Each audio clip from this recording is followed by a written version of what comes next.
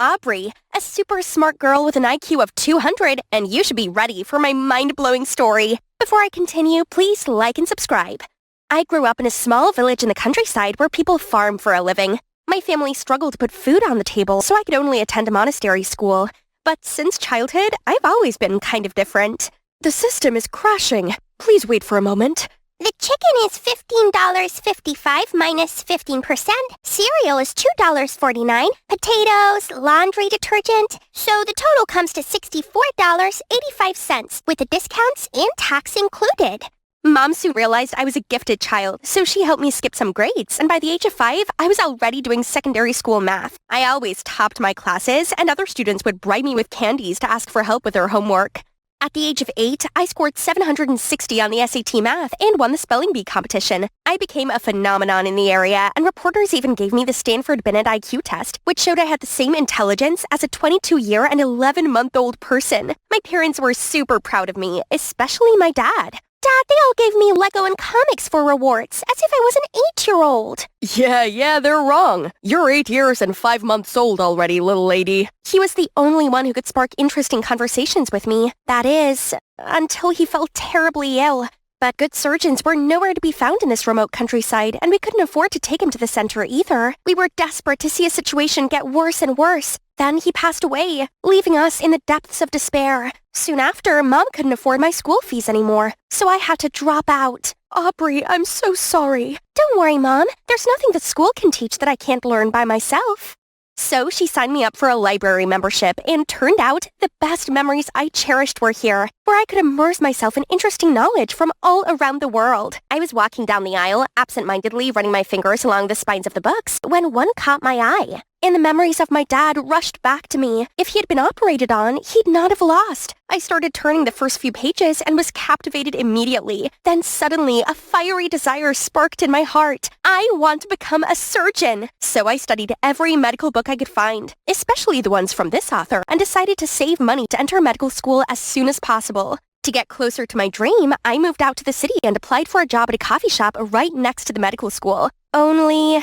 You've broken 10 plates this week already. Are you trying to break a record? Come on, boss. It's just some plates. Not like I burned the whole shop or something. This will be deducted from your salary. Repeat this and you'll be fired. Okay, that's my fault, but I knew he wouldn't fire me. There's no one else who could memorize so many orders all at once, even Diner Dash Master. Later, I was going to serve a group of students when I heard they were discussing an emergency case. We have to remove that blood clot in segment 4 of the liver and flush the left lobe. Definitely have to start at the middle hepatic vein. Is this dude serious? Absolutely not. A less intrusive cut would be along the falciform ligament to allow access to segment 3. Everyone fell silent and looked at me like I was an alien. Suddenly, the middle-aged man among them stood up. Nice work, young lady. Your method is much more efficient than my student's answer. Which class are you in? Oh, I'm not a medical student, but I aspire to be one day. The man asked me to sit down and continued asking me other medical questions, and I answered them all with ease. My adrenaline was rushing.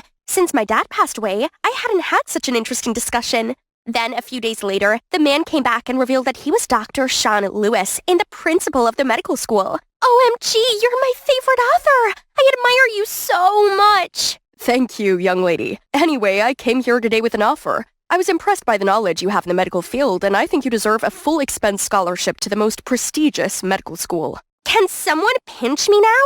This was truly a blessing from heaven that I would definitely not let slip away. Here comes my first day.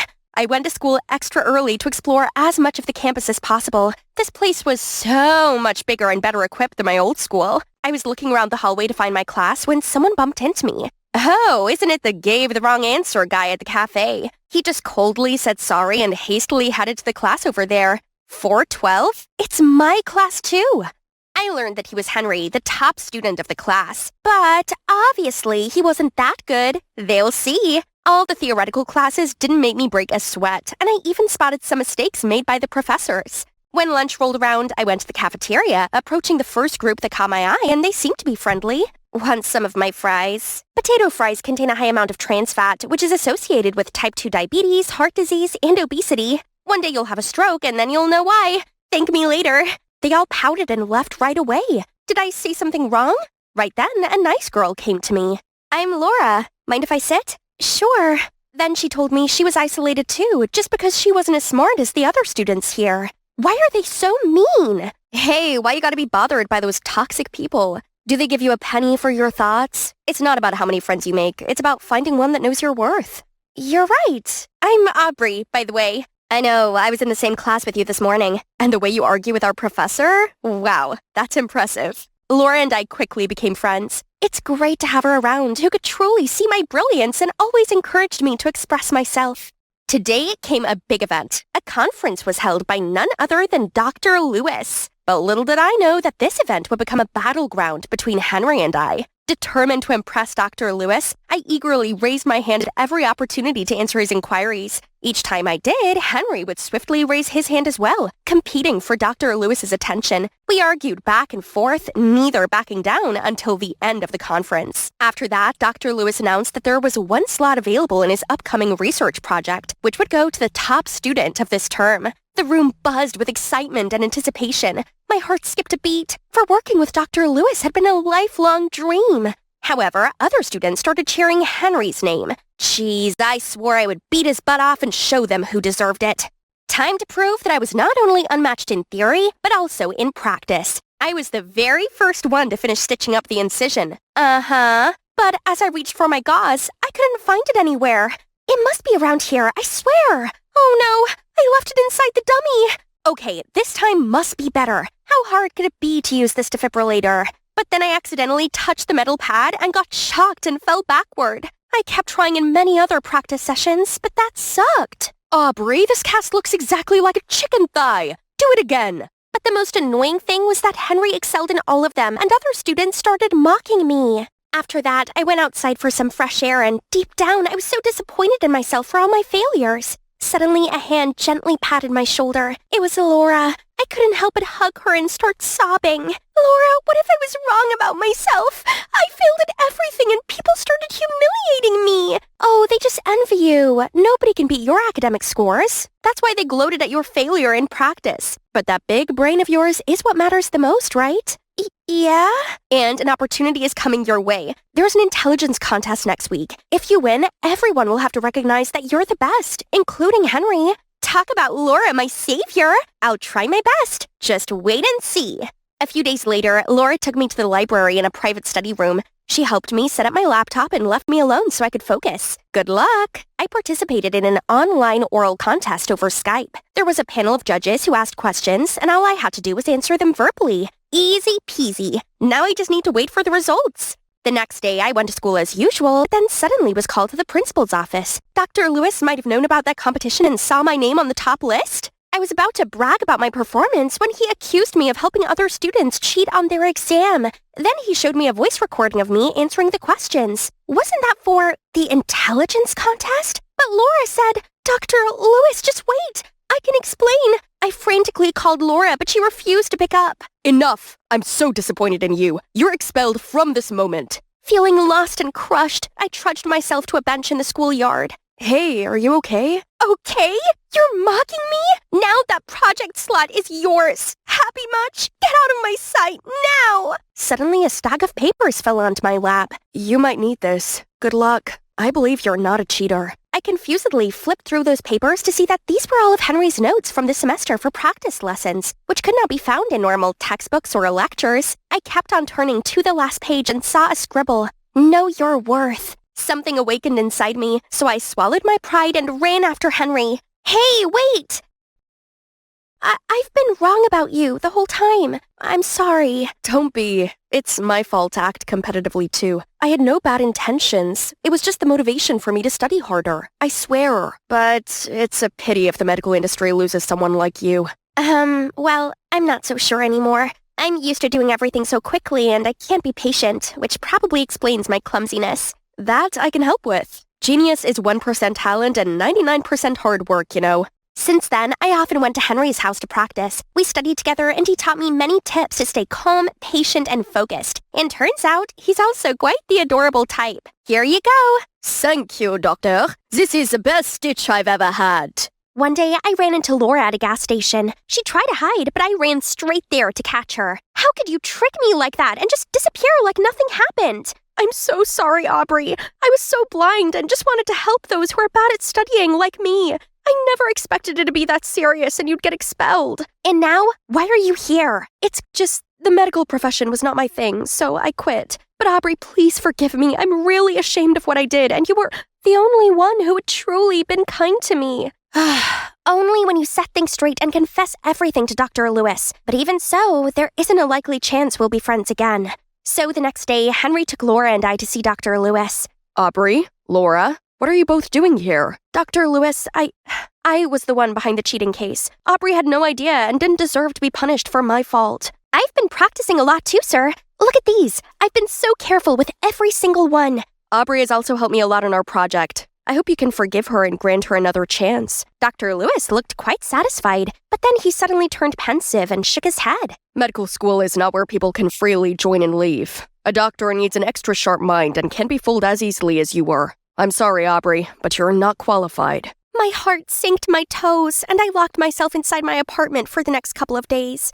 It wasn't until Henry knocked at my door that I actually went outside. He said he wanted to cheer me up and bring me to his favorite restaurant. I sat down waiting while Henry went to get the drinks. Hey! But a second later, he slipped on the stairs and fell down with a thud with all the broken glass scattering around. It's all right. I think I only twisted my ankle. Not a big deal. But my stomach dropped when I noticed a trail of blood on the floor and something protruding from his ankle. A large shard of glass. I swiftly dialed 911 while Henry winced in pain. Aubrey, you have to administer first aid. Oh, right. I called for the restaurant staff to get the first aid kit, but it was clear that the situation was dire. Henry's face grew pale as blood continued to trickle from the wound. I held the wound closed to stop the blood, but my heart felt weak. I couldn't bear to see him suffer. You trust me, Henry? What do you mean? Yes? So I immediately pulled out the toolkit that I brought around in my purse. Henry bit down on the tablecloth beside us, and I started the procedure.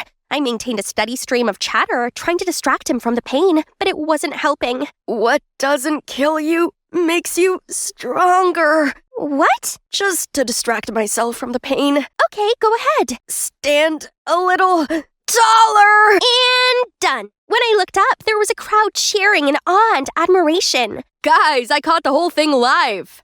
The video of the incident quickly went viral. That night I tossed and turned in bed, unable to contain my excitement. I saved a human life! Reading the comments of the video filled me with a renewed sense of motivation to pursue my dream. The following morning, I was jolted awake by a notification on my phone. It was an email from Dr. Lewis himself. I headed to Dr. Lewis's office, and to my surprise, he told me he saw the video and gently said, Aubrey, I was once like you, arrogant and overly reliant on my natural intelligence. Then, a mistaken surgery left me with regret that I will carry with me for the rest of my life. However, after watching the video, I'm glad that you changed. I saw your humility and eagerness to learn, so I'll give you another chance.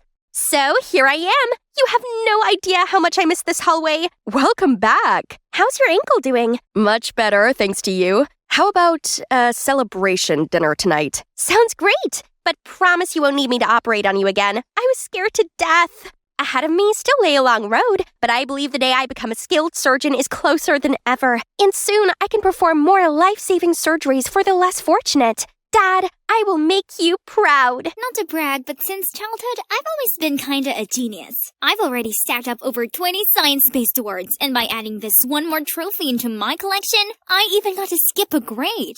Your achievements at such a young age are admirable. What's your plan next? Well, I've decided to drop out of school. Yep, that's my plan. With as impressive of a profile, I'm just one research paper away from being accepted onto the Space Up Astronomical Research Program. Why waste time on boring classes, right?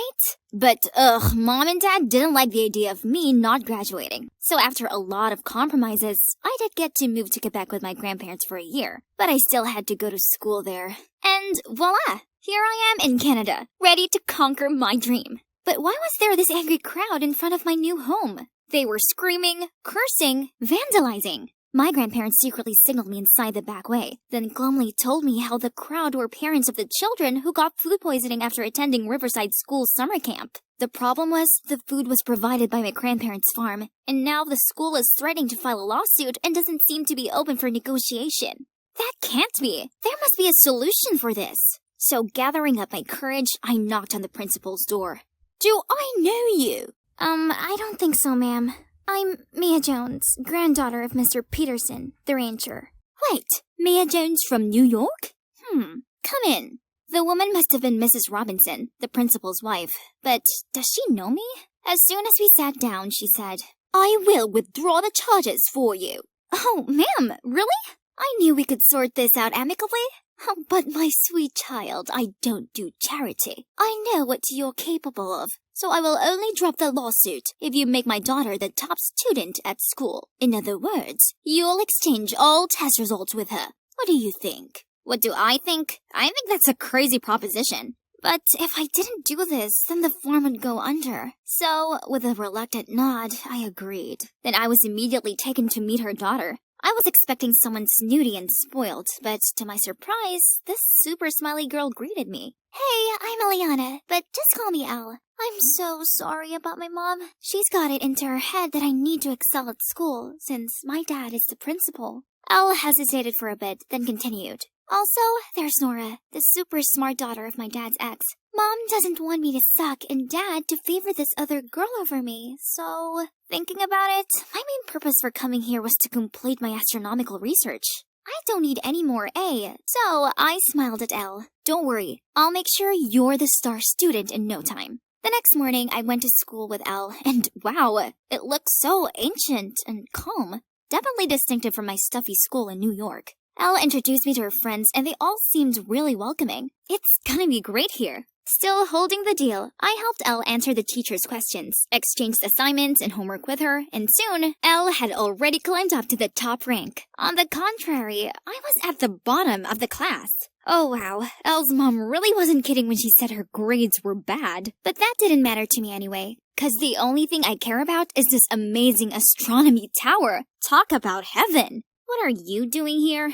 I turned around to see Nora, the girl Elle had mentioned before, who is also the astronomy club's president. Hi, I'm Mia. I want to be part of your team. I have experience in studying astronomy and... Stop blabbering. Your grades suck, and we have a strict no idiots allowed policy. I told Nora to at least give me a chance to prove myself, so she sat me down and sniggered as she handed me an astronomy test. Easy peasy. I got all the answers right in just 10 minutes. But instead of welcoming me into the club, she accused me of cheating. Ugh! Nora didn't just dislike me. She also seemed to despise Elle too. Any chance she got to call us out on something, she would definitely take it. Sir, they're cheating! I just want to help Mia. Please, I'm so sorry. Huh? Who was helping who? Mia, you've got a lot of nerve. Your test is suspended. The whole class was giving me disapproving looks. Being this disrespected by my peers was a new experience for me. How could Elle tell lies so calmly? Great. Now that I was labeled a cheater, I would never get accepted into the astronomy club ever.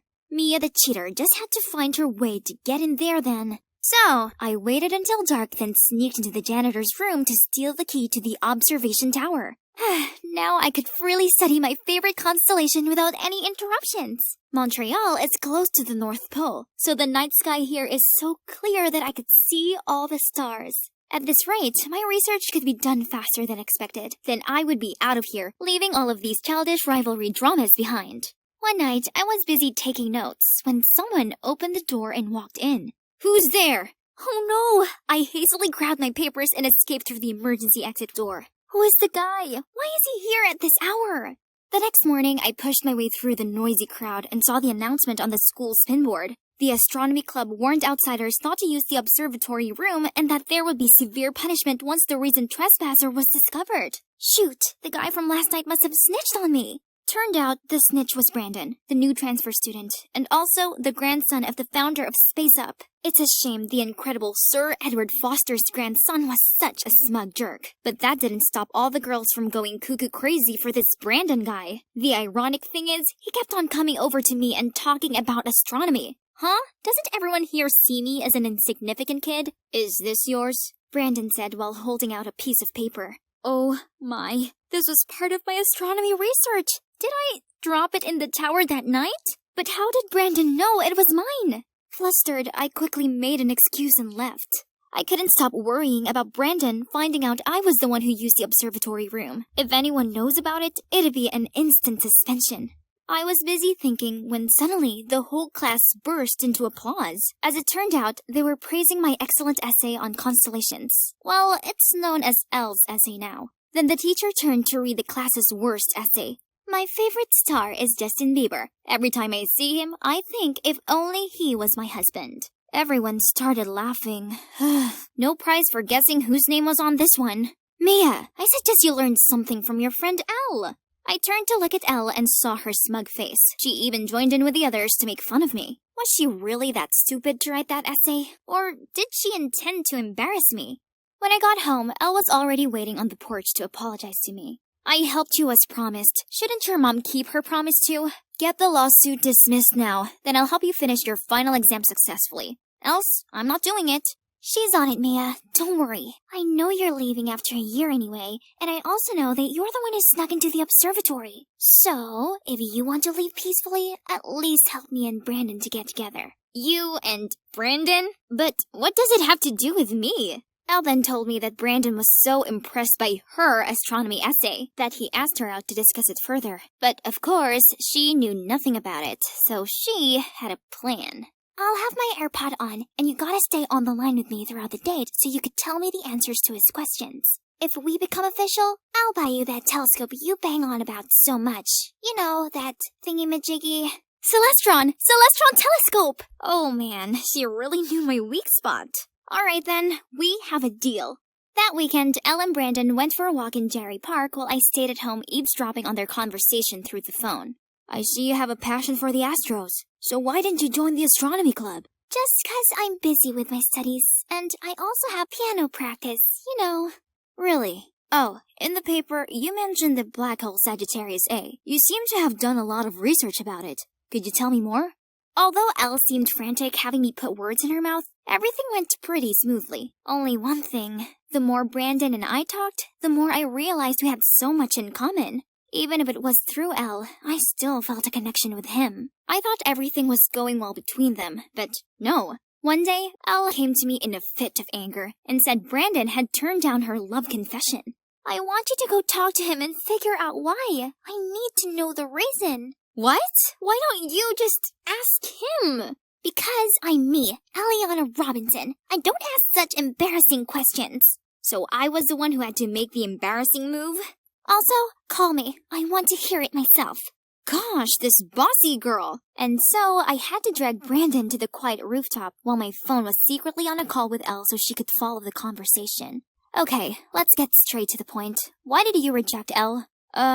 Because I like someone else? If you already like someone else, then why hang out with her? Because only when I go out with Elle, I can talk to the person I like. It's disappointing though. Why don't you recognize me? I quickly ended the call hoping Elle didn't understand what was going on. He already knew I was behind Elle's words all this time? It turned out Brandon had met me once in the city's ranking contest for students in 6th grade, in which I surpassed him and won the first prize. He'd never met a kid smarter than him in astronomy before, so when he saw me again at school, he instantly recognized me. Only he couldn't understand why my score was so low. Brandon wanted to talk to me, but he said that all he received was a cold shoulder. I felt a bit guilty, but it's all because he told the school administration I snuck into the astronomy room. But it turned out Nora was the one who reported me. Nora was there at the time too. By the way, why do you have to do Elle's homework? I told Brandon about my contract with Mrs. Robinson and apologized for not thinking about his feelings when I agreed to be behind his and Elle's date. I see. Follow me. There's something you should know. Brandon took me to see Nora. She didn't welcome me at first, but when Brandon told her about my secret, Nora immediately changed her attitude. I should have known. Someone like Elle couldn't make such progress. She and her mom are deceiving everyone again. Then, Nora told me how she was secretly investigating the food poisoning case because, on the day of summer camp, she saw Mrs. Robinson and Elle doing something shady in the school kitchen. Why should I trust you? Elle told me that you have it in for her, so maybe you're just trying to ruin her life. Please, why do I have to do that? Believe it or not, your precious best friend is trying to embarrass you in front of the whole school. What is this? In the lecture hall, Elle was sitting in front of a screen which said, Mia's grandpa poisoned us? We rushed to the lecture hall to find her there, telling people that my grandparents were the ones that catered spoiled food, and that I had no shame copying her works, cheating many times, and even stealing Brandon from her while they were dating. So she must have figured out that Brandon liked me, huh? Even so, why didn't she talk to me directly? How dare she make things up about me and my family? Before I could do anything, Brandon changed what was on the screen to a video of me winning the Young Minds Intelligence Contest. Everybody started buzzing when they recognized who I was. Someone even spoke loudly. I watched that show. Is that really Mia? Elle's face turned pale as people started doubting her. Then Nora snatched the mic from Elle's hand and said, "So, now we've made it clear that Mia isn't dumb at all. Then what about the poisoning at the camp? Did anyone find it strange how only Elle and her mother showed no sign of poison symptoms that day? That's because they were the ones who poisoned the food and blamed it on Mia's grandparents." The screen continued to show a clip of Elle's mom looking shady as she spoke to some man. She did all that just to ruin Mia's grandparents' good reputation. Then she would hire this man to buy the farm on her behalf for a ridiculously low price. What did you say? Oh my god, the principal has been standing at the door and witnessed everything. Everyone, out! When there were only 4 of us left in the room, Elle furiously shouted, "How dare you! You're just the outcome of your cheater mom, remember? Don't play dumb with me. You're well aware that my mom didn't cheat on Mr. Robinson, and that your mom is the one who lied to him to ruin his and my mom's wedding. And then what? Lying again that you're his daughter to force him to stay with her? You and your mom are awful people." Mr. Robinson stood in between them and stopped the argument. Oh, he didn't look too well either. Turns out he already knew Nora's mom was wrongfully framed and didn't cheat on him at all, and that's why he always tried to make it up to Nora. But learning that Elle wasn't his daughter was one big bombshell. After knowing what his wife and daughter did, he decided to resign. He made amends with Nora's mom and they're giving it another go. After the truth came out, Elle and her mom left without a trace. I say, good riddance to bad news. My grandparents were cleared of the food poisoning allegations and now their business is booming again. With Brandon and Nora's help, I collected enough data and finished my assignment with flying colors. Now to quit high school and pursue my dreams. Just kidding. I'm just going on a short trip to Montmegantic National Park to see the Northern Lights with Brandon and Nora. I've decided to stay and finish high school here, so I can continue pursuing my passion for astronomy with my 2 soulmates by my side. This was like a dream come true. That gorgeous man in front of me is Ethan. My crush since I was just 14. Back then, Ethan was my dad's business partner. So he'd often come over to our house for dinner. For years, I adored him in secret. But now, at 19, I could finally be honest about my feelings. So, when I ran into him by chance in the grocery store, I felt like it was meant to be. He invited me for a drink in the cafe nearby, and we instantly hit it off. We started dating, and now we're an official couple. There's just one thing that worries me. Ethan is recently divorced and has a 10-year-old daughter, Clarice, who he has full-time. While daydreaming, I couldn't hide away from the thought of being someone's stepmom. Oh my, I didn't want to become a mom yet. Don't worry, Clarice is a cute kid. I just know you two will get along. Clarice gave me a devious smile the moment she saw me. Another fish got hooked. Huh? Hey, that's not the right manner. Apologize, now! Ethan immediately said. Clarice let out a loud, ugh, then reluctantly apologized. Great! When has it ever been easy to be friends with a naughty 10-year-old girl? I understand this better than most, as I have a little sister. She's either giving me a headache or crazing at me for candy, and I could tell that Clarice was going to be no different. One day, Ethan called me in a panic, saying he had an urgent business trip. They informed me at the very last minute. I didn't have time to find a babysitter. Can you help me take care of Clarice for a few days? What? I've only just met the girl, and now I have to mind her for a few days? I still didn't know what to say when Ethan continued. I'll make it up to you after this. And then, the next thing I knew, Clarice was at my front door. Oh gosh, somebody help me! Well, you know those girls that age, like my little sister? I kept pouring out while Mike just smiled and slightly shook his head. I have to make her like me to win over Ethan. So, lovely Mike, can you please come hang out with us? Seriously? Please? Aren't you good with the ladies? Fine. You know I can't say no to you. I took Clarice to a theme park. She frowned the moment she saw Mike. Who's this? I don't like strangers. I smiled and said, "This is Mike. He's really cool and—" I don't care. "Cindy, what kind of situation did you drag me into?" Man, I had to ask myself that question. This wasn't what I envisioned it to be. The outing turned into a competition between them. Clarice challenged Mike to play game after game with her until she won.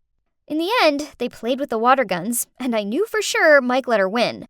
But as soon as he let go of his water gun, Clarice squirted water all over him, leaving him completely drenched. Oops. What on earth is this? That's the price for the loser. Okay, Cindy, that's enough. Have fun. And he stormed off. Oh no, what have I done to him? I stood there dumbfounded, staring at Clarice. Okay, so it was kind of funny, but I couldn't laugh at my poor friend. I want ice cream. Clarice grinned, then skipped away. Ice cream. A girl after my own heart. On the way home, we talked so much about her fave show, The Babysitter's Club, and how Stacy is her favorite character. Maybe the day wasn't so bad after all. A few days later, Ethan returned, and I was really excited to see him. Thank you so much for taking care of Clarice. Meanwhile, I noticed Clarice was slowly backing out, with an awkward look on her face. I thought she'd be as happy as me to see him, but it didn't seem that way. Darling, are you okay? Are you sick? I'm okay. I need to go to my room. After that, at dinner, the question, "Are you sick?" was raised no less than 10 times, and it made me feel sick too. I said I'm not sick, and I don't want to see a doctor. Ethan, I think Clarice is fine, so maybe stop asking her. Hearing that, Ethan seemed uncomfortable and turned away. Weird. What was wrong with them? Maybe this was just something they did. Whatever it is, I wasn't enjoying this heavy atmosphere. The next day after lunch, Clarice was helping me clean the table while Ethan was packing to go on his next trip. She insisted on washing the dishes while I said goodbye to Ethan. We were hugging in the doorway when suddenly I heard a loud scream coming from the kitchen. Ethan and I both rushed in there and saw Clarice crying as she gripped her hand. Ethan frantically asked, "What happened?" while I quickly searched for a first aid kit. I was washing the dishes, but I accidentally cut my hand. Cindy, I'm sorry. I wasn't being careful. Please don't punish me. What? What was she talking about? Ethan seemed to have the same question as me. Cindy always makes me do the chores. She told me if I do them badly, I can't have dinner. Huh? Why was she saying things that weren't true? Turning pale with shock, I muttered out, "No, that's not true. I don't want to stay here. Dad, let me go home." Clarice interrupted me as she was crying harder. "I'm so sorry, but I have to go now. I don't even know if you're lying or not." "How can you say that to me?" Clarice shouted. "You monster!" Then she ran upstairs. I stood there not knowing what to do. My brain couldn't process what just happened. Ethan looked at me and sighed. Why didn't he say anything? He didn't honestly think I was capable of doing that. Did he? I decided I needed to confront Clarice about this. So I went up to her room and calmly said, "Clarice, why did you say that?" "You forced me to do all the chores." "What? How can you lie like that? I never do such a thing." "Oh, but are people gonna believe you or a poor little girl?" Oh my God. There was me, thinking she was a sweet kid, when in actual fact, she was the complete opposite. I rushed outside and, shaking, I pulled my phone out. I called Mike and told him everything. "Oh boy, that kid is complicated. Maybe she doesn't want you to be with her dad. But even so, what she did was weird. I think you should stay away from them." But how to? I couldn't just run away. Besides, Ethan was on his trip, again, and I was in charge of her. So I kept my distance, no more talking or having fun. But it seemed that Clarice had other ideas. I was watching TV in the living room when Clarice appeared and pulled my shirt. "Cindy, I want you to play video games with me. The more silent I was, the harder she pulled. No, Clarice, I'm not in the mood. I shouted. Go play by yourself. Then I walked off. A few minutes later, Cass, a senior student, came over to give me some documents. We sat down and had some iced tea. Then suddenly, bam! And a cry. Oh no! Cass and I rushed to the noise. Clarice had fallen down the stairs in the basement and was surrounded by the laundry basket and dirty clothes. Cass quickly ran down there and helped her up. Are you okay? What happened? Cindy told me to do the laundry in time. The basket was so full, so I slipped. No! I screamed inside my head when Cass gave me a concerned look. Cass, please, I'll explain later. Can you please leave? Why? I screamed at Clarice's face the moment Cass left. If you don't play with me, you'll be a child abuser. You'll have to go to jail. Ugh, this is driving me crazy. Just a few days ago, she wanted her dad to take her away from here, and now she's blackmailing me for not playing with her? Right at that moment, Ethan called. Hi, Cindy. I just want to check on you two. Is Clarice sick or anything? Ugh, what on earth is this? Am I crazy? Or are these two actually weird? OMG. I need Mike. Now. Please, take me away from here, I said as I opened the door for Mike. Stop! Clarice shouted. You two can't go anywhere. Oh, now you're telling me what not to do? If you go, I'll tell the whole world how badly you've been treating me. You'll both go to jail. So that's your scam? Her smirk disappeared. She turned pale and stuttered. No, it was my dad's. Your dad's scam? Clarice looked flustered as she realized what she had just blurted out. Then she quickly covered it up. Nothing! Mike sat down and looked at her with stern eyes. I stood there, waiting for the answer. My daddy made me! Eventually, Clarice confessed. Turns out, Ethan was a professional scammer who scams young, wealthy girls into giving him money. Worse, he dragged his daughter into his scheme. The plan went like this. He used his handsome looks to flirt with the girls, then Clarice's cuteness to get the girls' empathy. After that, he would go on some last-minute business trip and ask them to take care of Clarice. Meanwhile, Clarice would pretend to be seriously sick. When Ethan arrived back, he would persuade the girls to hand over money for hospital fees, then he and Clarice would disappear out of their lives. At first he told me to do what he said and he'd get me a bike. What about the abusing lie you made up? I asked, still shocked. I made up that excuse so Dad would take me away. I really like you, so I don't want his plan to work. Then why did you continue to act up? Because Cindy was mad at me, and I wanted her to play with me, so I pulled that trick again. Tears streamed down my face. Unbelievable! I voluntarily stepped into his trap right at the beginning. He didn't even have to do much. I felt like such an idiot. After that, we exposed Ethan. Clarice helped us too. Turns out, he's bankrupt, which is why his wife left him and why he's no longer my dad's business partner. Ethan was arrested, but Clarice's mom was out of the country, and she refused to return for her daughter. To be honest, I love Clarice, and I didn't want her to live in the orphanage. So I let her live at my place for a while before I told my parents everything. Obviously, my parents have more capacity and power to deal with this. It took a while for Clarice to get over her guilt and settle in, but now we get on better than ever.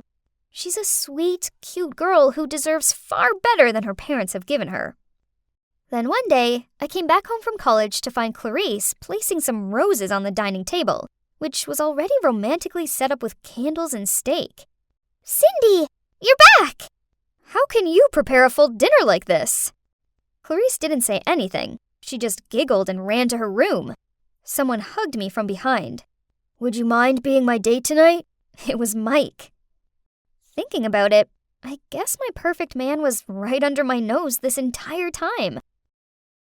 So, grinning, I turned around and replied, I thought you'd never ask. Ugh, look at them flirting. What an eyesore. But don't get it wrong. Trust me, this is no happy family.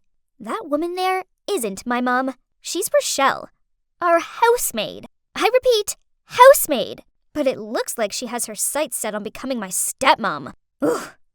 We only hired her because after my mom passed away, Dad and I struggled to deal with our grief, and our clumsiness as well, so tidying the house didn't take priority. I suppose Rochelle was an okay maid. Can't deny that she's a good cleaner, and her cooking is tasty. However, recently, I've noticed that she always cooks Dad's favorite meals. Also, they laugh and flirt and constantly give each other these gooey-eyed looks. Yuck! Today, she even took out her handkerchief and attentively wiped my dad's sweaty forehead. Who does she think she is? She definitely wanted to hypnotize Dad. If she thought she'd have a slot in this house, she was totally wrong. I needed to do something about this. I had to talk to Dad right away. Dad, Mom didn't pass away that long ago, but it looks like you've already lined up her replacement. Didn't you hurt Mom enough by reconnecting with your ex right before she died? What do you mean replacement? Brittany, you're being childish and unreasonable. I don't know, and I don't care. But I want Rochelle to get out of our house immediately. She's for sure trying to get something out of you. Okay, fine, if you insist. But make sure you find a new housemaid to replace her. Ugh. So it turns out that finding a new maid who's actually good is nearly impossible. Dozens of people came to try out, but none of them were as considerate as Rochelle. Okay, after all, we still needed a maid, so I reluctantly let Rochelle stay until I found someone new. This didn't mean I was going to let my annoyance for her slide. I decided that while I was stuck in the same house as her, I may as well play some tricks on her to let out my anger. When she decided to cook, again, the divine chicken soup that my dad loved so much, I kindly added a little salt to make it more savory. But somehow, my dad still praised her delicious food. He must just be flattering her, right? So I tried it for myself. What? How could she do that? It tasted amazing. Ugh. Another time, I copied this trick I saw on TikTok by sticking layers of food wrap on Rochelle's door, then acting like there was an emergency. Quick! The oven is making weird noises. I think something's burning. Rochelle quickly ran out of the room and I couldn't help but laugh my head off. Her face was really funny. She then gave me this bewildered look and smiled helplessly. Ugh, why did this woman never get mad? Okay then, let's step it up a notch. I decided to play the ultimate trick. Knowing that Rochelle was scared to death of cockroaches, I cut a cockroach shape out of paper and put it behind the fabric of her nightlight. That night, I was dozing off when I heard a screechy scream. Ah! Coming from Rochelle's room. Aha! Success! But she was so terrified that she fainted. Oops! Do you know what the most annoying thing is? Even after all the trouble I've caused her, Rochelle was still super sweet to me. She was always offering me cookies and asking me about my day and stuff. I felt like she was trying to play the role of a mother, and I didn't like that at all. She couldn't fool me. I knew she only put up with me to please my dad. Thanks to Rochelle, I could never be at ease, even in my own home. But recently, a very special person has come into my life and lit up my mood. It was totally by chance. That day, it had rained like crazy, so there were puddles everywhere. I was on my way home from the grocery store when a car drove whizzing by. I thought I was going to get a free bath, but then suddenly, an arm pulled me back and shielded me with his body. Just like in a romantic movie, standing there was a boy, soaking wet, asking if I was okay. Aww, he had totally swept me off my feet. We walked together for a while, and he told me his name's Chris, and he lives in the next neighborhood. That's it! I needed to find a way to impress Chris and also thank him for helping me. So, after some careful thinking, I decided to bake him a cake. I'd seen Rochelle bake before. It looked easy peasy. So I baked one and gave some to my best friend Sue to try. But she spat it out and said, "Ew, gross." I sadly sat in the kitchen, staring at my pathetic cake, and wondered where I'd done wrong. That's when Rochelle stepped into the room. But to my surprise, instead of laughing at me, she patted me on the shoulder. "Come here. I'll teach you how to cook." Rochelle was a good cook, So I'd be stupid not to learn from her. This doesn't mean I like her, though. I just want to win my crush's heart. So after that, each day after school, Rochelle gave me a cooking lesson. Okay, so maybe she wasn't as bad as I first thought. We tried out different recipes together and came up with our own perfect formula. And finally, I could bake a lovely heart-shaped chocolate cake by myself to confess my love to Chris. And you know what? He said yes. I was so deeply in love with Chris that I totally forgot about my conflict with Rochelle. Chris often came over to my place. My dad and Rochelle loved him. So now, besides my dad's favorite food, Rochelle also makes Chris's favorites too. She's incredible. She could remember everything Chris loves and hates, even the trivia, like he's allergic to peanuts. We were just like a family, and I have to admit, it felt kinda good. And then, out of literally nowhere, the shock of my life happened. My dad passed away from cancer. I didn't even know he was ill. As you might guess, I totally broke down and didn't want to do anything after that.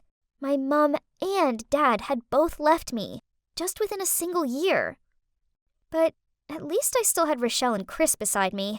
Rochelle took care of me like I was her actual daughter. I was going through such a tough time in life, but having them around made me feel like I wasn't completely alone. The grief had to fade away eventually, and it's gonna be okay from now on, I thought. Until one day, I was baking cupcakes when my dad's lawyer appeared and showed me the will. Turns out, my dad had left the house to me, but only on the condition that I had a guardian, some woman named Laura. Huh? That's odd. I don't know anyone named Laura, but wait, I think I've heard this name from someone. Oh, my mom. When she was in her last days, Mom once told me that my dad had been talking to his ex again, and her name was Laura. Could it be her? Did he seriously make his ex my guardian? Unbelievable! I had to get to the bottom of this. But how could I find this mystery Laura? I had no family. Well, besides my Uncle Colin, who was living in France. So I contacted him and told him everything. He flew back at once, and although I hadn't seen him in years, I couldn't hold back my emotions and ended up sobbing on his shoulder. And then he told me the horrible truth. Laura is none other than the woman who had just walked through the door. It was Rochelle, the woman who had been living in my house. I couldn't believe my ears. What on earth is going on? So Rochelle moving in was no coincidence? My dad sneakily snuck her in as a maid so they could be together? My pain and disappointment were overwhelming, but I had to calm down so I could think rationally. I knew I needed to be smart and outplay Rochelle at her own game. Since then, I started watching Rochelle and noticed something strange. Rochelle and Chris were a bit too close and intimate. I often saw them whispering to each other when they thought I wasn't looking. What did this mean? Could it be that Rochelle was trying to coax my boyfriend into one of her dark schemes? Or, worse still, was the guy I loved cheating on me with an older woman? My suspicions deepened. When a few days later, Chris told me he was sick, so I had to take the school bus for a couple of days. And Rochelle also asked me for a few days off. Could it just be coincidence? I didn't think so. So I decided to be a detective for once. Right after Rochelle left, I started following her. And with no surprise, she went to my boyfriend's house. Hi, Mom. Excuse me? Mom? She's his mom? So that means she not only flirted with my father, but also planted her son to distract me to take over my family's property? I trusted them. How could they be so cruel? Suddenly, I remembered a detail that I didn't notice until now. After eating the food she'd cooked, for some reason, my father became weaker and weaker and eventually passed away. Did she poison him? If that's the case, then she really is a poisonous snake in human disguise. I immediately broke up with Chris and fired Rochelle, then went home and told Uncle Colin everything. At least I had him on my side. Now what we need to do is refute her custody of the property. I'll take care of everything, and you just have to do what I say. Then, Uncle Colin helped me prepare a lawsuit against Rochelle and her son for fraud. Those two will pay the price for what they did to my father and me. Oh, But the thing is, now Rochelle didn't live here. It felt so empty. I was so angry with her, but I also found myself missing her too. I loved and trusted her. And Chris too. And feelings like that don't just vanish overnight. But when I was still thinking about it, there was the lawyer. Again! And he was accompanied by Uncle Colin. What's happening now? Miss Brittany Jensen hereby transfers the entire estate of 25 Oakwell House to Mr. Colin Jensen, as signed by both parties. Huh? Signed? When did I sign that? I snatched the paper and shouted, "Scam! I never saw this paper! Uncle, what is this? Please say something." I don't know. Just follow the legal documents. No. So Uncle Colin was just pretending to care, when really he just wanted to trick me into signing over my house? Oh God. Thinking about it, it must have been that day. The day where he gave me a bunch of papers to sign, claiming that they were about me suing Rochelle and Chris. OMG, the lying con!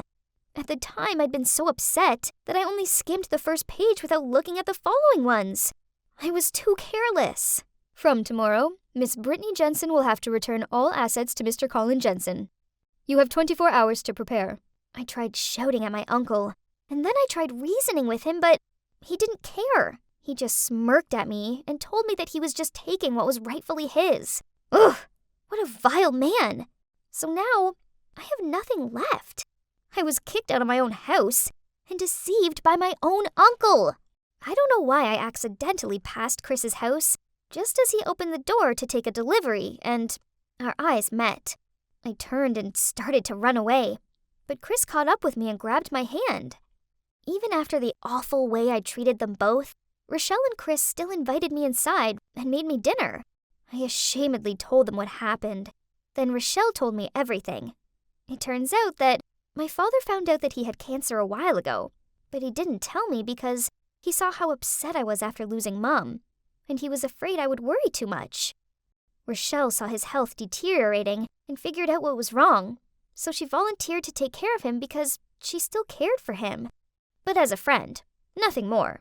As for the will, my dad understood Uncle Colin all too well and didn't trust him, so he gave custody to Rochelle. But unexpectedly, in the end, I still stupidly fell into his trap.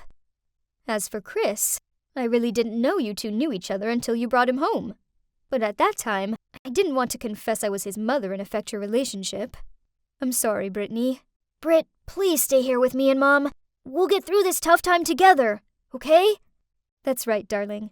No matter what, we'll never abandon you. I'm sorry. I misunderstood you both.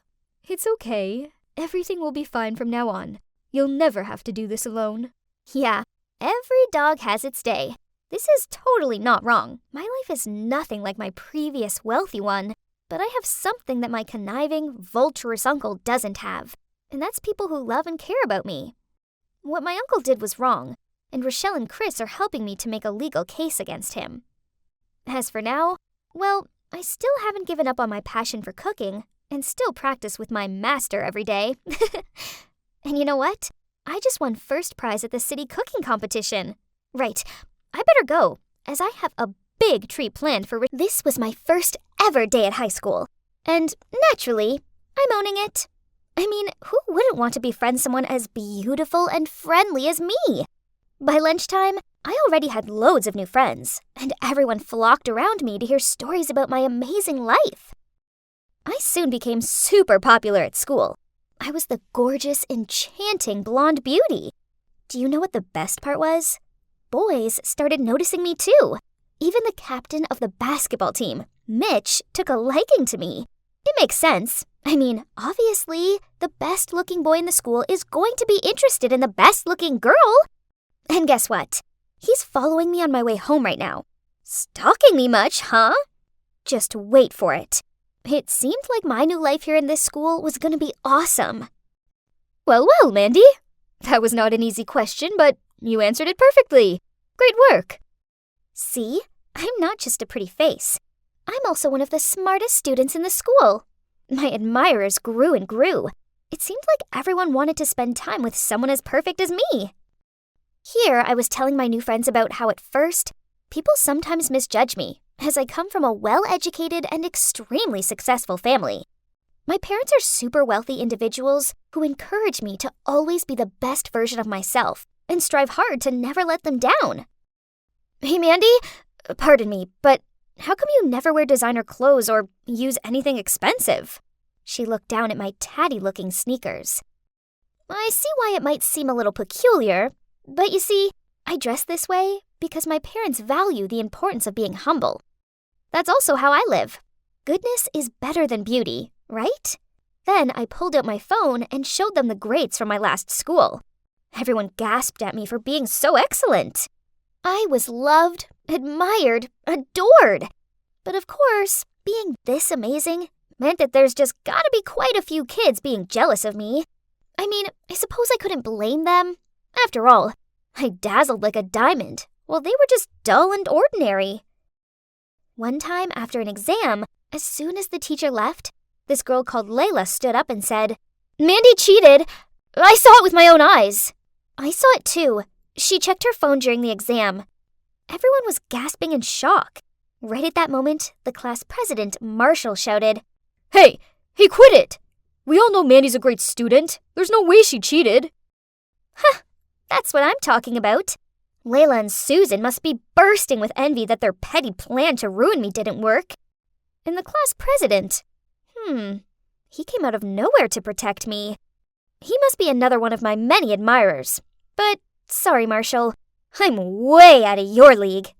A girl like me needed a handsome, rich, mature kind of guy. These boys at school are cute, but they're just boys. They're beneath me. One time I was in a rush and didn't have time to search my locker, so I accidentally took the wrong textbook with me to class. Seeing my mistake, Layla and Susan immediately jumped in. Uh-oh, what's this? We thought Miss Perfection here never messed anything up. I didn't even have a chance to say anything, as this Beth girl spoke up. Hey, cut it out! Who doesn't make mistakes once in a while, huh? Here, you can share mine. Oh, wow, this girl was kinda nice. It was good to have an ally to deal with Layla and Susan. So, at lunchtime, I joined Beth's table. We started chatting, and she was clearly fascinated by how amazing my life was. Great, now I had a faithful sidekick. Hey, Beth, help me do the homework for today, okay? Again? I have to attend a very important party with my parents tonight. There will be politicians and plutocrats. I won't have time to do homework. Now I have to go home early to get dressed and do my makeup. Bye! I didn't need to turn around to see her funny, bewildered face. She looked like that every time I asked her to do my homework. But it was worth it, right, Beth? She got to hang out with the hottest prodigy in school, me. So a little bit of extra homework was a small price to pay for such a privilege. You know, to me, that homework was nothing. I just didn't have time for it. I had to admit that having Beth around was very convenient. She made sure my grades stayed top of the class, leaving me time to play polo, go to the golf club, and attend charity functions with my parents. She also let me borrow her dresses, bags, makeup, and this super cute pair of high heels. My friends admired me, strangers idolized me, my teachers adored me, and I had a wonderful, loyal best friend. Life was perfect. Until one day, as I was shimmying along the hallway, I noticed something odd.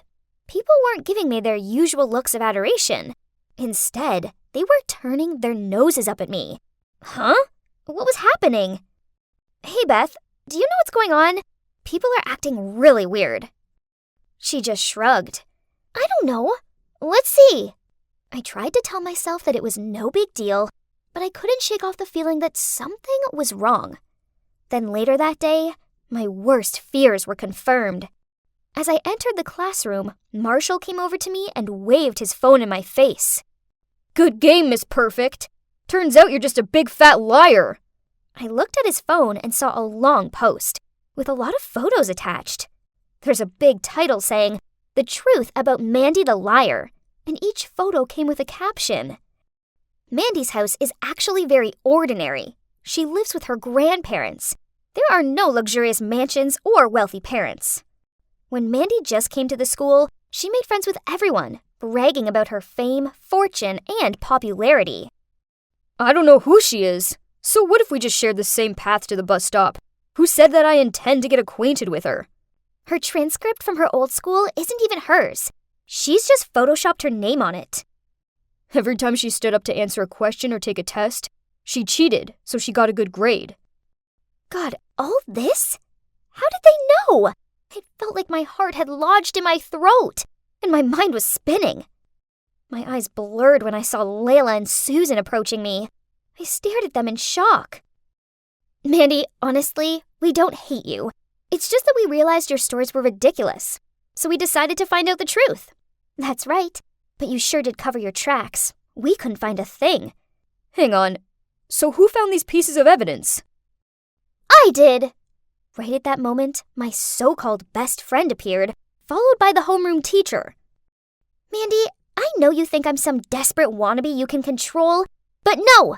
I soon worked out that everything you said was a lie, so I gathered evidence to prove it. Everyone was gawping at me with disappointment. I felt completely overwhelmed by the situation. This couldn't actually be happening. I pinched my arm. Ouch! It was as painful and as real as what was going down before my eyes right now. Beth continued. It's not good for you to live a lie like this. Who even are you? Ah! Reality images started flooding into my mind, making my brain feel like it was going to explode.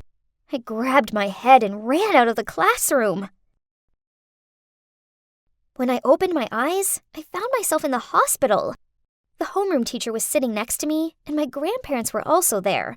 They all looked very disappointed.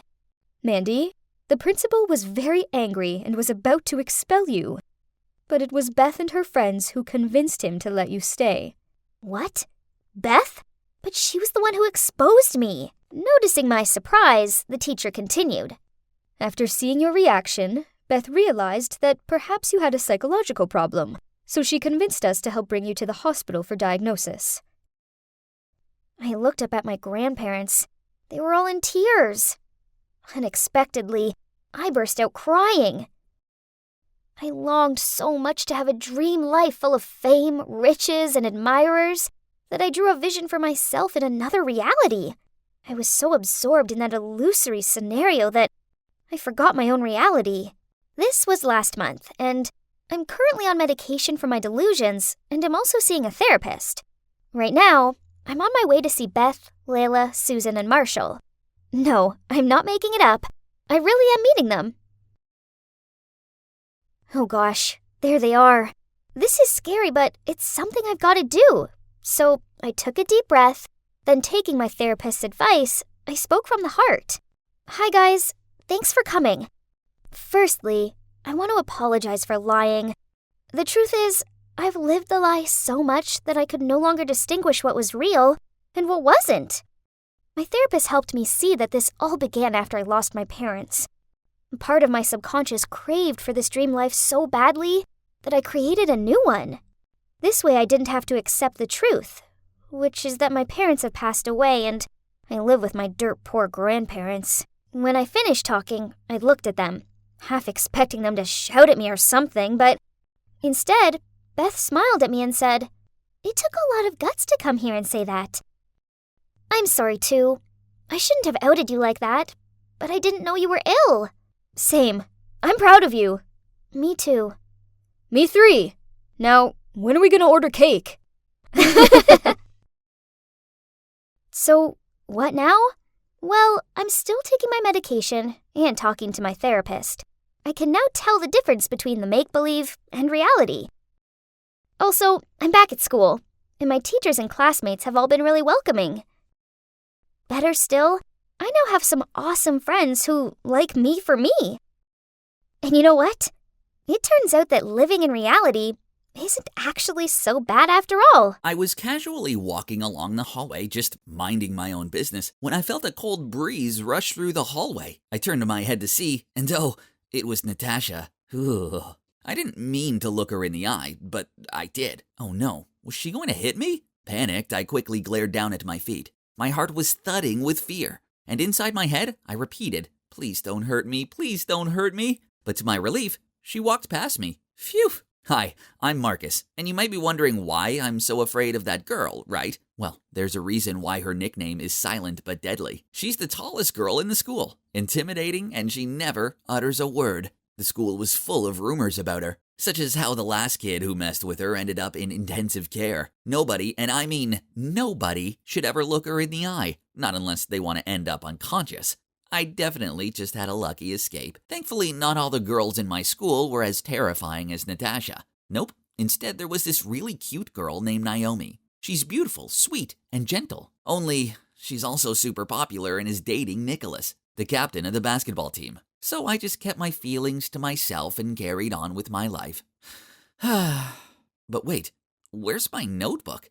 I guess I left it back in the science lab. So I rushed in there and, oh no. Nicholas was there and he was reading my notebook. I quickly grabbed it off of him, but it was too late. He'd already taken pictures of the song lyrics I wrote about my feelings for Naomi. Blast it! So let me get this straight. A nerd like you dares to daydream about Naomi? But we have a problem here. She's my girlfriend. Don't you know that? Wait, it's not like that. I'll stay away from her, I promise. Nicholas gave me this unnerving look. Ugh, no good thing could ever come from a look like that. I braced myself for what he was about to do next. You have to do everything I say, else I'm gonna ruin your life. Huh? Was he being serious? Judging by his devious smirk, yup, he was 100% being serious. I want you to ask Natasha out. Make sure you do it in front of the whole class. What? Natasha? That scary girl? How could I?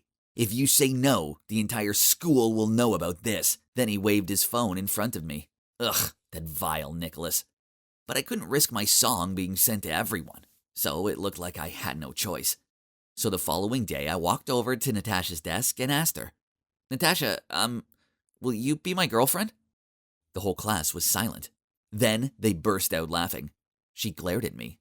Ugh, this wasn't good. I winced, preparing for the death punch. But instead, she led me out into a corner of the hallway. Then she gave me this weak smile, followed by a nod.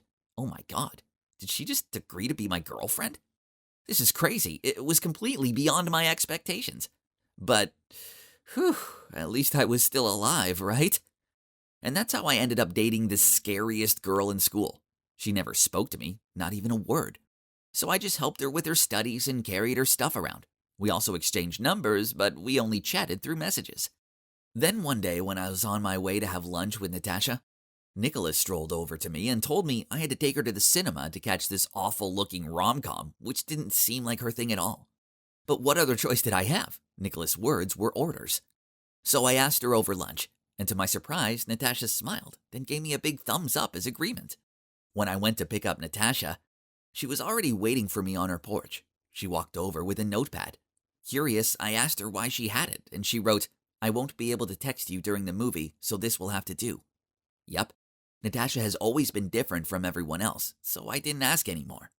During the film, I noticed Natasha was crying, so when it was over and we stopped for lunch, I teased her. I saw you crying during the movie. She slammed her notepad on the table after she wrote, I was not crying. I just laughed and took her home. Maybe she wasn't as scary as the rumors made her out to be. To be honest, she was also quite cute. The more time I spent with Natasha, the more I started to warm to her. There was something I liked about her, even though we had only communicated through sticky notes. I was desperate to hear her voice, so I hatched a plan.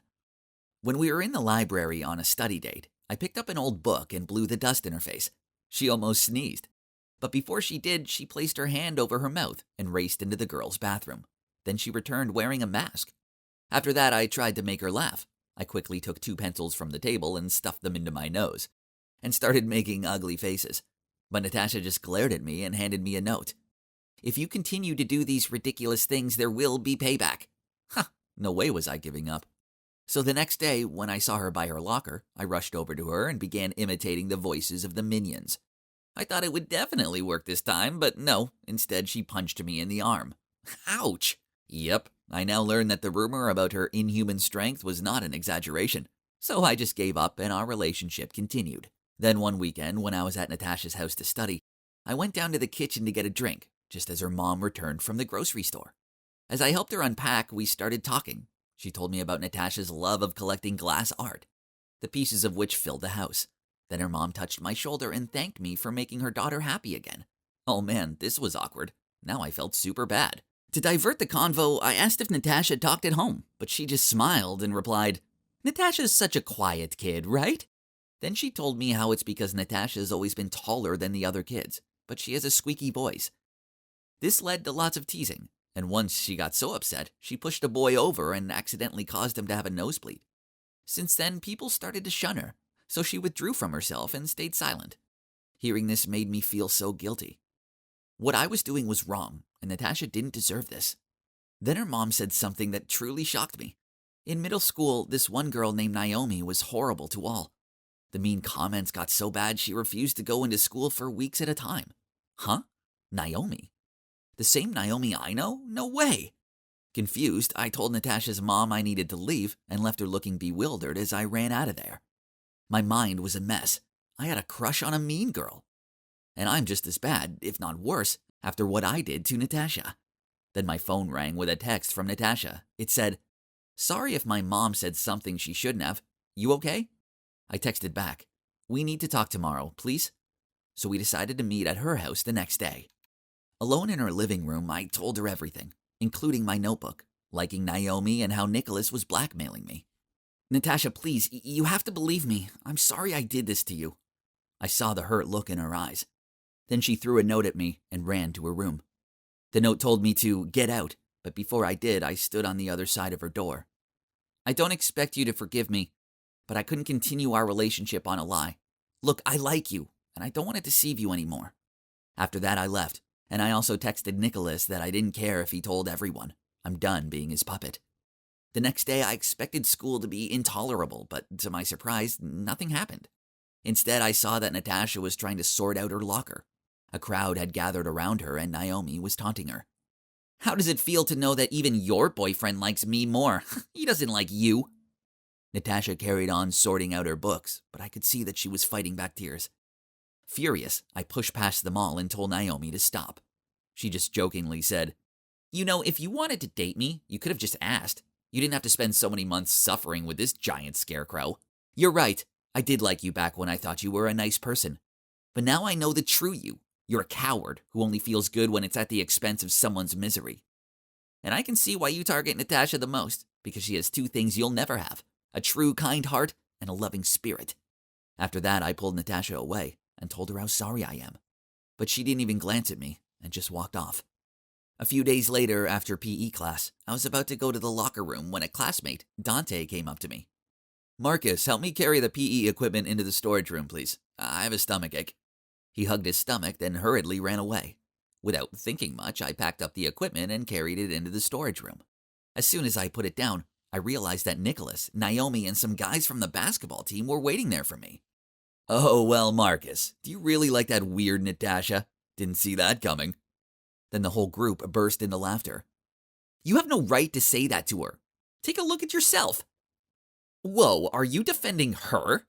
Then she turned to Nicholas. "Babe, show him who's the boss here."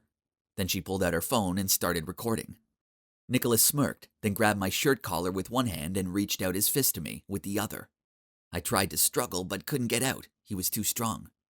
Knowing I was doomed, I closed my eyes and awaited his punch, but suddenly a loud shout came out. "Stop!" I opened my eyes to see Natasha and a teacher standing in front of the door. Turns out she overheard Dante bragging to some kid about Nicholas's plan. So she came to my rescue. I looked at her gratefully, but she turned away to avoid my gaze. Meanwhile, Nicholas hastily released my collar and lied to the teacher that we were just chatting. But of course, he didn't believe him and summoned them all to the supervisor's room. After that incident, Nicholas, Naomi, and the rest of the basketball team were suspended from school for 2 weeks. They deserved it. But who cares? I have more important things on my mind, such as winning back Natasha. I knew that her birthday was coming up, and I remembered how she loved glass art. So I bought her a glass art figure of Cinderella's glass slippers with a ticket to senior prom and a card saying, "Thank you and happy birthday. I know what you did doesn't mean you forgive me, but I want to be your real boyfriend. So I left you a ticket for senior prom. If you come and dance with me, then I know you'll give me another chance. If not, then I know that it's over. But remember, you are a special person and deserve the best." The night of prom came and I was stuck there all alone feeling like a fool. This sucked, but after what I did, it was what I deserved. I didn't want to stick around here without her. So I was about to leave, but then my classmate tapped my shoulder and gestured for me to turn around. OMG. It was Natasha in the most beautiful crimson red dress. She walked over to me and then reached out her hand to ask me to dance. And of course, I accepted. As the song came to an end, she leaned in and whispered to me, "Thank you, my hero." I can safely say that was the happiest night of my life, as it led to me having the best girlfriend ever. Oh, also her voice is actually really cute, although she does get annoyed with me when I tell her that. Hi guys, it's me, Claire. So tomorrow is gonna be super exciting. I'm putting my life in your hands, literally, as I'm gonna be doing a My Instagram Followers Control My Day video. Yay! Most influencers do this with options, but I trust you guys, so go wild. Just visit my Instagram, like this video, and comment on whatever you want me to do tomorrow. The comments with the most likes will be chosen. And don't forget to follow me to stay updated. As you can see, I'm Claire, and I'm a beauty influencer on Instagram. Of course, with this pretty face and eye for style, I already have loads of followers. But for someone who was born to be famous like me, that's not enough. That's why I'm doing this viral challenge. It'll get me tens of thousands of likes. Okay, that's it for today. Now I better get my beauty sleep. Gotta have glowing skin tomorrow. The first thing to do in the morning was to check my Instagram. 20,000 likes from my post last night. That's average. Let's see. I asked my followers to decide what I should wear and what I should eat for breakfast. And the most liked comments were about Y2K style and avocado toast. My favorite dish anyway. Easy peasy. I called the maid to prepare breakfast while I did my skincare routine. Then I made sure I took a cute selfie and uploaded it to my story. What a good start. Am I the cutest girl on earth or what? Okay, now I have to make a very difficult decision. Which bag best complements my outfit? This one or this one? I was still trying to decide when my phone rang. Ugh, that's Liam, my boyfriend. It's so early, yet he's already sent me a ton of messages. What are you doing? Why didn't you reply to any of my texts? Hurry up if you don't want to be late for school. All right, I'm coming. Jeez, why does he have to be so stressy? It doesn't matter if we're a little late. I mean, come on, it's only school. After choosing the right bag, I got into Liam's car. He frowned at me and asked me what took so long. I was busy taking selfies. I replied and posted a mirror selfie I took earlier on my Instagram with the caption, Y2K style for today.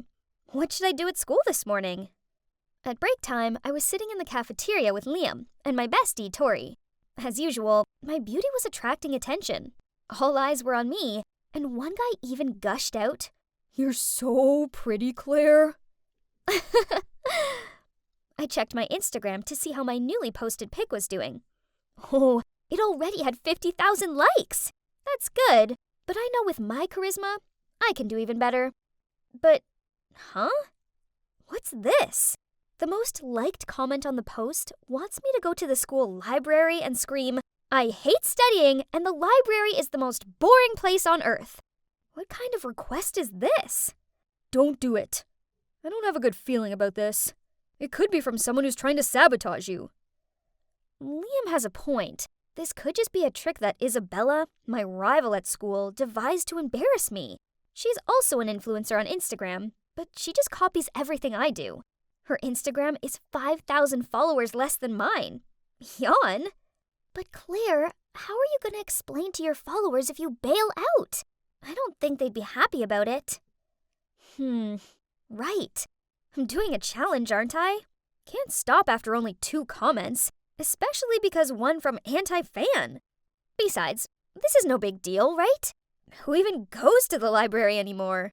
So I dragged Liam and Tori to the library. As you know, I need them to film me. Huh? Why was it so ridiculously busy in here? Since when did people actually want to study? I needed to get this over with. So breaking through the silence, I shouted, "I hate studying, and the library is the most boring place on earth." All eyes instantly fell on me, and I heard tuts and grunts. Then someone said, "What the hell are you doing?" Ugh, why is everyone in here so serious? I just shrugged and walked away. At least Liam and Tori had captured me at my best angle. To my surprise, that video gained me a load of views and likes, and I even earned nearly 1,000 more followers. Who would have thought that such a silly act would get so popular? At that moment, Isabella walked past me. Only brainless people would scream in the library. Huh, look who's jealous now. Hey, you might as well try that. Maybe you'll get half of my followers. Isabella looks like she's about to explode with anger. But then she sneered and said, "Let's see if you're still laughing after you see what you've got to do next." Huh? What is she on about? I immediately opened my Insta to check. What? The top comment this time was from Isabella. She wants me to put a trash bag on my head and go to the mall. Ew, trash bag? I spent an hour styling my hair this morning. Isabella, you wicked witch. But, okay. If she wants to play, I'll prove to her that she's messing with the wrong person. Just like last time, Liam tried to talk me out of it. This is nonsense, Claire. Don't lower yourself to this level just for a few likes. I told him he was overreacting, and that I wasn't going to let my followers down by bottling out of it. This seemed to annoy him, and he stormed off. So who's going to take videos for me? I called out, but Liam just kept walking. Why can't he just support me like usual? Luckily, I still had Tori, and she agreed to film it for me. That's what best friends are for. Okay, this is more embarrassing than I thought. People keep staring at me like I'm an alien. I gave them a "what are you looking at" stare, prompting them to quickly turn away. No, I have to act confidently for the video to get more likes. Looking over, I saw Tori cheering me on, so I took a deep breath, stood up straight, and did my best catwalk strut through the mall. My heart was pounding like crazy, even after we walked out of the mall. Phew, it was finally over. I then quickly opened up my Insta, uploaded the video I just shot, then texted Liam asking where he was. After that, Tori and I got in a taxi to his house. Liam was already waiting for me at the door, looking all serious when I got there. So I told Tori to wait in the taxi. Then angrily I shouted as I walked over to him, "You could have at least come and supported me. Do you know how upset I was when you just left like that? I wasn't comfortable filming you make a fool of yourself. I care about you too much." It's just a bit of harmless fun. Why can't you understand how important being an influencer is to me? I don't think I can be with someone who doesn't support me and my passion anymore. We should break up. Then I just walked away, not giving Liam a chance to explain. He quickly ran over and grabbed my hand. "Okay, I'm sorry. Can we talk it out?" It worked! I gestured to Tori, then turned around with a big smile at Liam. "Can you believe the followers want me to test your love by pretending to break up with you? I'll show them how much you love me." But then, unexpectedly, Liam angrily shouted, "What? So, I'm just another tool to get likes for your Instagram? If you want to break up, then fine. We're done." Then he stormed into his house and slammed the door. I stood there open-mouthed. How could he break up with me? In the whole 2 years we've been together, I've never seen him this mad. I'll let him chill for a bit and talk to him tomorrow. He'll have calmed down by then. Right? Look, Claire! Your shopping mall video has already reached 100,000 likes! Oh my god, what is this? People are going crazy for my videos. They say I'm so confident, wearing a trash bag and still looking stylish. I look like Kendall Jenner. And my followers also increased by 5,000 people. At least this is worth the effort I put in. The next morning, I waited for Liam to pick me up. But he never arrived. When I got to school, I tracked him down and asked if he was still mad at me. "You're so addicted to social media. I don't even know who you are anymore." Then he walked off. At that exact moment, Isabella walked towards me. Wait, why is Tori with her? "Hey, loser, you're in so much trouble." What does that mean? I looked at Tori in confusion, but she just lowered her head and quickly followed Isabella. Feeling something was wrong, I immediately opened Instagram and... oh my god, what are these comments? Such an attention seeker. She's willing to do anything just for some likes. I heard that her boyfriend broke up with her. No surprises there. What is this? I did all these things at their requests, and now I'm the one receiving all the hate? Suddenly, the principal announced via the loudspeaker that I had to go to his office. As I walked in, I saw my parents sitting there. Turns out news of what I did at the library had spread. But not only that, someone even accused me of stealing from the shopping mall. Huh? I didn't steal anything. To prove my innocence, I gave the principal my bag to check. And he pulled out a brand new necklace. Why is this thing in my bag? I tried explaining myself, but no one would listen. I was suspended for a week. The walkout of the principal's office was the worst thing ever. Everyone was giving me judging looks and whispering to each other. On the way home, I took a teary selfie, then posted it on Instagram with the caption, "Consequences of yesterday's challenge. 1 week suspension." Someone put the blame on me. Once home, my ashamed-looking parents immediately took my phone away and even disconnected the Wi-Fi. Ugh! My life was over. I ran up to my room in a huff and flopped down onto my bed. Suddenly, my eyes crossed a photo I took with Liam on my birthday last year. That's when Liam threw me a surprise party, and he even made me a cute birthday cake. Come to think of it, I was a bit too harsh with him yesterday. He was only trying to protect me. If I'd listened to him, I wouldn't have all these hate comments and be stuck home for a week. I hurt Liam just to gain more followers. How could I be so stupid? I wished I could apologize to him right now, but... Then to my surprise, after just 3 days, my mom told me I was allowed back to school. There were still mutters about me, but that didn't matter, as Liam was waiting for me at my locker. I hurried over to him, apologized, and explained everything. "Claire, I know you're the sweetest, most loving girl. You just got carried away with your frivolous Instagram popularity. Besides, I know you're not a thief." Then Liam told me that out of suspicion, he asked to check different CCTV at the shopping mall and discovered that it was Tori who dropped the necklace box into my bag. Turns out, she was only hanging out with me because I was famous and rich. So when Isabella paid her, she turned 180 degrees, running after Isabella and playing tricks on me. Liam reported this to the principal, and now both of them have been suspended. That's it. Chasing after popularity on the internet didn't bring me any real friends, but only virtual fans, and a fake friend, sadly. I got blindsided by the likes and followers, and overlooked what was truly important, my real-life relationships and the people who genuinely care for me. After that incident, I decided to deactivate my Instagram account for a while, at least until I feel stable again. And even if I lose all my followers, I don't really mind anymore. Because right now, I'm spending time with those who really matter to me. I followed all the steps, but still, nothing. At that moment, my best friend Harry walked towards me and asked with a confused look, "Hey, what you doing?" "Hey, Harry. I'm just working on this plan to become popular, but it isn't going so well. I changed my style and posted more on social media, but I'm still not cool." You're probably wondering why I was desperately wanting to be popular, right? Well, it's all because of my annoying hiccups. Last year, I was on stage performing the play Our Town when I suddenly started to hiccup, constantly.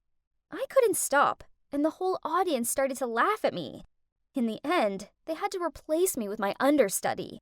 Not only was it the most humiliating moment of my life, but I've also been teased about it ever since. This year, I wanted to become popular. Then everyone would forget about the hiccuping incident. If only becoming popular was easy. "Hey, you could help me." "No way! Your plan is crazy!" At that moment, the new student, Amanda, passed by, surrounded by a bunch of other students. "Why is this girl so popular? I mean, she's only been here a week." "You don't know? She's Dustin's sister. He's already the most popular guy in school. So being his sister makes her popular too.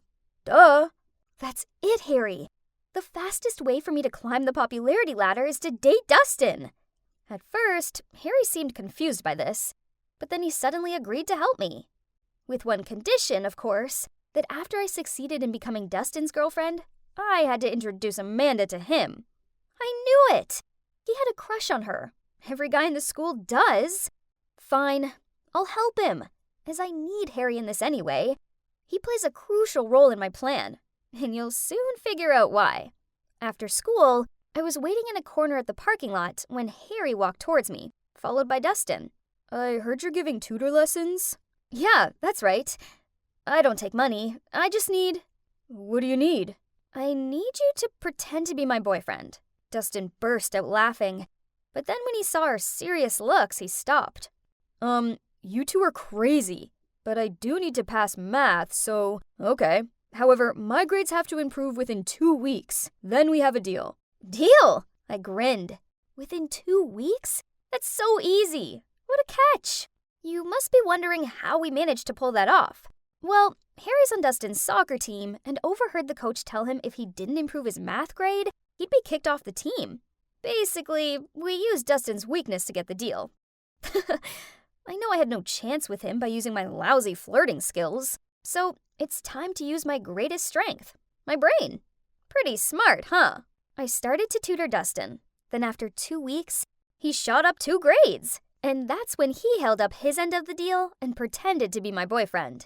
The next day, Dustin and I held hands and walked into school. And just as I expected, everybody was gawping at us.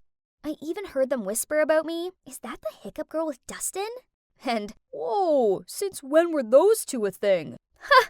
And that's not all. Wherever I went, people would follow me. And in every class, everyone wanted to sit next to me. Finally, I was popular, and I loved it. I just finished tutoring Dustin at his house and was about to head home when his mom appeared and invited me to stay for dinner. Awkward, but I didn't want to be rude, so I said yes. Besides, this was a great opportunity to talk to Amanda. I was sitting next to Dustin at the dinner table when Amanda walked in and gave me a dirty look. What is she doing here? Amanda, manners! Okay, had I upset her somehow? After we finished eating, I helped Amanda clean up. I pulled some homemade chocolate cookies out of my bag and gave my friendliest smile as I said, my friend Harry, he likes you. I was wondering if... Without letting me finish my sentence, Amanda interrupted me. Sorry, let me stop you right there. First, I don't eat cookies. Gross. Second, I assume you're asking me if I want to go out with your friend, right? No, because he's a loser just like you. It's embarrassing enough that Dustin is dating you. Then she walked off, leaving me standing there dumbfounded. Oh my god, couldn't believe what I just heard. How could a person be so rude? Ugh. The next day at school, I wanted to tell Harry to give up on Amanda, but as soon as I caught sight of him, he ran towards me, hugged me and said, "Emily, you're a matchmaking genius! Thank you!" Huh? What do you mean by that? Amanda just asked me if I wanted to come to her party this weekend. Isn't that great? Yay! What on earth was going on? But Harry looked so happy that I just couldn't tell him the truth. One thing's for sure, there's something sus about Amanda.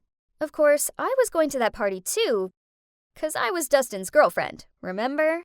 Wow, we were actually at a cool kids party. Our first time ever. This was awesome. Harry even got a bit emotional. What a baby. Dustin and I teamed up to play beer pong, and it was so much fun, and unexpectedly, we won! We were so excited, and both of us cheered with joy and hugged each other without thinking.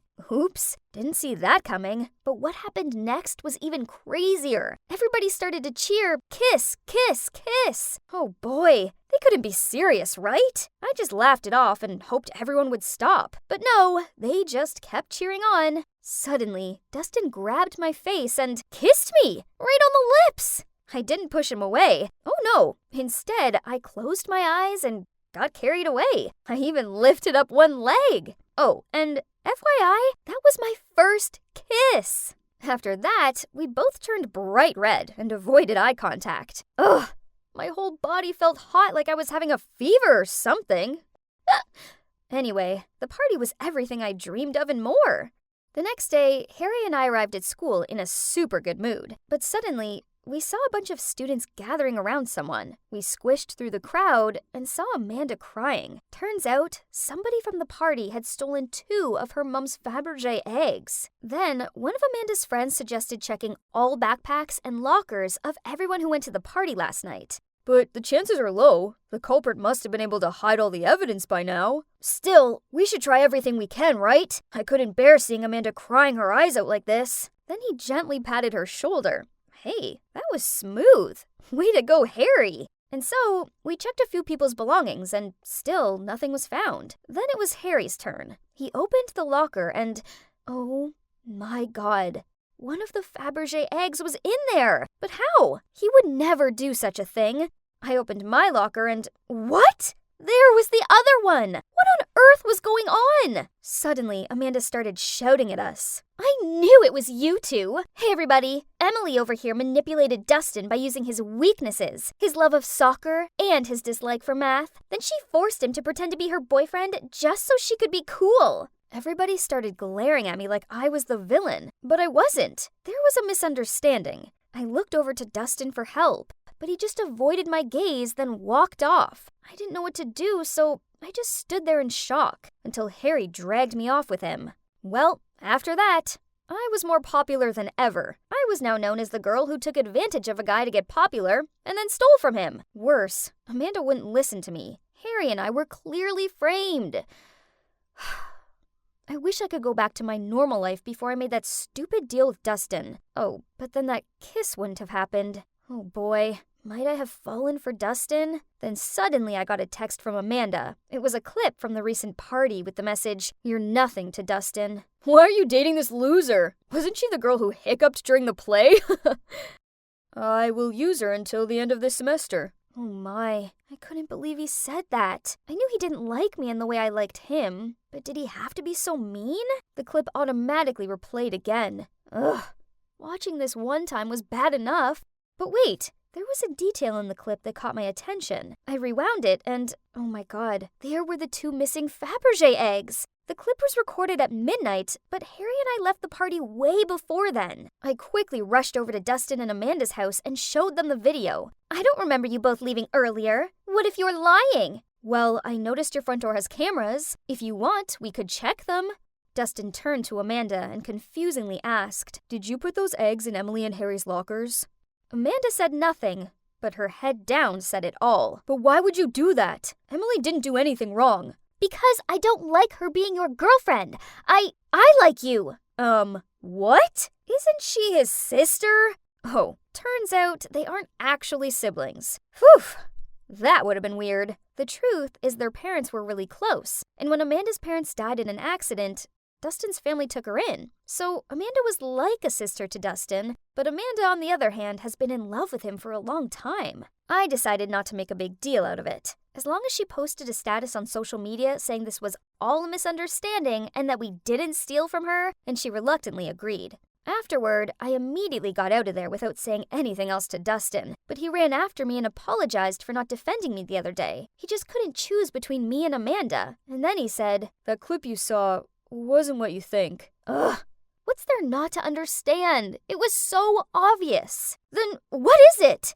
Please tell me. But Dustin just stood there silent and stared down at his sneakers. Just like I thought. There's nothing else to explain, so I stormed off. The next day, Amanda posted the status and our names were finally cleared. My life is back to being boring, but it's okay, as I now know that being popular isn't what brings me happiness. Oh, and about me and Dustin? Well, a few days later, he sent me a video. It was the same clip from the party. At first, this frustrated me. I mean, why would he make me endure watching that again? But then I noticed that this clip was longer, so out of curiosity, I pressed play. And you won't believe what happened in the second half of that video. After the part where Dustin said he just wanted to use me, everybody teased him more. He got angry and yelled. Yes, Emily is weird, but weird in a good way. I like the way she smells books every time she opens one, and the cute way she gets embarrassed when she sneezes loudly. And do you know what I like most about her?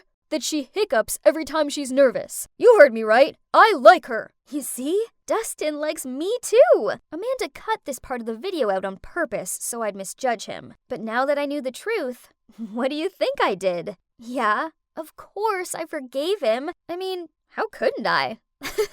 Admit it. Come on. You took my necklace, didn't you?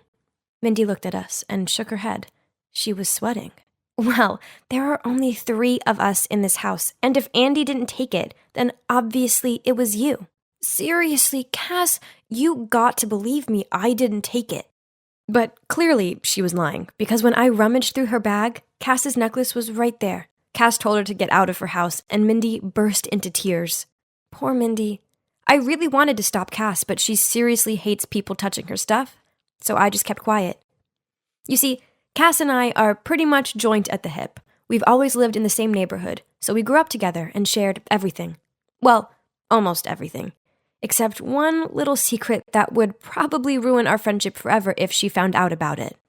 Auntie, what are you doing? I started to stammer. This is so cute. Honestly, I'm so upset about Mindy. I can't believe she'd do something like that. I smiled, not knowing what to say. I mean, it was me who had exposed her. Suddenly, I felt so guilty. Right at that moment, we got to the checkout. Cass took everything out of the cart to give to the cashier. Hang on, she exclaimed. What is this? This item has the barcode ripped off. The cashier made a fuss for a while and even called the manager. Cass and I stood there for ages trying to figure out what was going on. Cass even started crying, thinking she'd be accused of shoplifting. After about 30 minutes, the store manager came and told us we could leave. They kept the items that had no barcodes and sent us on our way. Phew, that was close. What? What do you mean? Oh, nothing. I'm just relieved that we didn't get into any trouble. Just so you know, though, that wasn't the first time we'd got ourselves into an awkward situation while out shopping. Sometimes it was the torn barcodes, sometimes the tags were missing, then the security alarm would always go off at the door. And all of these situations weren't just coincidences. Okay, I gotta be honest here. The thing is, I have a habit of pilfering. Not because I can't afford stuff. I mean, my dad's the owner of a bank, so money isn't the issue. My dad basically buys me the latest phone every month. And you should see my wardrobe. I have all the designer bags. I steal because it gives me the kind of thrill that my boring daily life just can't give me. My dad just hands me money every day and never stops to think that maybe I'd like a hug or a how are you ever since my mom left when I was just a baby. He's been using money as a way to keep the peace. So one day when I was in elementary school, I stole a hairpin from the girl who sat next to me. It felt so good, like my own little secret. I loved the drama that came with it, and the fact that no one ever suspected me because I was such a rich little girl. After the hairpin, I got addicted to stealing little things and couldn't stop. It felt like the only thing I could control in my life, and so I kept on doing it. And here I am now, still getting a buzz from it every single time. And yep, you've guessed it. The one who took the necklace at Cass's sleepover was none other than me, of course. But at that time, because I was so scared, I slipped the necklace into Mindy's bag and pretended to find it there. I was deep in thought when suddenly Alex's scream startled me. Guys, I've lost my unicorn pen. You know, the pen that glows? The whole class was suddenly in uproar. Some friends were trying to look for it. Meanwhile, Alex was walking straight towards me. Andrea must have taken it.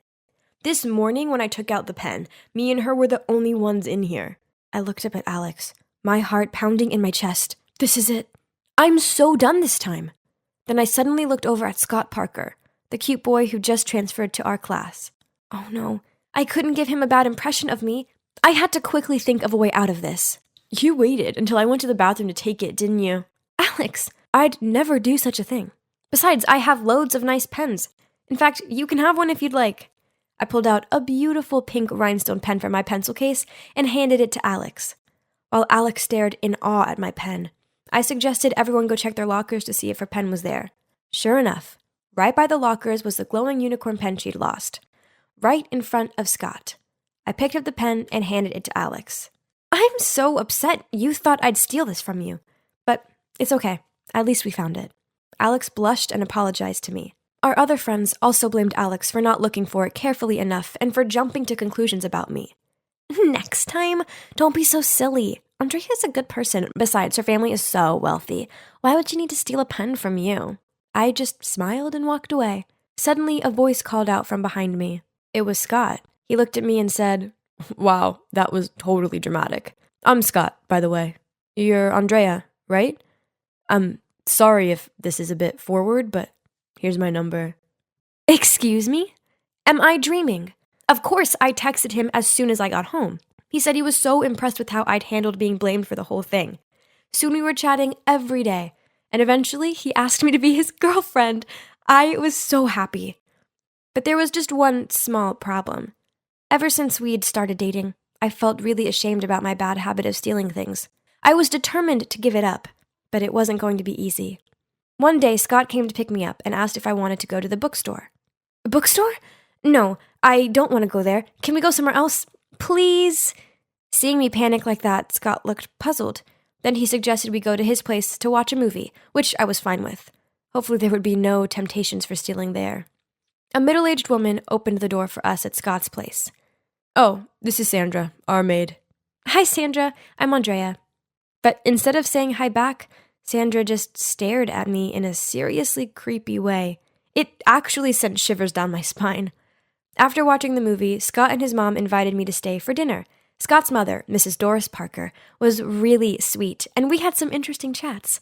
While waiting for dessert, I got up to go to the bathroom. But as I stepped out there, I almost bumped into Sandra. She was just standing there staring at me again. Sorry. She didn't say anything, but just kept staring at me in this weird way. Oh my gosh, why was she looking at me like that?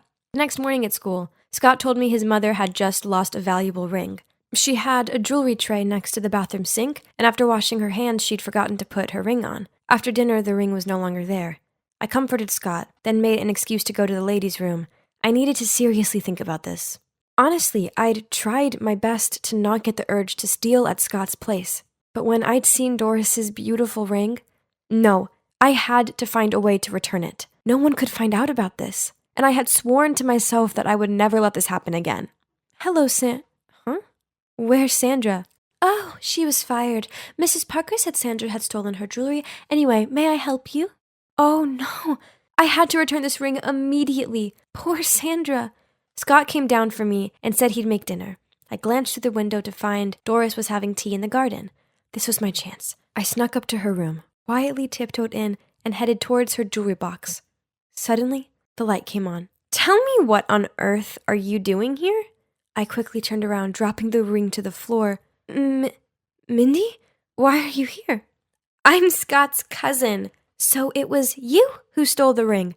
I can't believe my cousin is dating you. Hearing the noise, Scott and his mom ran upstairs, while I was still dumbfounded and speechless. It was you who stole Cass's necklace too, wasn't it? She won't even speak to me because of you. I'm so sorry. I know it's not okay, but I couldn't stop myself. I've been feeling so guilty, so that's why I'm returning it. I was still kneeling on the ground when a hand reached out to me and helped me stand up. I'll handle this. Come on, let's have a chat outside, shall we? Turns out Mrs. Parker is a therapist. She could see I had a problem and offered to help me. I told her how guilty I'd been feeling about Sandra getting fired and asked Doris if she could call her for me so I could apologize. 30 minutes later, Sandra arrived. As soon as Doris saw her, she apologized and offered her the job back. But no, ma'am. I was the one who stole it, and I deserve to be punished. I'm sorry. Sandra, I've already confessed to Mrs. Parker that I stole the ring. I didn't mean to get you fired. I just couldn't help it. You didn't do anything wrong. It was me? I was greedy? She is innocent. What on earth is going on? Obviously, I was the thief, so why was she defending me? Why are you doing this? Do we know each other, Sandra? And that's when the truth came pouring out. Sandra was my mom. Yeah, I don't know how this is possible either. So according to her words, she'd had a huge fight with my dad when I was a baby, and she'd fled to another city where she found a job working for Scott's family. When they moved to Seattle, she came with them. Even though she was nervous about returning back to where me and my dad were, she'd carried so much guilt about leaving us, and never in a million years did she expect to bump into me at Scott's house. I was so shocked I couldn't even speak.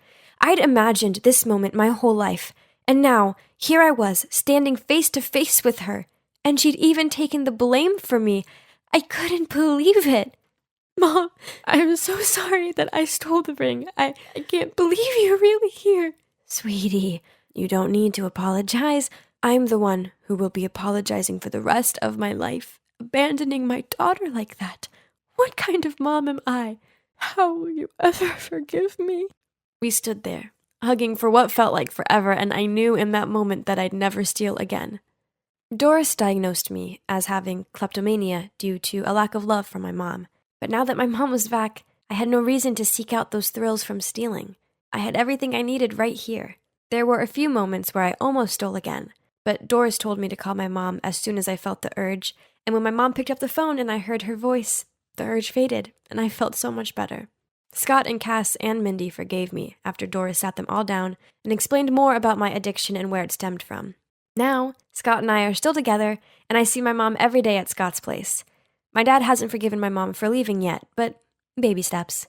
Finally, I feel like everything is complete, and my pilfering is a thing of the past. I'm Evie from Georgia.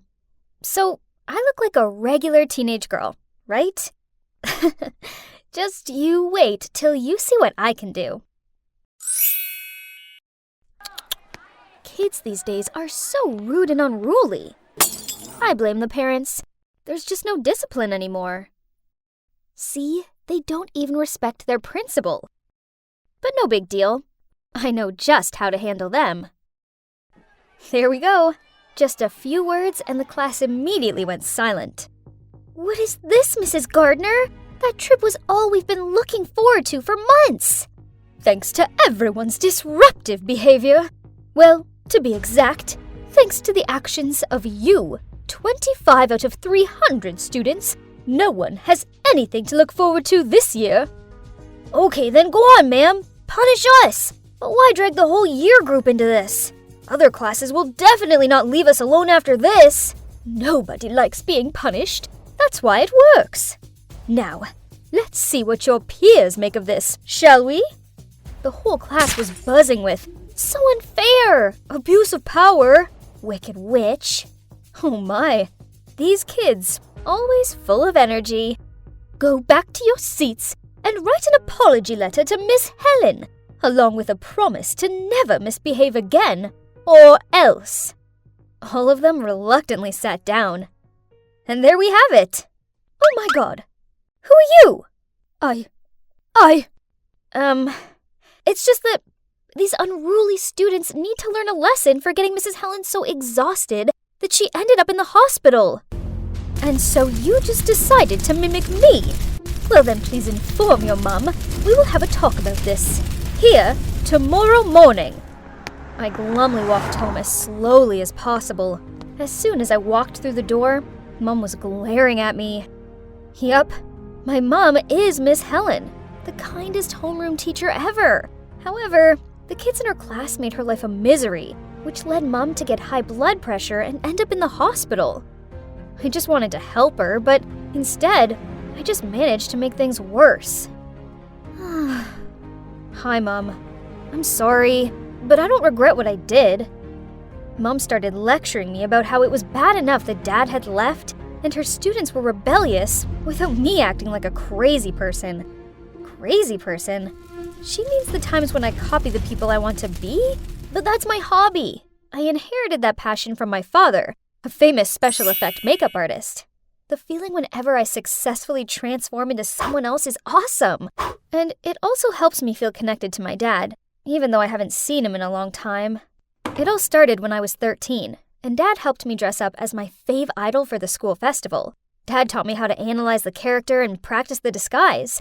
Bold eyeliner, smoky eyes, contouring, plus the bodycon outfits. I looked like a real CL from 2NE1.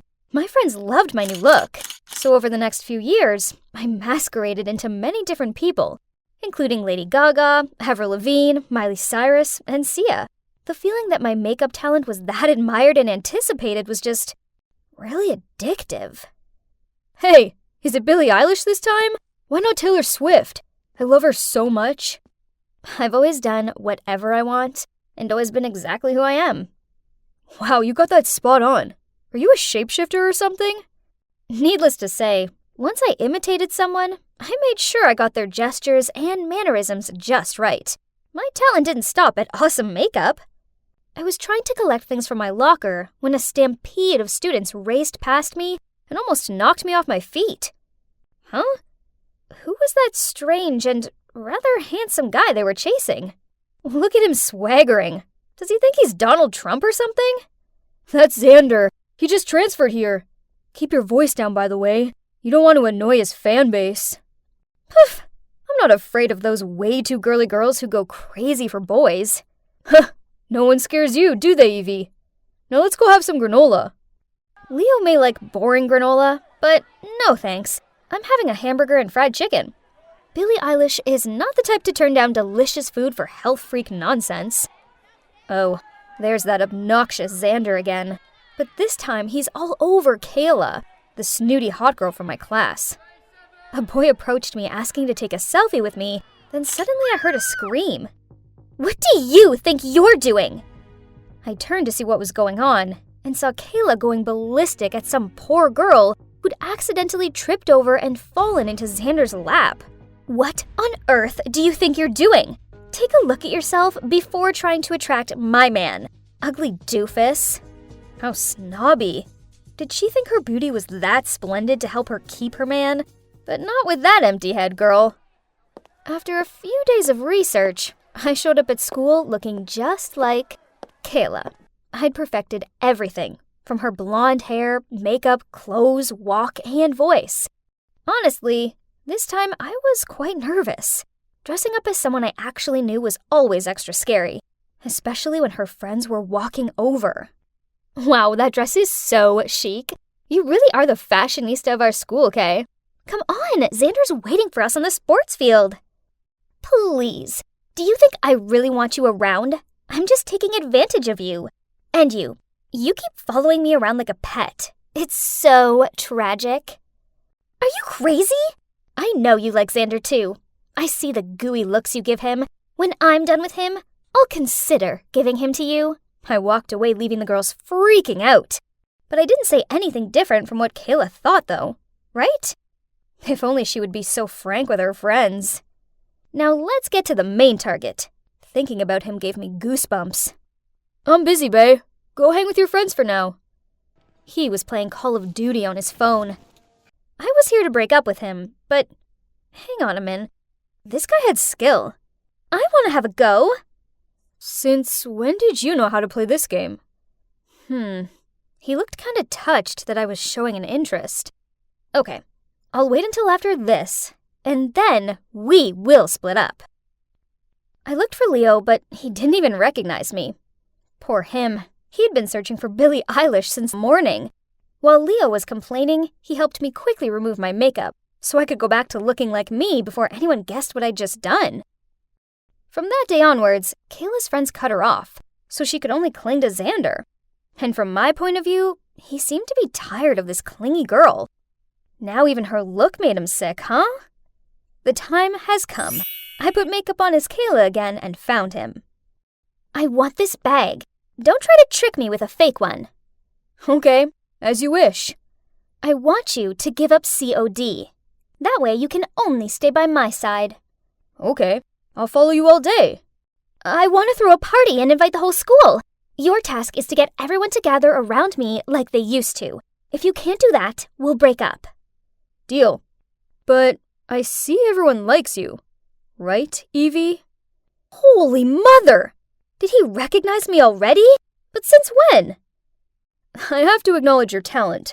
If only you hadn't shown me your charm, you wouldn't have been exposed. Well, Kayla looks like a picture, but a dull one compared to you. You have such a good eye. However, you're no different from her. Miss Helen is your mom, right? Don't be surprised. I'm a better observer than you think. Just like you. I know that Kayla was the instigator of the disturbance in the class that sent your mom to the hospital. I already apologized to your mom for Kayla's behavior. And if you want to know why I did that, it's because I have a big crush on you. Oh my god.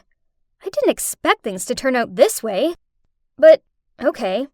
Taking it as a slap in the face for Kayla on behalf of my mom, I still agreed to date him. The next day, I showed up again at school as Ariana Grande, simply because I wanted to. But this time, I also played another role, Xander's girlfriend. As usual, every time I dressed up as a new character, all eyes were on me. But this time, it was more epic when I walked side by side with the hottest guy in school. When Leo saw that I was with Xander, he rolled his eyes at me, then walked off. Then Kayla walked around the corner, saw us together, and started shouting at me. "How dare you steal my man? You're just some pathetic wannabe." Xander took my arm and yelled at her. "Evie's creative, sweet, and really funny. I want to be with her. I like her." Kayla's face dropped. Then she pointed her finger in front of him. "How could you do this to me? I will get you back for this." Then she huffed off. Xander looked at me and asked if I was okay. Then he invited everyone to a party at his house that night to celebrate the fact that I was now his girlfriend. Was he serious? But whatever. It would be rude to say no, right? So that evening, I went to his party. To my surprise, Kayla was already there, so I flirted with Xander to annoy her further. Then suddenly, Xander leaned in close to my face, which made my whole body feel hot. What was happening? He was going to kiss me? But then he whispered in my ear, "You haven't told me how you feel about me yet." You were looking forward to this answer, weren't you? But before I could reply, Leo appeared out of nowhere, grabbed my hand, and dragged me out of there. Ugh! What on earth are you doing? I'm the one who should be asking you that question. What on earth were you going to say? That I have feelings for you too? This whole thing is a setup between Xander and Kayla to humiliate you. Lucky for you, I arrived just in time to overhear Kayla talking to her friends about this dirty plan. Are you done talking? Do you really think I'd fall into their trap that easily? I already know their dirty tricks, and I was about to tell everyone what jerks they are. But then you showed up and ruined my plan. I don't care how clever and perfect your plan is. How long are you going to continue this tiring game of dispute? They think just because they're both hot that they can treat everyone else like they're puppets. Well, I've had enough. Evie, you're better than this. I don't like this revenge-seeking version of you. Can you please just stop it and go back to normal? Leo walked away in a huff and left me out here alone in the street. I stormed home and took off my makeup. Why was Leo so mad at me? I did nothing wrong. The gentle Leo I knew never had gotten mad or even went against my will, and was always the most enthusiastic supporter every time I imitated someone. What had gotten into him? I called him continuously, but Leo turned off the phone. Ugh. I felt so alone, it was horrible. Then I heard a knock on my door. Mom peered her head around it. Seeing me upset, she came over and cuddled me. It felt good having her comfort me, so I ended up blurting out everything to her. It sounds like Leo was just worried about you. But as for Xander and Kayla, they're not worth your time or effort. Don't become someone you're not just to get revenge on people who don't deserve you. But suddenly, I heard rustling outside of my bedroom window. Then Leo poked his head through it. If you're not tired, then keep copying. You keep following me around like a pet. Go live your own real life. Mom and I both laughed along with him. Then I hugged Leo and told him I was sorry. It's true that pretending to be someone else is exhausting, and I must admit I was wrong to use Kayla's name to sabotage her relationships. Tomorrow, I'll find her and apologize, even though I don't want to, but I have to find a way to end this peacefully. Then, I can focus on just being me for a while, without any of the drama. Here it is. Thank God I found it when I did. Cosmic Jess? Who's Jess? I'm Jen. You're Cosmic Jess, admin of the secret astrology mailbox. Quit the act. I know it's you. I've read your notebook. Your astrological analyses are incredible. You sure did your homework on the boys I told you I want to conquer. You're my idol. Huh? Oh, turns out our hot girl Kira here, she's the weird girl who asked me, or should I say, my alias Cosmic Jess, to help her flirt with guys. Ugh, but out of all people, why does it have to be her who found out about my identity? She knew too much. Let's be friends, okay? I'll keep your secret. I swear. Okay, but no one can ever know about this. Secret friendship. I get it. Was it a friend request or a contract? I shouldn't be friends with the resident hot girl, but it seems like I didn't have much choice. If anyone finds out that I'm Cosmic Jess, then I'll be kicked out of the astrology admin group. Hey, are you blind or something? Can't you see the road? I picked up my books in silence. It's best if I don't get involved with this attention seeker. I was about to leave when Rebecca grabbed my hand. You can't just leave. You broke my new iPhone screen, so I want to know what you're going to do about it. Is your head just for decoration or what? As you're acting like a brainless brat. What are you looking at? Don't you know who I am? And why are you rolling your eyes? Kira didn't stop there. By the time she'd finished taunting Rebecca, she caused her to run off crying. Then Kira winked at me and walked off. A famous, cute Leo wants to be my friend. I guess that's not a bad thing, right? Beneath her competitive and brash exterior, Kira is actually a warm and optimistic girl. No surprise, though, as Leos are extremely dedicated and sincere. She even gave me this beautiful white dress, just because she said it'd complement my skin tone. Oh no! Now I've ruined it! Stupid ketchup bottle! I rushed to the bathroom to try and fix it. Jasmine, give me the soap bar! SOS! Here! Oh my god, what?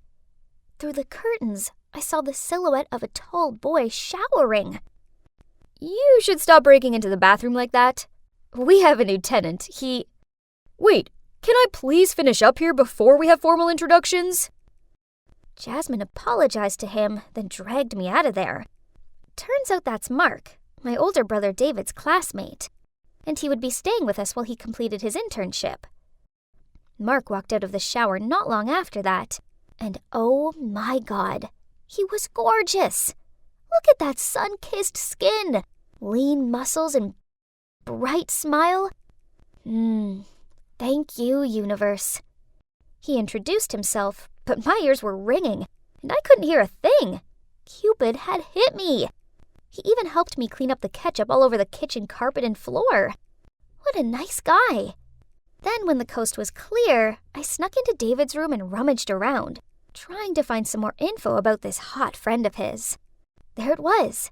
Mark was born on May 22nd, so he's a Gemini. A perfect gift for an Aquarius girl. I went to school with a spring in my step. Oh, what a glorious day! I hurriedly lined up as I heard the coach's whistle. News on the grapevine was that we had a very handsome new basketball coach. Oh, come on. How could a coach be handsome? But... oh my gosh. That's unbelievable. Mark, the dreamy Gemini guy from my house, was also my new coach. What more proof did I need that this was destiny? After school, I was about to tell Kira about my destiny when she gave me info about her new target, a Taurus boy. This was the second time in a month. I was about to lecture her, but then she bribed me with the new Jan Spiller book. So, I took a look at their birth charts. Interesting. After so many mismatched attempts, Kira may have found her perfect match. But after a week of trying to impress this guy, Kira failed miserably.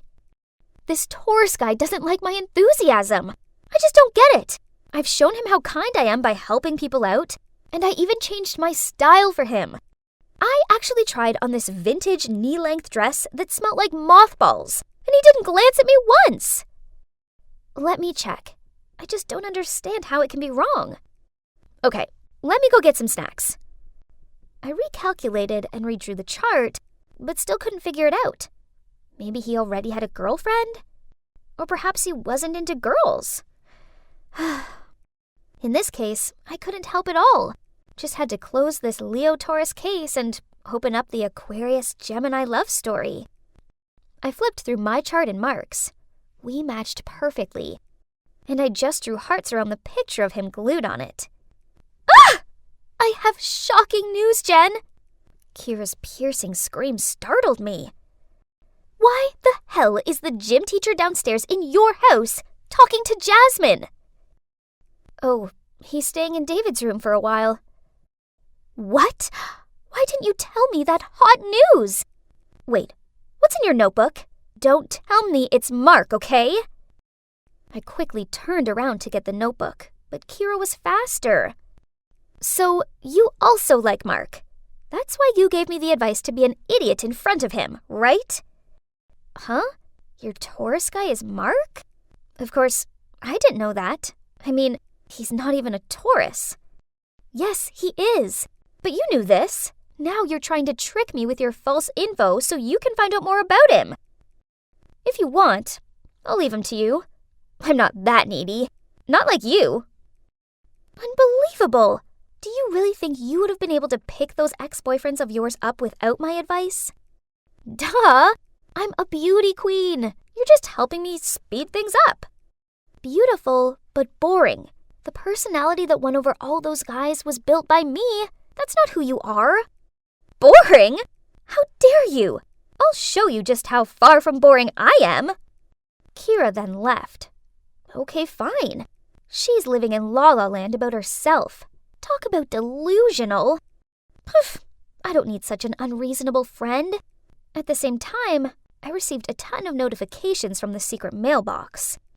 Oh no, my pictures and info were leaked all over the forum. I quickly logged into the administrator account. Ugh, anonymity was the #1 rule of the group, so now they'd kicked me out. My favorite job, my fans. Kira, this was too much. Fine, you want to play dirty? I'll show you dirty. It's time Kira's long list of boyfriends went public on the school forum. Kira the Omnivore was the new nickname that students gave her. Oh well, it was her fault for flirting with 12 guys in just half a year. Was she trying to find a boyfriend from each of the 12 Zodiac signs or something? Let's end this stuff. It's because of Mark, right? You'll never have him. He's mine. Fine, if you can win his heart in a month, then I'll apologize for lying about your boyfriend collection. If not, you have to write a post claiming that I'm not Jess. Okay, mark your own words. Kira is a competitive girl, but in this fight, I would definitely win. I mean, come on, she couldn't even get Mark's star sign right. Even though she's a terrible cook, Kira still tried to send some disgusting cakes that she made to my house for him. But of course, Mark threw them in the trash after the first bite. She also feigned feeling faint and fell into his arms in every basketball lesson. Mark looked so uncomfortable. Not surprising, really, seeing as he's 100% Gemini, not Taurus, so her fragile girl act wouldn't work on him. As for my relationship with him, well, that was coming along nicely. And thanks to our assigned star signs, all I had to do was just be myself. For instance, the other night, when I just happened to mention there was a shooting star, he enthusiastically made me and Jasmine go along and watch it. Then last weekend, he invited me and her to a friend's farm, which was so much fun. I saw the cute looks he was giving me. So if Jazz hadn't been there, he definitely would have confessed his love to me. And it was true that I didn't have to wait long, as that night, I suddenly heard a knock on my door. How sweet! He'd left a movie ticket for me. Take that, Kira. I knew I'd won this one. I'm so gonna take a picture of us holding hands in the cinema and send it to Kira. The night after, I didn't see Mark at home, so I guess he wanted me to meet him at the movies? This was so romantic. I was in the right seat, but he wasn't here yet. My heart was beating so fast that I thought it would explode. As the movie started, the lights went out, and that's when someone was approaching my row of seats. I nervously pretended to be staring at the screen when he came to sit next to me. Why are you here? Huh? More like, what are you doing here? The two of us watched the whole film together in anger and impatience. Who on earth arranged all of this? We huffed our way out of the cinema, then spotted Mark. Only, he was holding hands with a girl. Jasmine? We chased after them, but Jasmine just shrugged and smiled. So, all this time, he'd been trying to win Jasmine's heart, not mine. Then he walked over to us and handed me his card. Go get yourself some ice cream, pizza, anything. Have fun. I'll be back with Jasmine later. What was that about? I looked at the credit card and gasped when I saw Timon's signature in the corner. How could I forget Geminis have multiple personalities? Timon was the founder of the astrological mailbox. Who would have thought that the leader of this group would be a teacher? Someone I lived with, my sister's boyfriend, my crush, and even my bestie's crush. Kira gave me a comforting look. Now we were both lovelorn, but in true Leo style, Kira had already lined up her next prey. Don't be sad. It's just another test. What zodiac sign do you think that guy is? He's pretty good looking, so he must be a Libra, right? I chuckled, then leaned my head on her shoulder. Mark, or should I say Timon, made me realize that before I can hope to find my dream match, I need to make some mistakes first. I may not have found love, but I did have my friend back, so that counted for something, right? At least the test of friendship worked. I was sitting at my usual spot in the common room during break time. Coding, of course. Eyes glued to my MacBook Pro when suddenly, Evelyn, my best friend, barged in and ran straight over to a group of girls. Here she goes again. Guys, I've got big news. You all know Helen, right? The cheerleader? Kay, she has a huge crush on Dean, so she went to the locker and it said yes. Now guess what? I just saw them in the hallway, kissing! Ha! These gossip vultures will believe anything. Confused? Let me wrap it up for you. They were talking about this mysterious locker, situated in the school's back alley. The creepy part was, it could actually speak and foretell your future love partner. For it to work, you had to visit the locker between 6 and 7 p.m. Tap on it exactly 3 times and say the spell. Roses are red, violets are blue, in a world of love, just we two. Then, ask it if you and your crush are compatible. If the locker said yes, then congratulations. But if no, then too bad. This proves it. The locker must have some sort of prophecy power. Of course, duh. You know why? 'Cause it's possessed by a lovelorn spirit. Oh boy. If only these naive kids knew the truth. The mystical locker that they so worshipped was actually a product of advanced IT, of which the mastermind was moi. Didn't see that coming, did you? I'm Karina, by the way, but people like to call me Robot Girl 'cause I'm a super proud tech genius. But kids my age didn't appreciate my talents as they only seemed to care about love. Especially Alicia over there. She despised IT and presumed that anyone into it was a stone-cold machine who'd never ever had a relationship. So, being the tech whiz that I am, I had to come up with a brilliant plan to prove her wrong. I spent every bit of spare time I had coding. I hacked into the school system to collect students' infos, such as their star signs, blood type, hobbies, and career orientation. Then, I used this as a database to create a love compatibility calculator. And just like that, my first brainchild was born. Easy peasy. Using it was simple. All I had to do was insert the 2 names and it'd show me a yes or a no. Knowing how much my peers buy into the whole spiritual stuff, I devised my locker plan. I found this rusty locker at the dead-end alley behind our school, superglued a walkie-talkie inside, locked it well. Then, with the other walkie-talkie in hand, I stayed in the school equipment room, which is convenient enough to be on the other side of the wall. To top it up a notch, I even used a voice changer app to get a perfect ghostly haunted tone. Then, I anonymously spread rumors about the locker's magical powers onto the school's blog. My trick quickly took off, and since launch day, 15 couples have been successfully matched. Can you imagine? True love? Oh, please. It all came down to some simple algorithms, that's all. But, one more thing. I hadn't exactly told Evelyn about this. Yeah, I love her, but she's not the best at keeping secrets. To be exact, she's a walking speaker who couldn't help but blab any gossip she'd heard to the entire school.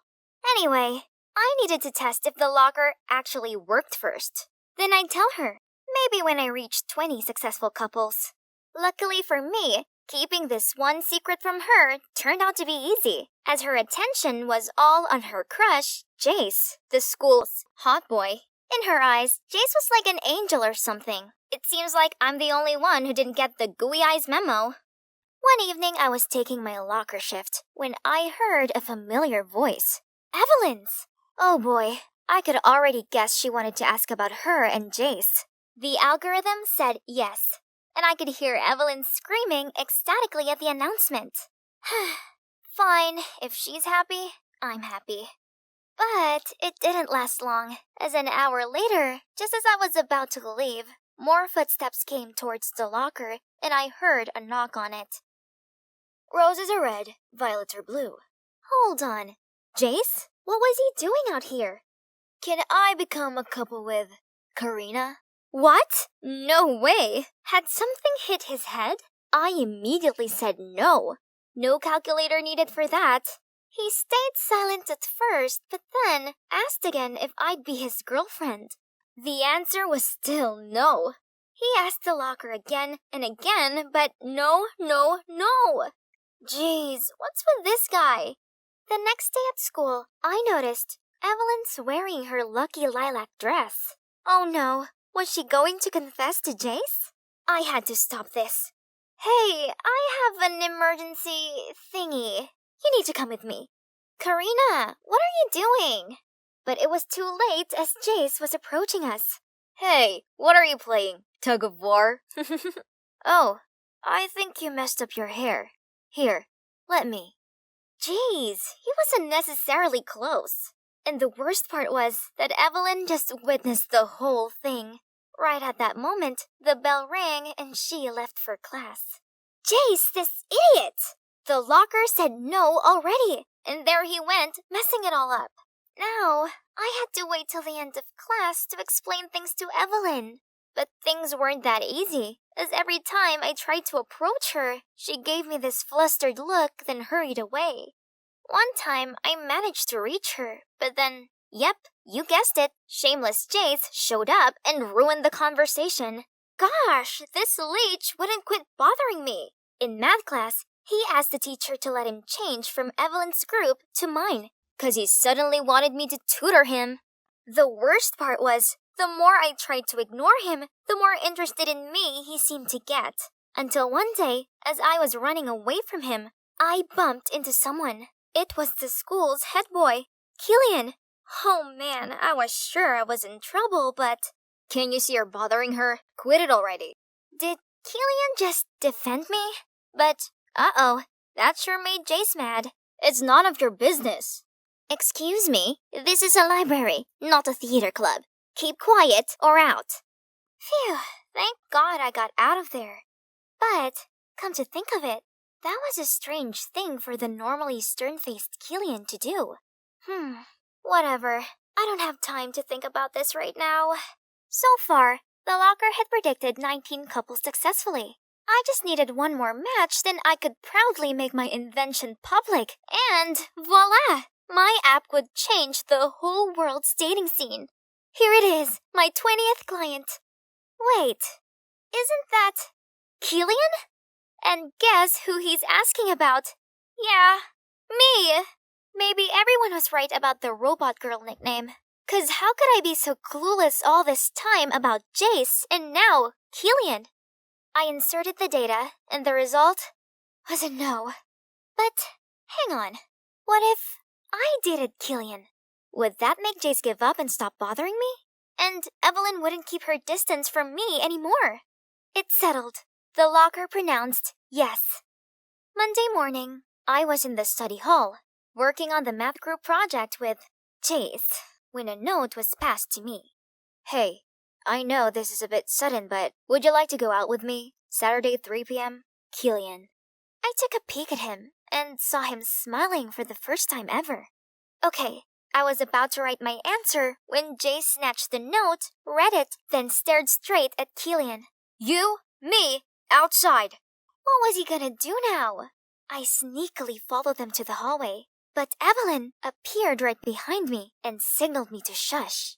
That was when I heard Jace asking what was going on between me and Killian.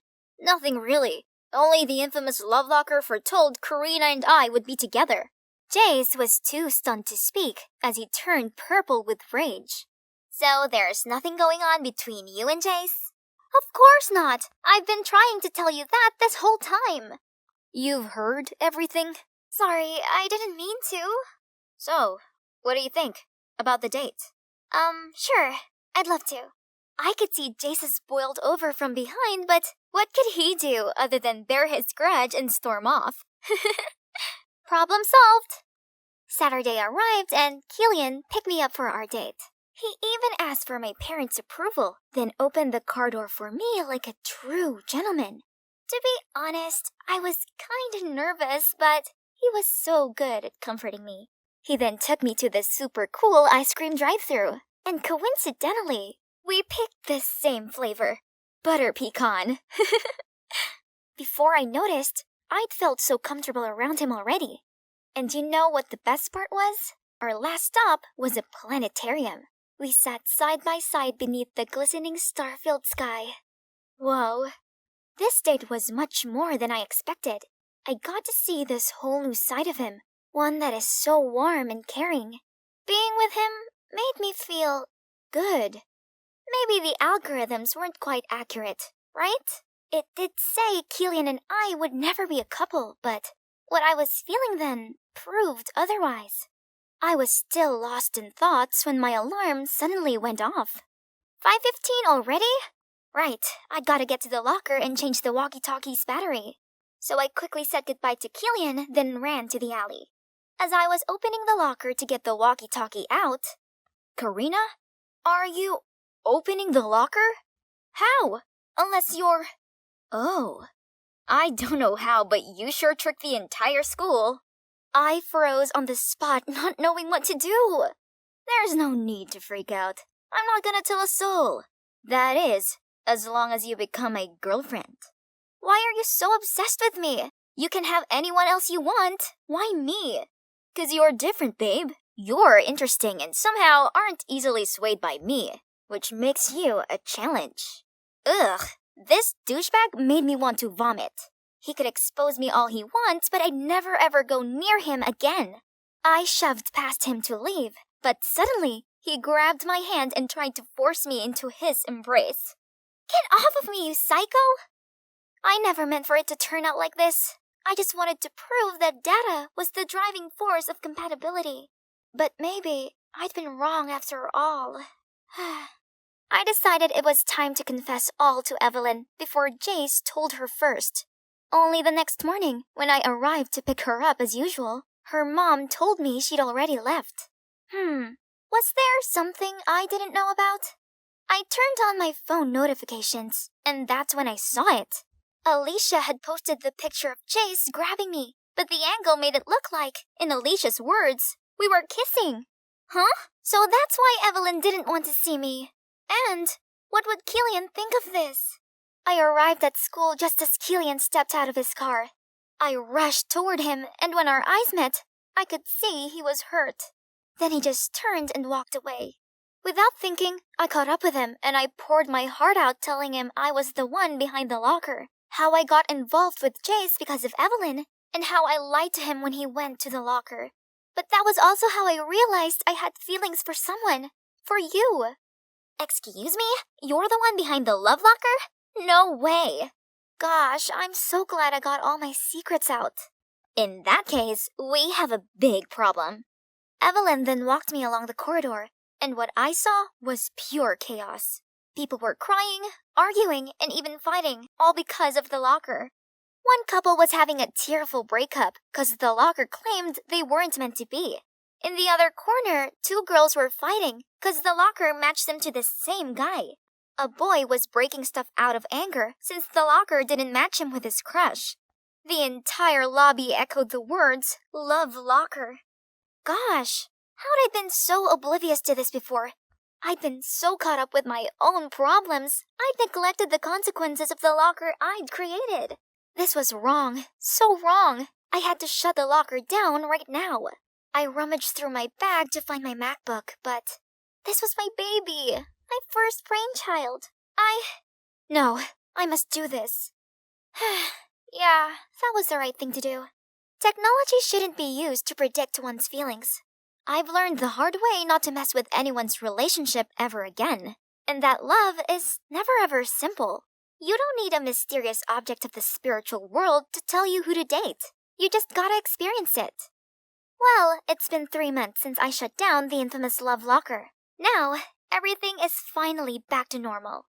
And guess what? I've got a boyfriend.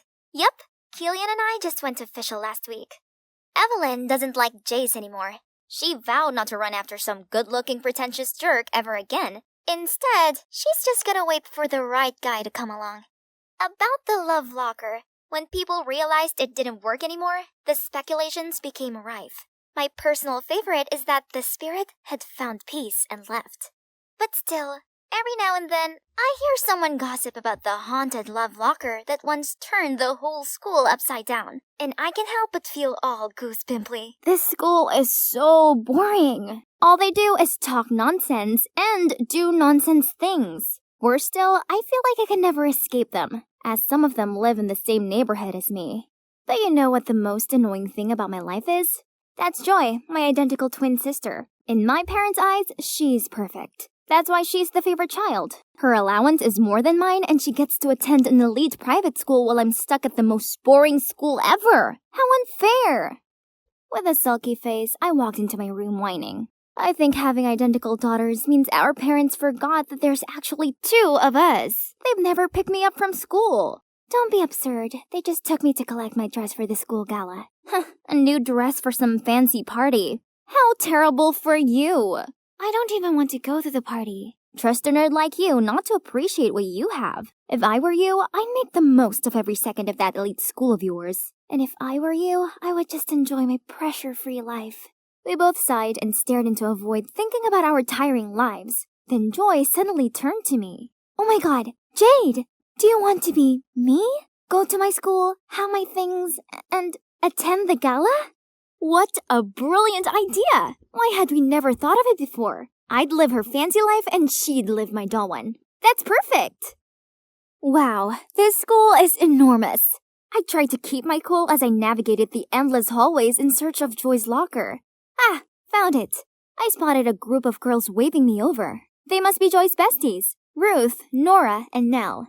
Unlike my boring sister, they looked very glam in their branded clothes. What a power group! Wherever we went, all eyes were on us. Students handed us snacks, saved places in the cafeteria line for us, and let us sit in the front row of the basketball match. These girls were so interesting, but I fit in with them way more than Joy did. Talking about Joy, she somehow loved my boring old-fashioned school. I'd never heard her chat that much in my life. About how nice my friends were, how easy all the lessons were, and how cool the school bus was. Joy's friends were so much fun, and they did cool things. For instance, they always had shopping dates and bought each other expensive gifts without question. One time, Nora, the richest girl in the group, didn't hesitate in going into Kate Spade and buying the new release handbag for Ruth. I thought this was pretty awesome of Nora, but then something happened that made me question the group dynamics.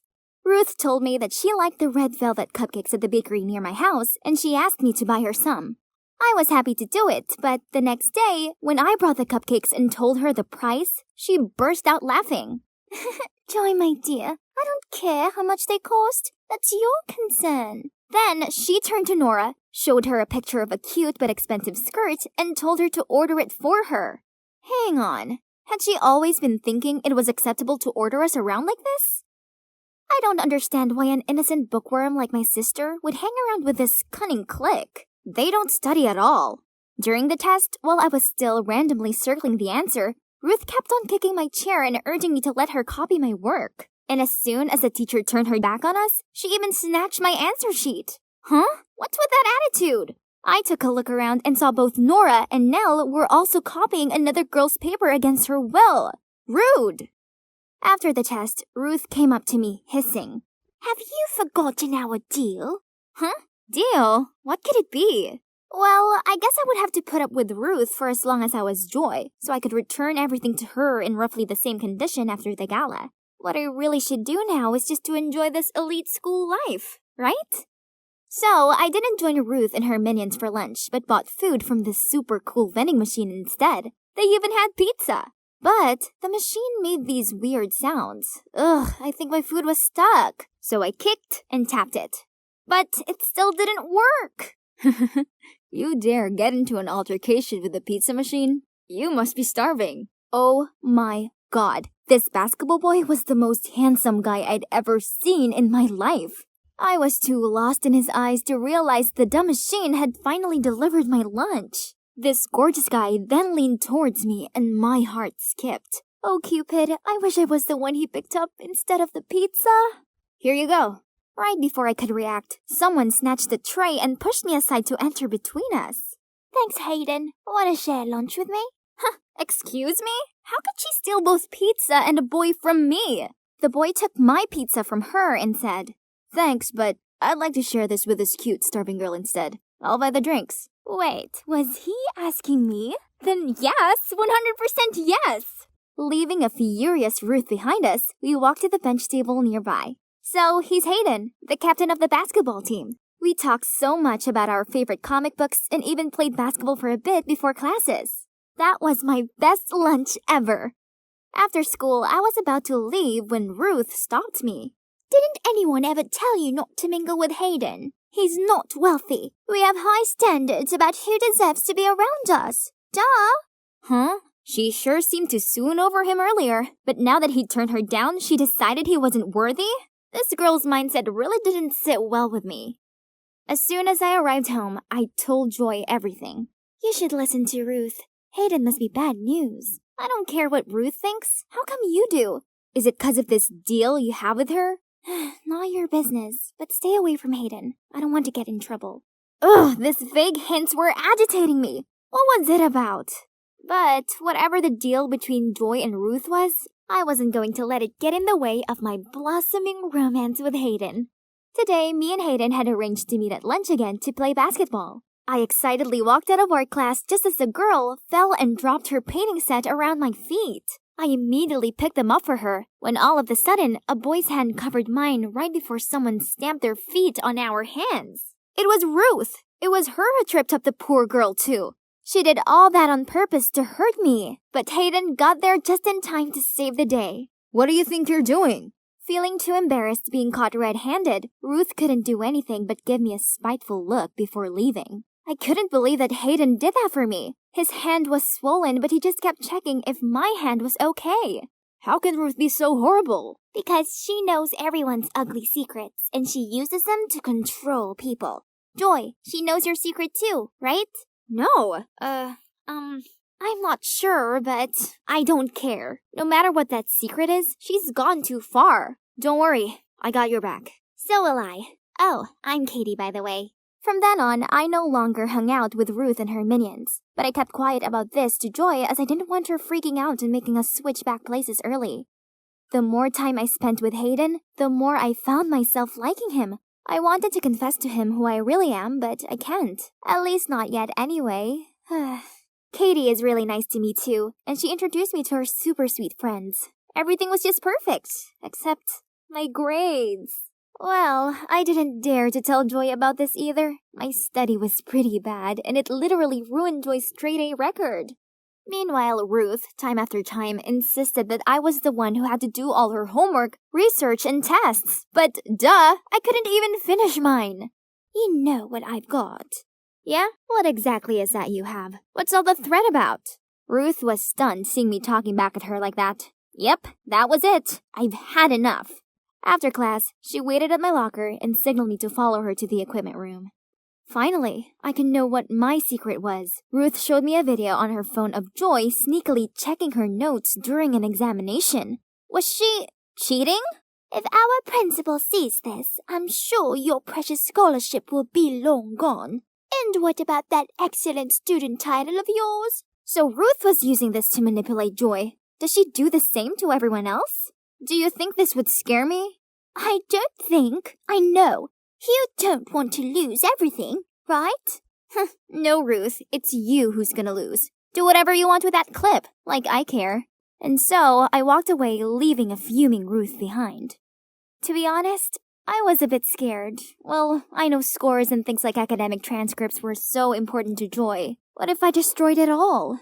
After my last class of the day, the thing that I feared the most came upon me. The principal called me to her office and showed me the video that proved that I cheated on a math exam. She was so disappointed in my horrible grades recently, she even asked if it was because I was too caught up in my dating life and the bad influence I called friends. But how am I supposed to tell her that it was just my own incompetence? Nothing to do with Joy or Hayden or my new friends. I just reached my room door when I heard Mom scolding Joy. The principal must have called her. It was all my fault. When Mom left the room, I could feel how angry and frustrated Mom was. Joy, I'm so sorry. I couldn't let Ruth have this hold over me. You anymore. I waited for Joy to take it out on me, but to my surprise, she was kinda happy. That's okay. I think I should thank you for that. I've never been brave enough to stand up for myself, although I was so tired of getting picked on all the time. I was so scared, but turns out being scolded by Mom isn't as bad as I thought. My homeroom teacher also called me, but she only gave me a warning and told me not to make the same mistake again. I've never felt this at ease before, Jade. I'm not the perfect Joy anymore. Then, Joy told me about the pressure she felt to be perfect. One time, she even got sick before the math test due to studying too much. Not having enough decent revision and being afraid of getting a bad grade, Joy cheated and was caught and recorded by Ruth as evidence. We finally understood each other and decided to teach Ruth a lesson to stop manipulating and taking advantage of others. We spied on Ruth and secretly recorded her. And guess what? Turned out she was not as wealthy as she always pretended to be. All the brand names she had were from the poor victims that she called friends. I also filmed Ruth forcing the top students to do homework and essays for the rich kids while she just sat idly to collect money. I was so ready to post these videos online, but Joy stopped me. She told me if we did this, we were just as bad as Ruth. Instead, she had a better idea. She sent the videos to Ruth and demanded her to delete all of the students' secrets. In exchange, we would delete all of hers. Ruth, of course, had no choice but to obey. Wow, how mature my sister is. My last day in Joy's life has arrived. I'm just gonna make the most of it before I hand the reins back to my sister. Honestly, I kinda miss my normal school and my friends. But what about Hayden? Will he still want to know me when he finds out I lied to him? I was looking around for Hayden when I saw some mean girls mocking Ruth for wearing a dress cheaper than theirs. So I walked straight up to them and whispered into their ears that I knew all their dirty secrets and they couldn't do anything else but storm off. Ruth gave me a coy look, mumbled a thank you, and then left. At that moment, a warm hand gently clasped mine. Hayden! Wow, you're so cool. I'm not that cool, Hayden. Actually, I have something I have to tell you. I then told him everything, from how I swapped identities with my twin sister to how I ruined her school life because of my childishness. You didn't ruin anything. Actually, you made things much better. So, since the pizza vending machine day till now, it has always been you, not Joy, right? Yeah, it's been me all along. That's all I needed to know. Then he pulled me in for the best kiss ever. Just one step into the hallway and I could already hear all kinds of whispers going all around. What happened? Did you forget, Sandra? It's Monday. Oh, not again. Who's the unlucky victim this week? Dorothy! It's Dorothy! Look what embarrassing deed she's done. So, it was a photo of the resident mean girl, Dorothy, on a date with some old rich guy. Ben and I had zero interest in those kinds of things, but these kids, on the other hand... Hey, there she is! This was the third Monday in a row that our school had turned into this gossiping chaos zone. Why, you ask? 3 weeks ago, out of nowhere, a bunch of random QR codes appeared stuck to some of the lockers. Curious, we scanned them and got access to this mysterious blog by someone called Quiet Night. They said they wanted to expose the true face of this prestigious school. So, every Monday at 2 a.m., they would reveal someone's dirty secret. And the first secret belonged to the beloved basketball team captain, Lewis. Turns out he flunked the last match on purpose so the rival school that his secret girlfriend attended would win. At first, everyone doubted it, but then someone found the girlfriend's Twitter where she posted a celebration photo. So, there you go. Everything became clear as day. Lewis immediately lost his captain title and the entire school canceled him. While everyone was still buzzing with that, already came the next Monday secret. It was Mr. Worthing, our popular math teacher. His classes were known for their top performances. But as it turned out, he had always accidentally leaked the questions to his students before every exam. The rumor reached the principal, and he immediately had people look into it. Unfortunately, it was true, so Mr. Worthing was fired. And as you've heard, little Miss Dorothy was the third unfortunate victim. To be honest, she definitely hadn't been the nicest girl. She's a nightmare to all the new kids especially. So when her shameful secret was revealed, everyone seemed to be somewhat satisfied and talked about it non-stop. My BFF, Mary, was no exception, as Dorothy was a rival for her queen bee status.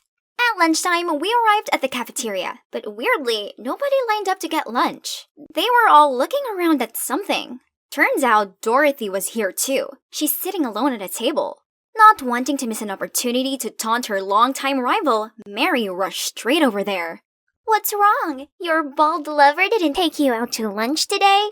As soon as those words came out of Mary's mouth, everyone burst out laughing. Benjamin and I had to drag Mary out of there right away to avoid any calamities. What are you guys doing? I'm not done yet. This isn't cool. Let's just stay out of it. What? She deserves it. You know the clearest what a horrible person she is, Sandra. Or have you forgotten how she picked on you? Well, it's true. I was also one of Dorothy's victims when I just got here. Ben and Mary were the ones who stuck up for me. That's also how our precious friendship all started. Ever since then, we've been the iconic trio of the smartest kids at school. Pretty sweet, huh? However, the recent dramas have undeniably affected our studies. It's like students are coming here just to gossip, and they keep chatting in class, making concentrating extra hard. Monday mornings became the biggest event in school. Everyone looked forward to it, guessing who's the next chosen one, as the embarrassing secrets continued seeping out. How Justin looks cool chewing his gum all the time, but he actually does this to mask his bad breath problem. Hardworking Julia bought her essays off the internet. The parking lot car spray painter turned out to be none other than Goody Two-Shoes Brandon.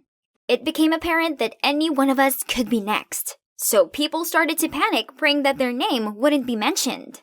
Every Monday morning, I arrived at school to see everyone looking like zombies, cause they'd all stayed up all night waiting for the Quiet Nights post. The mystery blogger had to be one of us to know all kinds of personal secrets like this, so everyone became extra cautious of each other. It's a mess, and this has to stop. We needed to figure out who the Quiet Knight was and stop this, but Mary wasn't convinced. How are we supposed to find them? There's zero clue. Stop wasting time. Let's just focus on studying, Sandra. There's no way they didn't leave any trace. We just have to stand up together. Nope. If you want to, then just do it alone. What's wrong with you? Weren't you usually the first one to avoid dramas like these? Because we could be next.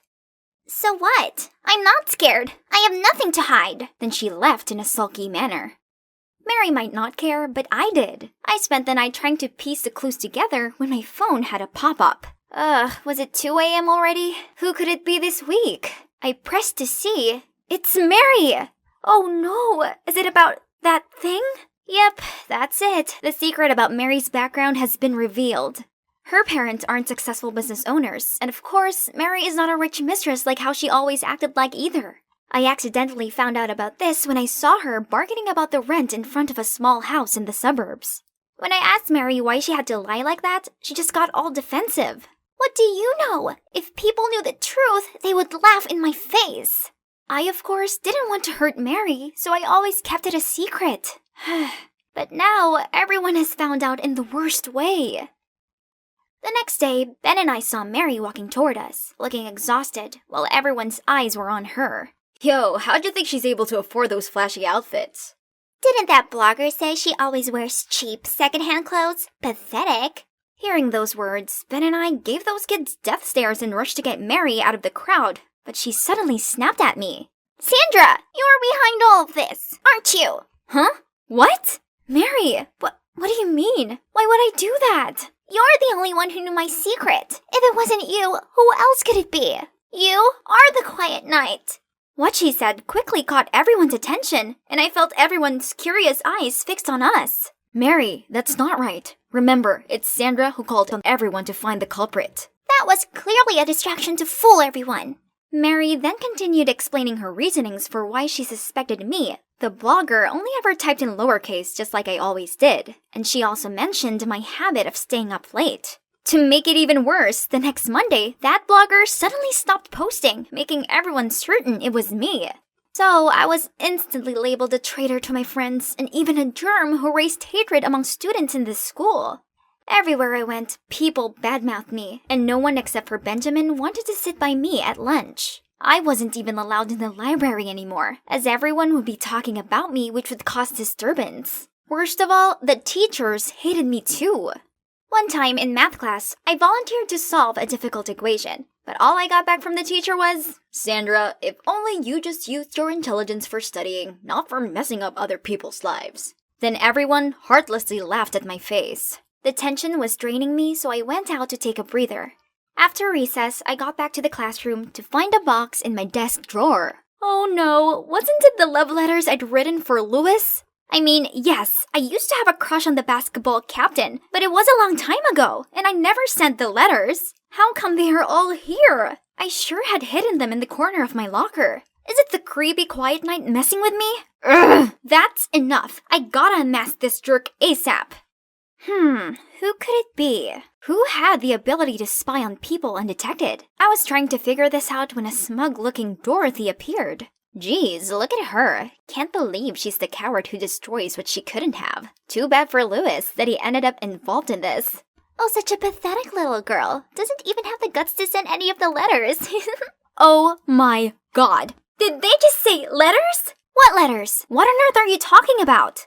There's no mistaking your handwriting. She showed me bunches of photos of my letters. Oh no, did she take revenge on me because she thought I was the snitch of her dating news? Not leaving me a chance to explain, they just laughed and continued mocking me. I couldn't face going to school and being tormented for something I didn't even do. So I faked being sick to stay home for a few days. But it's been a week and I still didn't feel better. Suddenly, there was a strange sound by the window. Turns out it was Benjamin. "Sandra, please stop hiding away. You can't let them beat you. You're better than this." What else can I do? Everyone's convinced it was me. Follow me. I know someone who can help. Now, I was sitting in a cafe with Benjamin, and Max, an IT genius in our school. Benjamin insisted this guy could help identify the anonymous blogger. After just a few minutes of checking the IP, Max has been able to track it down. But, it led to Mary's place? No way. This makes no sense. I gotta talk to Mary. Calm down. Don't say a word about this to anyone for now. Just let me take care of it. I had no clue what Benjamin was planning. He said he would help me clear up the case, but nothing happened for days. Until now, he insisted I'd come to watch this basketball game. What's the point? It just gave others a chance to mock me further. While immersed in my thoughts, suddenly I heard someone's voice on the loudspeaker. It was Benjamin. "Hi everyone, I'm sure you guys are tired of the Quiet Nights blog by now, right? Yeah, at first, I just wanted to entertain you all a bit after boring hours of studying, but I guess it's no longer fun, huh? I'm sorry then, I'll stop now. Thanks for tuning in."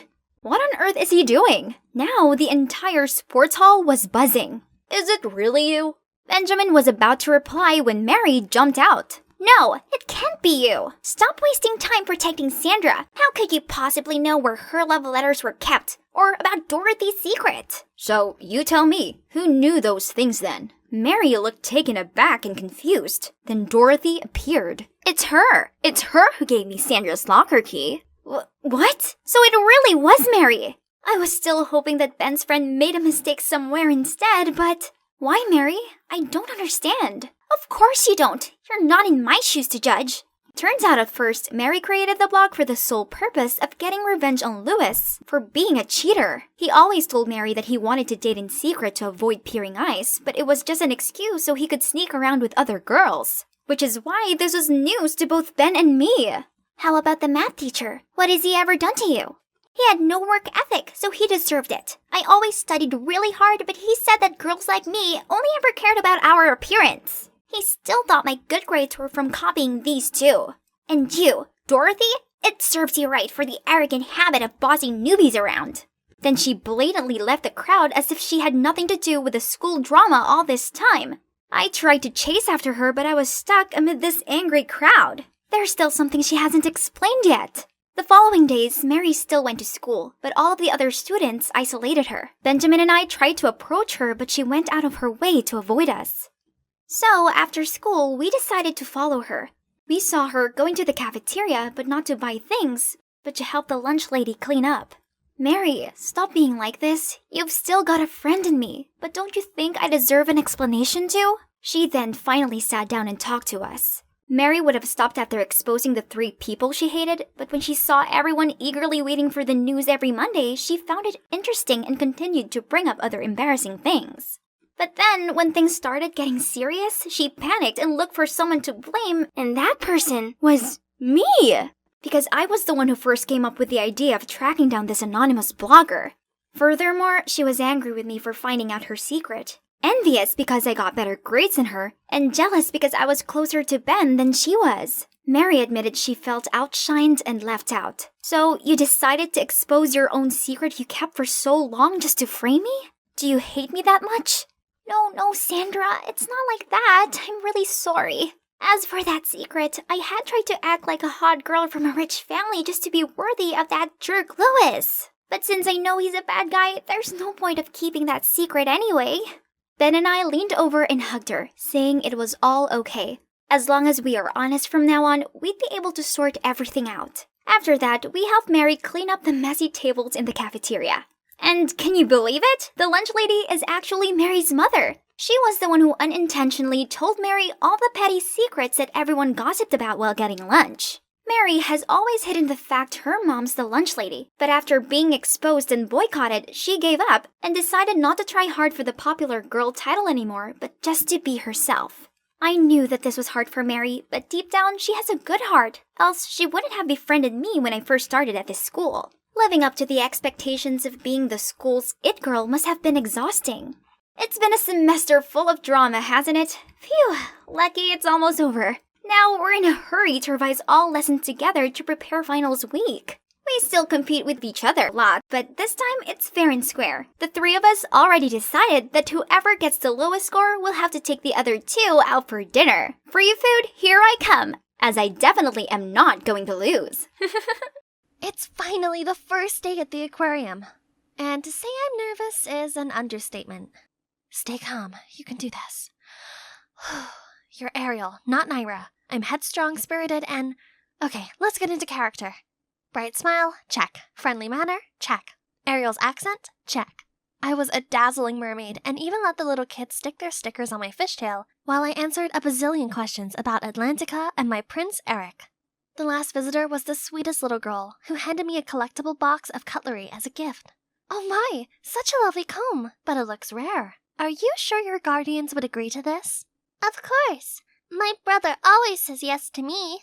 The little girl signaled someone in the crowd to come over, and it was Arson? As in the cutest boy from school? Naira? Oh my god, your take on Ariel is spot on. I didn't know there was a side of you. What are you talking about? I know not of this, Naira. Feeling the panic rise in me, I lifted my fishtail costume and ran with my 2 feet as all the kids stared in shock. I'd never wanted to disappoint those kids, but I had the biggest crush on Arson, and no way had I expected him to be there and see me like this. At school, I was a loser, a nobody. Yet, when I was acting, I felt invincible. At least, I did until my timid, introverted side got in the way of my performing dreams. That day, our drama club mentor announced our school play this year would be Legally Blonde. I loved that movie so much, and I already knew all the lines. I couldn't let this opportunity pass me by, so when the mentor asked who wanted to audition as the lead, Elle Woods, I took all the courage and raised my hand. The whole room fell silent and suddenly burst into laughter. Oh please, how could a loser like you play the glamorous Elle Woods? Worst of all, the mentor agreed with her and said that I might be better suited for the nail lady role. And then she said the lead should go to someone who's outgoing and influential, like Eliza. What? Eliza's got the emotional range of a teaspoon. I'd gotta get this role. So I waited until the end of the meeting and then spoke to the mentor in private. I'm sorry, but I can't cast an Elle Woods with stage fright. Naira, I'll consider giving you the role, but only if you can prove to me that you can do this without your fear getting the better of you. So, try practicing by going out in public and interacting with strangers. Get yourself comfortable in front of a crowd. Can you do that? Feeling determined, I went to look for some kind of social experiment right away. And that's why I applied for this job at the aquarium. But I never thought anyone from class would show up, least of all, Arson. He even caught up with me at school the next day, insisting he saw me at the aquarium. In typical me, being all fidgety and shy, I blurted out, maybe you mistook me for my twin sister, Cora. Oh? In that case then, can I get her number? Or can you, arrange for me to go on a date with her? The way she glowed with confidence was amazing. Wow, I didn't expect him to be that into my acting. How ironic. Wait, what if I continue to play Cora and go on a date with him? I could practice my acting as this unapologetically outgoing girl while spending time with him? Tempting, right? Okay, wait at the book cafe near school on Sunday, 3 p.m. I'll tell Cora about it. I'd been preparing for this date the whole week. After watching multiple tutorials on YouTube, I was finally able to put together this bold look. All that's left to do was to wear Cora's self-confidence to match it. So I did a Bella Hadid runway strut into the cafe, straight past the gawping onlookers and over to Arson's seat, and interrupted him from his reading. Hi, is that a Rick Riordan's book? Yeah, Heroes of Olympus. Are you a fan of Riordan too? Are you kidding me? I've read all of his works. Yes, Breaking the Ice, success. We connected over our shared love of fantasy novels and other nerdy things. I didn't want the date to ever end, so I invited him along to a secret place of mine. I covered his eyes until we got there. Being the cute guy he was, he went along with it, even though he looked unsure about what was happening. When I turned the lights on and the ice rink appeared, his face lit up. Then the snow began to fall. It felt like a scene out of Frozen. Then we went onto the ice and Arson fell straight onto his butt. Stop laughing. This is my first time, okay? Aw, embarrassed Arson was so cute. I helped him up, and it was the first time our hands touched. I led him around the rink and taught him some moves. When I looked at him, I saw him looking back at me with this big grin on his face. Then suddenly he pulled me in, and I fell right into his embrace. Our faces were so close, and I swore we were about to kiss. Ugh! Overcome with nerves, I pushed him away, and he lost his balance and fell flat on the ice. But he jumped up to his feet right away and skated after me. Oh, don't let me catch you, or else. Let's see you try. Yesterday felt like a dream. We texted each other nonstop up until the last class of the day, PE. My eyes were still glued to my phone when a flying ball hit my knee. It was from Eliza. Right after that, another one came and knocked my glasses off. I shielded myself with my arms and hoped it would go away soon, and surprisingly, it did. Only, Arson was standing in front of me, blocking all the balls. Arson, what are you doing there? We were just playing around. Playing around? Can't you see you're hurting her? Then Arson turned to me and asked me if I was okay. Could this be it?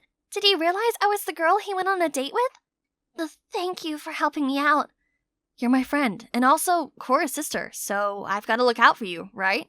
Oh, he didn't recognize me. That meant my acting was flawless, right? Then why did I feel so uneasy about it? As uncomfortable as I felt about the situation, I also liked Arson way too much to stop it. So I continued pretending to be Cora. He acted so lovey-dovey on our dates, and it made my heart melt. But at school, he only saw me as Cora's helpless, clumsy sister. He talked about her constantly and stared blankly into space as if there were an imaginary Cora there. It started bugging me that Arson only liked the confident, fun, and spontaneous heroine I'd created, not coy Naira. I couldn't blame him, though. If I didn't find myself lovable, maybe that's why Mom left me and didn't bother to write or to call. I couldn't do this anymore. I couldn't feed Arson with false expectations of an unreal character, so I typed out a text to Arson telling him that Cora was on her way to study abroad for 3 years and that this relationship wouldn't work. Arson kept texting back, non-stop, and even came to my house to look for Cora and broke down in tears when I told him she'd already left. I felt so bad, but that was the only way for him to stop fantasizing about Cora. Over time, his pain would fade, right? From that day on, Arson always looked for me at school and consistently asked about her. This didn't go unnoticed by Eliza, who was clearly green with envy. Lunchtime came, and Eliza, along with her minions, suddenly approached me. Why so lonely? Has Arson abandoned you? I tried to ignore her and eat my lunch, but she wouldn't leave me alone. Fine then, I'll lend you a hand. Arson, hi! Did you know that Naira here is so obsessed with you? She even admits that she loves to follow you everywhere like a stalker. How creepy. Huh? What was this girl saying? Now people were staring at me, judging me for something that wasn't even true. I was done with being Naira, the loser. If only Cora's personality helped me stand up for myself. Shut up! Me and Arson are friends. So what? Why do you have to make stuff up about me? Is it because you're jealous of me? What? Me? Jealous of you? You like Arson, don't you? I feel sorry for you, really. You're gonna pick on everyone he talks to? How pathetic. Just like that, people made disapproving comments at Eliza. She couldn't do anything other than run away in shame. While I suddenly received praise for standing up against the school's tyrant, people seemed to love this new side of me, so perhaps it was a good time to give myself a makeover. The next day at school, I started dressing up boldly and wearing contact lenses instead of nerdy glasses. My classmates seemed to like my new look. My drama club mentor changed her attitude towards me as well. I even applied for the student council and my popularity grew, and so did my friendship circle. The world opened up to me, but weirdly, being around people all the time just felt uncomfortable and exhausting. I couldn't really talk to any of them, as we weren't even close. I just felt so left out. When it came to a charity date auction, being on the council committee meant that I was appointed a bachelorette. That meant everyone joining this event would bid to take me on a date, and that bidding money would go to the school's fund to build a new cafeteria. That's how I ended up here, on stage at the auction. I tried my best to act cool, to raise as much money as possible. The boys kept cheering for me, trying to show their charms, and I tried to flirt back by talking nonsense and winking at them. Once the bidding started, chaos commenced as people kept raising their paddle numbers. 40. 60. 80. It suddenly came to me that I didn't want to go on dates with any of these guys. I didn't know them at all. And just then, Arson shouted from the back. 500. 500 going once, going twice, and sold. Arson jumped on stage, grabbed my hand, and dragged me out of there. He led me to the garden, and then he started asking me tons of questions. What is it with you lately? It's as if you're someone else. No way. I'm just the same old Naira. Tell me the truth. Are you... Cora? You switched places with your sister to protect her, right? Oh, Cora, I've missed you so much. After all this time, he was still in love with Cora? Even now when I changed myself, he still didn't see me as Naira? Arson, I can't. And then I just ran out of there. After a night of crying myself to sleep, I was back at school and found myself summoned to the principal's office with a smirking Eliza. There she showed the principal a video recording of my conversation with Arson last night, which was proof that someone else had been replacing me at school. If this was true, I could be expelled. Oh, no! Panic! I blurted out a lie that I had bipolar and that sometimes I switched to the other persona and acted up. The principal seemed confused, but then she insisted I go to the school therapist. I had no choice but to agree. And it was actually really good for me. Through talking to the therapist, I could finally open up about my past. Ever since I was a kid, I've always been super shy. I thought it was why my mom left me behind when she split from Dad and moved out. She hadn't even contacted me once. I know a childish nerd like me would never be the one who she could really talk to. Thank God my dad came to pick me up after that. The thought of facing my so-called friends on the bus was making me nauseous. Were you that unhappy not having your mother around? I just don't know why she left me behind without a word. Was I a loser in her eyes? Honey, listen. Mom loves you. And the reason you didn't receive any letters from her was because I hid them all from you. What? Why would you do that? Because I was so broken after your mom left that I thought it would be better if you and I could forget everything about her. I'm sorry. Don't you know how terrible I felt about myself all those years just because of your selfishness? I ran into the house immediately. I couldn't look at him right now, only to see Mom and Cora were sitting in the living room. Both rushed towards me and pulled me in for a hug. Yeah, the Cora character wasn't entirely made up. Instead, I based her on my real-life twin sister. The little 5-year-old me always struck by Cora's side, hid behind her dress while she boldly stood up against anyone who dared to pick on me. I'd always looked up to her. Turned out, when Dad got the call from school, he realized his actions had caused me pain, so he did everything in his power to contact Mom and brought her and Cora from LA to here. Mom kept apologizing to me, saying she regretted every minute of leaving me behind. Seeing them all break down in tears like that ached my heart, but it gave me this warm feeling at the same time. After all this time, my family feud was finally resolved. Just at that moment, the doorbell rang. It's Arson. Naira, is that your boyfriend? What? I dragged him away immediately, and this time I admitted the whole truth to him. I told him how I lied that the girl in the aquarium was Cora, because I didn't think he'd like the real me, as I wasn't a confident presence. But my feelings for him were real, and that's why I tried so hard to get close to him, but I figured now that he knew the truth it'd be over, so I'd just walk away. Finally, I'm back. I've been in LA for an entire winter break to spend more time with Mom and Cora, and to figure myself out. I realized that being an introvert is nothing to be self-conscious about. I'm observant, and that'll help a lot of my acting passion, right? This semester, I'll definitely try to impress my drama club mentor. No boys will ever distract me again. And that's when I spotted Arson waving at me with a huge bouquet in his hand. Arson, what are you doing here? I thought you were still mad at me. Well, I thought about it a lot, and honestly, things between us got messy, so I'd like to get to know you again. Only this time, please can it be the real you, as I really want to know what Naira's about. What do you say? Yeah. I'd love that. It's not here. Not there either. Where can it be? It's not just any shirt. It's my most prized possession. It has Kendall Jenner, my idol's autograph on it. Franny, your t-shirt was dirty, so I cleaned it for you. Come have a look. Oh, snap. I rushed over to see my precious shirt neatly piled on top of the fresh laundry. No. The autograph's completely gone. Grandma! That's right, the person responsible for this unwanted blank shirt is my grandma, who just moved in with us after Granddad passed away. At first, it seemed exciting because my memories about Grandma were all from my happy childhood with her. But now I'm taking it back. She's a literal disaster. You know what? She is getting on in years, but still wants to learn to use social media. My mom even bought her a brand new iPhone 14. Meanwhile, her dear daughter was stuck with this lame iPhone 8. Honestly, all she needed was just one of those brick phones that can only take calls. With her forgetfulness, she'll forget all her passwords. So it's best to just log in with my iCloud. After all, this phone will become mine anyway. Oh, that's quite a handsome young man. You think so too? Indeed, Josh's attractiveness is second to none. He's every girl's dream man. And yours as well, right?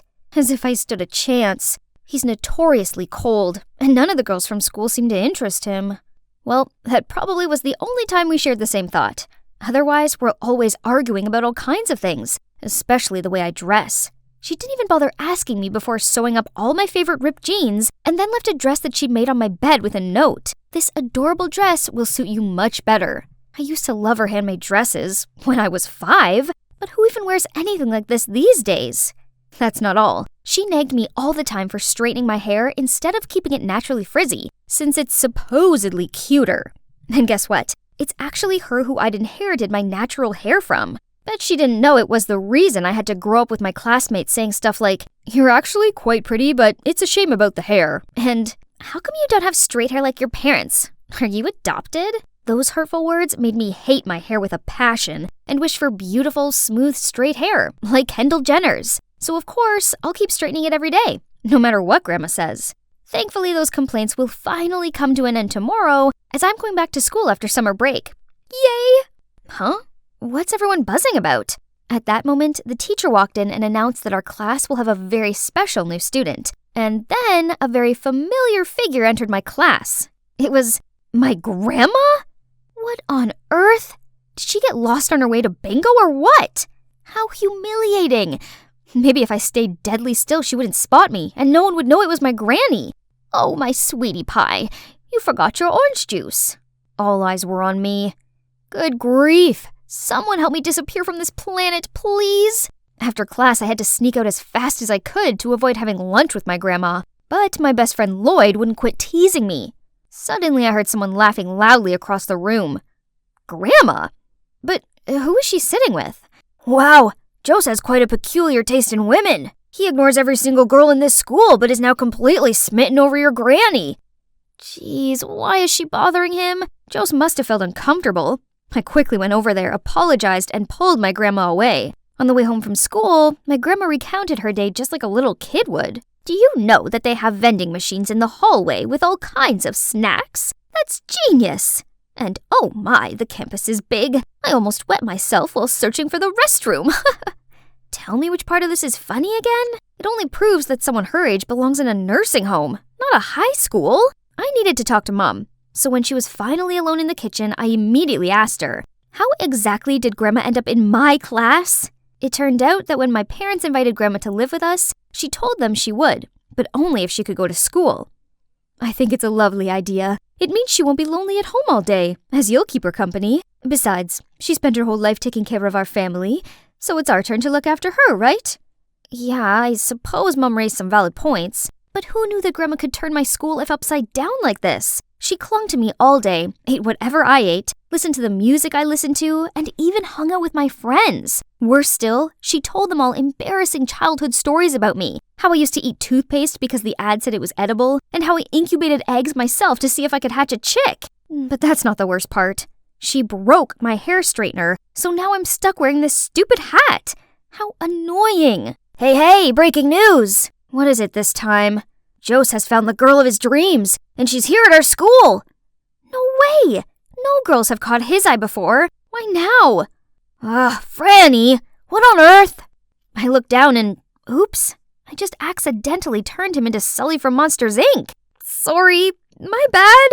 Okay, let me see. As Lloyd told me, this was the girl Jose got to know through Tinder before she mysteriously vanished. Moore, 17 years old, goes to my school and... Wait, she only has this picture? All I could see was her frizzy brown hair. Out of nowhere, someone snatched my hat. That must be Lloyd trying to get back at me for the paint job earlier. I tried to grumble at him, but only saw Grandma with my hat in her hand. Franny, your hair is so beautiful. Why cover it up? And also, these clothes. The dress I made for you goes far better with your hair. Enough. There's no way I'd let anyone see me with this hideous hair and granny outfit. Please, Grandma, leave me alone and don't cause me any more trouble. This is my school, and having you around is embarrassing. She looked shocked and was about to say something, but just left without another word. So, it's been a week since we last talked. It seemed that I was no longer her concern as she made new friends. So it's good for both of us, right? Suddenly, I heard a deep voice behind me. Hi, Franny. Can I talk to you about something? Wait, this voice? I immediately turned around to see Jose standing there, smiling at me. Oh my, this is the first time Jose ever asked to speak to a girl. All the envious eyes are on me. I'm the luckiest girl here. Has he finally seen my unique charm? The thing is, I happened to see your curly hair the other day, and you look quite like the girl in the picture. I wonder if you are... Oh, he didn't come here because of me. Sorry, but I'm not Moore. I could see the disappointment on his face. He apologized for getting the wrong person, but before leaving, he smiled and told me, By the way, you're pretty with that curly hair. Really? That frizzy hair that I've gone out of my way to hide? Can't believe someone out there, besides Granny, actually likes it. A few days later, I arrived at school to a frightening scene. Jose was hand in hand with Amy. Turns out she had come forwards as the mysterious girl. Let's see, 17? Check. Curly brown hair? Check. And her last name is Moore. There's no mistaking it. But I kept wondering, what is Jose like about this notorious wild girl? Her clique, which now included my dear Granny, are always playing dumb tricks for attention. Look, she's no different from a traffic light now that she's friends with them. Once, their group even turned the library into a runway. Obviously, this quickly reached the supervisor, but, well, only my grandma was slow enough to get caught. Thanks to that, she received a ticket to the principal's office and they called in my mom. Don't you find it ridiculous that a person this age is still getting scolded by the principal? School is not the place for Grandma at all. Performing art requires a bold personality, girl. I might be old, but my spirit remains youthful. You know what? I'm going to participate in the Rise to Fame contest as well. I think I may just win. I turned to my mother with begging eyes, but only received a forced smile and a, just let her do what she wants. You'll lose anyway. Why bother? How about you sign up too, and we'll see who wins? Ha! Fine. Challenge accepted. I'll defeat you easily, Granny. Just wait and see. Finally, Rise to Fame, my school's annual competition, arrived. Each team of 3 will participate in different rounds, with the 2 best teams going to the final. First round, handball was a piece of cake for us. Having 2 sporty types on the team helped with that. As for Granny's team, which consisted of herself, Jose, and Dolly Amy, they were eliminated almost immediately. After sports was a Sudoku round. Each team will compete against one another. Whoever solves the puzzle first wins, which should be a breeze because I used to spend rain-filled afternoons playing this game with Granny as a kid. On the other hand, Amy was complaining to the organizing committee that this round was a joke, since Sudoku was so outdated. The more she talked, the more it showed that she's terrible at math and numbers. So it'll be like taking candy from a baby, right? But I forgot Granny was on their team, and unexpectedly, Jose was also very quick-witted. It didn't take them long to solve such a difficult puzzle.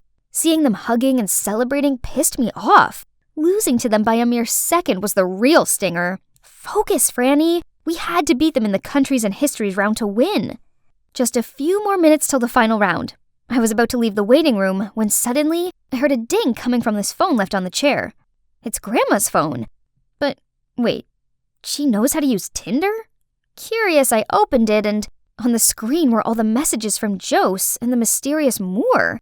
Why does Grandma have this account? And why is Jose convinced Amy isn't who he's looking for? I immediately went to look for my grandma and found her in the corner of the stage wing. But as I approached her, she pulled my hand in and signaled for me to keep silent. I thought you let that annoying old hag join the team as a joke. Who knew she'd be so helpful? You'll win easily. Yeah, right? I even heard that history is her strength. I just need her to finish this last round, then I'll kick her out in a heartbeat. The whole group burst out laughing. I nervously turned to look at Granny, but she didn't show any sign of anger. So what will my grandma do next, you ask? As soon as the final round began, she stood up, took the mic, and announced, I want to withdraw from the competition because I will never let two-faced people get the better of me. After that, she left, and the whole audience started to make a fuss, while Amy's face turned pale. However, the real shocker was when Jose also came on stage. Me too. I don't want to be in a team with a liar. Then he walked away as Amy chased after him. The audience buzzed, and the organizers announced that this meant our team had automatically won the competition. I rushed home right after the award ceremony to find Grandma ruminating in the garden. I quietly sat down next to her and put my hand on her shoulder to console her. She looked at me, gently smiled, and started telling me stories I'd never heard before. I discovered that she fell pregnant at 16 and dropped out of school. Her friends weren't very nice to her, so she'd never resumed her education. So now she had time, she decided to go back to school to experience her lost youth. That's why, Franny, you should never let others' mean words get to you. Cherish what you have, because there are still people who love that side of you. What she said was really touching, and it reminded me of Jose's compliments on my hair. Granny, so what about the Tinder account? Oh, I know you really like Jose, so I created an account to learn more about him so I could help you. Turns out, that profile picture was Grandma when she was younger, hence the similarity to me, and Moore actually was her maiden name. I hugged her and profusely apologized for my poor behavior. She gently patted my head, smiled, and said she'd take me to a secret spot. The next day, I returned to my naturally frizzy hair and put on the dress Granny gave me. It wasn't trendy, but it fit me perfectly, and weirdly, I felt kinda confident wearing it. My grandma and I happily walked into a book cafe when I spotted Jose. I've brought the person you're looking for here. We both looked at her with questioning eyes. You mean, turned out there was still one thing she hadn't told me, that the alias Moore she put up on Tinder was all based on my preferences, my hobbies, my habits, my taste in music, etc. She'd been collecting everything about me to text Jose. I had to let him know there's an interesting girl like our Franny out there, right? That was why Jose didn't feel as compatible with Amy. Then the intelligence round confirmed it, as he and the mysterious girl both had one thing in common, a passion for Sudoku. In the end, everything was cleared up.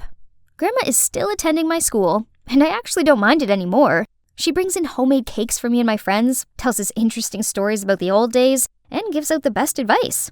Most importantly, she made me realize that being me isn't so bad, frizzy hair and all. Almost forgot. You're also wondering what happened between me and Jose, huh? Well, I think you should see for yourself. I'm still waiting for the day my mom says, "It's all fake. We're millionaires. This was just to teach you to be humble." But I know that'll never happen. And I'm still humble, but humble as in humble background. Hi, I'm Addison from Colorado. Ever since my dad passed away when I was 7, we've been broke. And Mom got irked whenever I asked her for money. So going to this kind of expensive summer camp seems pretty far-fetched to me. Suddenly, somebody snatched the flyer out of my hands. It's Katie and Candace, the resident mean girls. Girls, are you ready for the trip yet? New hair, new nails, new clothes, all checked. What about you, Addie the baddie. Oops, sorry. We forgot that a poor loser like you could never afford to join in. I forced back tears as they burst out laughing, then left. Addison, are you okay? Don't listen to them. I can help. Stay away from me, Layla. Rich kids like you would never understand. I flicked her hand away and ran off. Let's see. Mom's getting ready for her night shift and didn't seem in such a bad mood. Maybe now is my chance to drop the question. Mom, I need some money for the school camp. It's the last chance to... We can barely afford the rent this month. Do you know that? Find a way to make money yourself instead of begging me, will you? At this age, and you're still so unthoughtful. Unthoughtful? Have you ever been thoughtful of me? I hate how freaking poor our family is. And more than anything else, I hate you. I ran straight to my room, packed a backpack, and quickly left the house. It's already 2 a.m., and this snowstorm is only getting worse. I ignored dozens of calls from Mum. There was no way I'd return to that house, ever. Oh, it's freezing. I rummaged through my backpack for my mittens when... Oh, Alice in Wonderland, my favorite book. The most beautiful moments in my life suddenly came rushing back to me. It was when my dad read me bedtime stories every night. I'd never forgotten his gentle eyes and warm voice. As I turned the pages in hopes of distracting myself from this storm, my phone notified another call from Mum. I have to tell her not to bother me anymore. Hang on, hospital? My mom had an accident at work? I quickly got on my bike to go there, but the barreling storm threw piles of snow against me. I couldn't see anything. Ah! Is it morning already? Contrary to yesterday's blizzard, everything looks as fresh as spring now. But where am I? Suddenly a giant acorn fell and broke in half, in which there was a piece of paper. Welcome to Wonderland? Am I dreaming? Wake up, Addison. Mum needs you. Stop wasting time daydreaming like this. Just then there was a shrill scream. Intruder! Restrain her! Suddenly, two strange men in uniform grabbed my arms, forced me over to a tiny rose arch, and made me go through it. I peered around feeling awestruck. I was in a huge greenhouse, and a well-dressed man was waiting for me. Hello? I'm Edward, the King of Wonderland. Welcome to my kingdom. Dad? Is that Dad? He looks so similar to my dad that I almost blurted it out. He welcomed me warmly with a table of lavish food. I hadn't eaten since last night, so I couldn't help but dig right in. Only when the clock chimed, I became aware of reality. Mom! I needed to get to her. I immediately asked King Edward for the exit.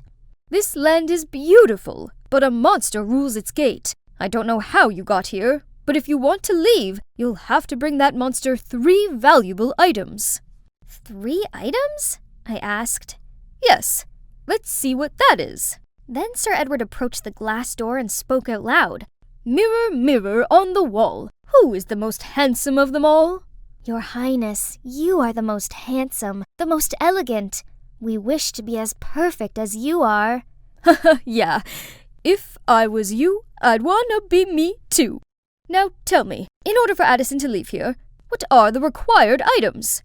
To escape this land, she must acquire 1 fair lock of Rapunzel's hair, the scarf of Red Riding Hood, and Aladdin's magic lamp.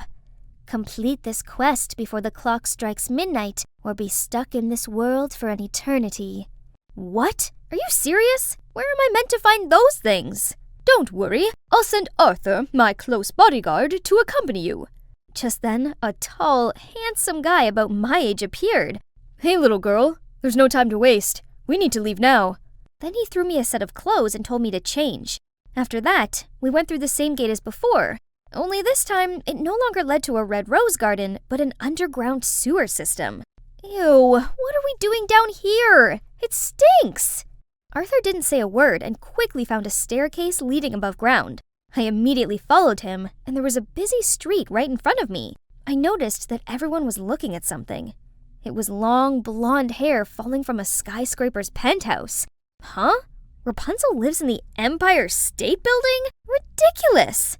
We quickly walked over there, but it was guarded very strictly. How can we get in? That's why I told you to wear this. So we easily blended in with the maids and waiters and entered the tower. Wow, I've never set foot in such a luxurious house. Who are you? Startled, I turned around to see Rapunzel in the Grimm's fairy tales, standing right in front of me. But wait, why does this girl look familiar? Layla, is that you? Oh, goodness. I knew you were rich, but I didn't expect you to live in such a beautiful house. You know me? I excitedly showed her our class photos. Layla seemed very interested in them, but she couldn't recall anything and kept asking me to tell her more stories about school. When I was rambling about our friends to her, Arthur turned to me and whispered, "You need to carry on the task now." Oh, it's been 2 hours already. I chose my words carefully to ask her for a lock of hair, and of course, she said yes. But when we were about to leave, she clung on to me. "Please stay here with me. Clothes, shoes, anything here you want, I can give it to you." This one? This one also. All of this luxury stuff will all be mine? Yes, of course! Wake up. Have you forgotten what we came here for? Are you willing to give up on seeing your mother ever again for this? I'm sorry, Layla, but I really have to go. My mom's in danger.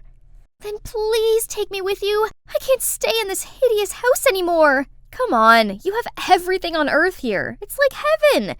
No, it's hell. All this stuff is just meaningless. What I need is freedom, school, friends, and being able to do what I want. Turns out, after her parents' divorce, her dad did everything to win custody and kept her here just to make money from her gorgeous blonde hair. I miss Mom. I'd rather live in a small, shabby house than this flashy, cold place. I couldn't leave her here. Suddenly, I remembered how Eugene saves Rapunzel in the movie. So after getting Layla's approval, I cut her hair short, and the three of us ran away from this penthouse. We dropped Layla off at school where her mom was already waiting for her. The simplest things like freedom, friends, or someone who truly cares for us are much more valuable than superficial material things. Sadly, I always craved what I didn't have and took what I did have for granted. Let's go. Why are you still standing here? Huh?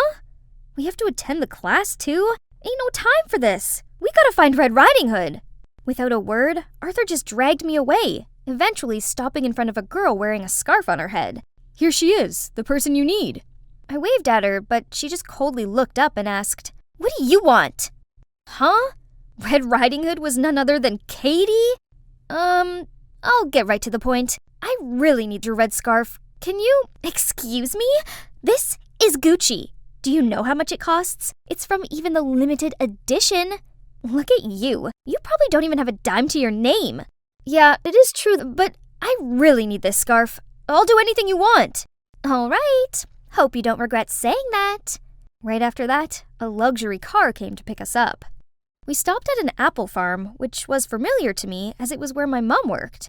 Well, I want to bake an apple pie for my mom, so pick me a box of apples. Remember, you have to do it alone. Your friend's out. My mom can even pick an average of 12 boxes a day, so one box was just a piece of cake. But who knows, her one box was actually a container of 1,000 pounds of apples. Did she want to bake for the whole town? Ugh, I'm exhausted. Who on earth could pick apples under this scorching heat for hours?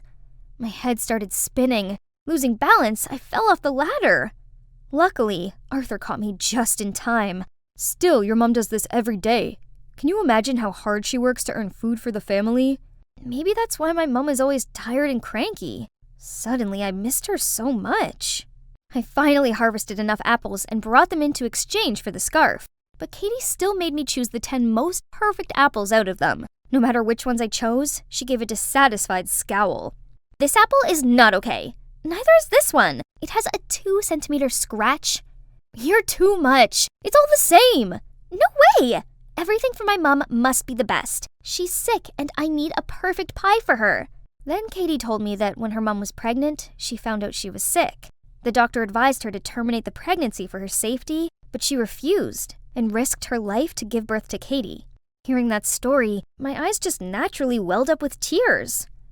What now? Are you tired from this little bit of work?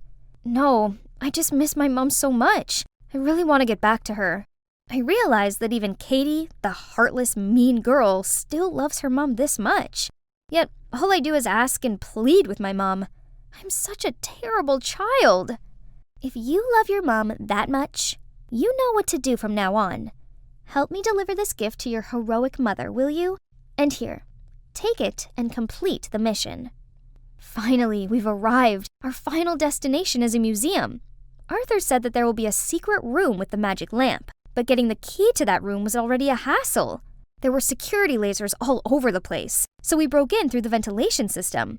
Arthur tied a rope around my waist and then slowly dropped me down where the key was.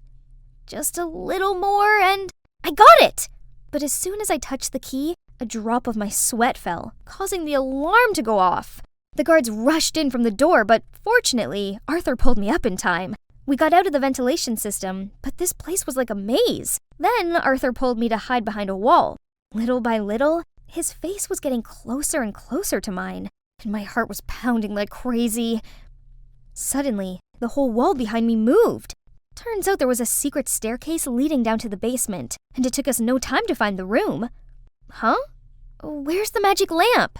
Arthur approached the only object in the room. It's a projector. He turned it on, then on the white wall appeared the image of my mum, being tired after a long day of work. But when she got home, she still came to check if I was sleeping well. The image of her waking up early to make me my favorite breakfast. Above all, she totally knows about the camping trip and is trying to work overtime so I could join it. Time is running out. You should hurry to go back and hand in these items. I tried to regain my composure, quickly wiped away the tears, and left with Arthur. I'll be back with my mum soon. I'm back! Please take me to the gate. Suddenly, a chiming sound got me frozen. I'm sorry, but time's up. You failed the quest. But why worry? It isn't so bad here. You'll have everything you could ever want. At any cost, please lead me to that monster. I don't need anything else. I just want to be with my mom. I've been thoughtless all this time. I can't leave her when she needs me most. Actually, there is no monster here. It is the greed, selfishness, and ingratitude inside of every one of us. But I can see you already defeated your monster and learned the lesson. So, you can go back to your mom now. Huh? Everything was so bright. Where was I? Honey, you're awake. Thank goodness. Someone squeezed my hand. It was Mom. Mom told me how she'd collapsed at work due to overworking. Then she found out I'd fallen off my bike in the snowstorm and knocked myself unconscious. Here you go, sweetie. My mom placed some money in my hand. Now you can go on the camping trip. I'm so sorry for upsetting you, and I promise I will work extra hard so you don't have to go without. I burst into tears and shook my head. I don't need it. I don't want you working overtime and putting your health at risk for me. Having you healthy and by my side is all I need. Mom, please forgive me for everything. As we pulled apart, I noticed someone standing in the doorway. Arthur. Turns out it was Arthur who rescued me in the snowstorm. Thank you so much. You're my knight in shining armor. Anytime. I'm just glad you're okay. I mean it. I wouldn't have completed the tasks without you. Huh? What tasks?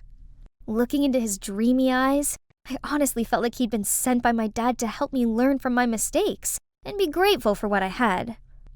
Never mind. I'm just glad you're here. Augustine and I almost took down this fake Roblox plushie smuggling empire when the gang leader suddenly turned vigilant and ordered his members to arm-lock us. Pablo, you got it all wrong. We're here to make a business deal. You don't fool me, you sneaky little rats. Think you can catch me? I am invincible! Mwahahaha! Suddenly, there was a knock on the door. Pizza's here. Please take your order. Did any of you morons order pizza? Sorry, boss. I did. I was starving. Please could I have a bite quickly before executing these snakes? Go get the door, you dumbo. You, hands over your head. Pablo then came, hide behind the door as it opened, and standing there was Jane. Hi, lunchtime. Jane then pulled up her skirt slowly, revealing her stocking. While the gang were dumbfounded, Augustine quickly restrained the gang member, while Jane slammed the door onto Pablo. And me? I stomped onto the guy's foot, elbowed him in the face, and pinned him on the ground. Phew. All hail Queen Jane. Hi, my name is Naomi, a special agent, and these are my partners, Augustine and Jane. With Augustine as leader, we three have successfully cracked the hardest cases, including this one. Augustine is such a respectable senior agent to me, while Jane is actually my annoying stepsister/partner. It's your turn to write Pablo's case report. Don't push it onto me. Why do you always try to get away with tasks? Just like how you made me do all the dishes at home all the time, too. Team, we got a new case. Amy, straight A student. Lawrence High's representative to the upcoming United Nations event. Missing since Monday. Urgent request from parents and the school to bring the subject back safely. Suspect number 1, Shirley, direct competitor for the school representative title. A mean girl in disguise. So, starting tomorrow, we'll be students at Lauren High to investigate it. Can I join the girl posse and befriend Shirley? Nothing helps spilling the tea easier than blending in with the gossip girls. Okay, but we also got Diane, Amy's stepsister. Quiet and shy. Parents are freaking out and asking her to be watched 24/7 too. Jane, what do you think? I can approach Diane and keep an eye on her. Great. Remember, team, do not act by yourself under any circumstance. Lawrence High, I'm coming for you.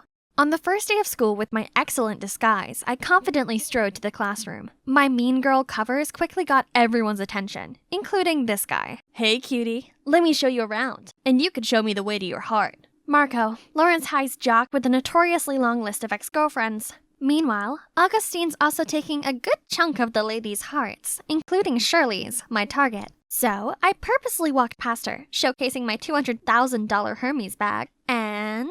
Hey, you!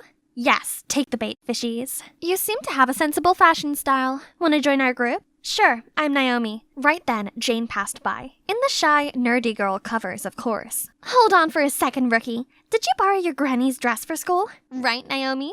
I think... Oh, this hurts my eyes too. Who, in God's name, wears pastel pink in 2023? Shirley and her entourage were cackling, while Jane gave me a hostile look and stormed off. Oh, please. She didn't have to take it so personally. She should thank me for that instead, as now she can naturally be friends with Diane too. Since then, I started hanging around with Shirley and the girls. They love gossiping, which is indeed pointless. Until the topic of Amy came up. Have guys seen Amy around at all recently? Amy? Who on earth? Amy Hayward, the one competing against you for the school's representative. Oh, that stupid contest. I couldn't care less about it, actually. Thank God it's over. I only joined it because my dad kept insisting. Shirley didn't even remember Amy, nor did she want to compete with her. And now that I've noticed, she's boisterous at times, but actually quite straightforward. My guts are telling me it's not her. So I brought up my concerns about the case at our next meeting. I'm pretty sure Shirley is clear. What? Do you even think before saying? She's our #1 suspect. Plus, from what Diane told me, she's always picking on other students. Yeah, but that doesn't mean she has ill intentions towards Amy. You need to stop judging people too quickly. Excuse me? How about you stop siding with the devils? Or you find it hard because you're one too? Enough. Let's just keep your assumptions on hold for now. We need more clues before acting on anything. Dang it. If only I got some solid evidence. Jane just always slowed down the investigation, so the next day I went to find Diane myself to ask some more questions about Amy, but Marco stopped me with, a bunch of roses? Roses are red, violets are blue, sugar is sweet, and so are you. Be my girl, will you? I was still processing this when Augustine came from afar and went straight into the roses. Oops, sorry, I had my sunglasses on. Marco looked like an erupting volcano while Shirley gave an earth-shaking squeal. Eee! Oh, that body and that grace. Oh, great Lord, please spare me. During independent reading, Marco and his army came marching toward Augustine to pick a fight. But Augustine completely ignored Marco, which infuriated him even more. Hey, you! Turn your coconut head around and have some courage to face me. Augustine calmly stood up, returned his book as if Marco was invisible, and came to ask me to have lunch with him? He pulled me out of there, leaving Marco behind, grunting like a mad pig. It feels good living student life and having the boys chasing after you. Stay away from those teenage boys from me, will you? I don't see why. Don't get your identity revealed. Don't worry, and Marco's such a kid, not my type. By the way, you want to experience a heartfelt infatuation too? Think Shirley is laying an eye on you. The look on his face is priceless. Who would have thought this charismatic agent is actually allergic to girls? During PE, I saw Shirley purposefully tripped and fell in the direction of Augustine, but ended up on the floor instead. Augustine then dashed over to me for help when Marco stopped him midway. Still holding grudges with Augustine, Marco announced a dodgeball war. Oh boy, didn't know what he got himself into. Augustine is our top agent. He dodged every single bullet aimed at him, let alone these plain red balls. In return, Augustine gave Marco one hit of a lifetime that knocked him down on the ground. Lucky for him, Diane was nearby and kind enough to give him a hand. Still, Marco gave the biggest grin when he spotted me and headed over to hand me a piece of paper. Will you go out with me? What a loser. He must have taken a new interest in you, Naomi. Rumor had it he asked Amy out, but then she went missing. Probably that poor girl couldn't handle him. Marco met up with Amy before she went missing? Uh-oh, he's our number one suspect now, not Shirley. I eagerly updated Augustine and Marco. I have a feeling Marco knows something about the case that might lead us to Amy. I was thinking I could pretend to go on a date with him. That's too dangerous. What if he's behind it all? You might get into trouble, Naomi. No worries, he seems really into me. He asked Amy out and she went missing right after. Who knows what could happen to you? But he's the only lead we have now. Shirley is already out of the picture and I know how to protect myself if anything happens. Please? And yes! The time has come for me to end this case. During the date, Marco was so caring, but I was dying to know what happened to Amy that day. So, I heard you and Amy were a thing before? Nah, we never got together. How can you be so perfect? Are you an angel? I heard otherwise. Rumors had it you even went out with her. Let's just focus on us, why don't you? But I want to know more about you too. Fine. If you want to know it that bad, I did ask her out, but I never saw her that day. Her sister showed up instead. Sat there at a reserved table and said something about Amy wouldn't be around for a while. I thought they wanted to mess with me, so I just left. Diane knew Amy would disappear even before she went missing? Did Diane have anything to do with this? She might have been the very piece we'd overlooked from the beginning. I got to the office and saw Augustine fidgeting around. Are you okay? Did Marco do anything to you? I'm fine, and I got the biggest news. I then told Augustine and Jane everything and posed my doubts for Diane. Why Diane? She's just a vulnerable victim who gets picked on all the time.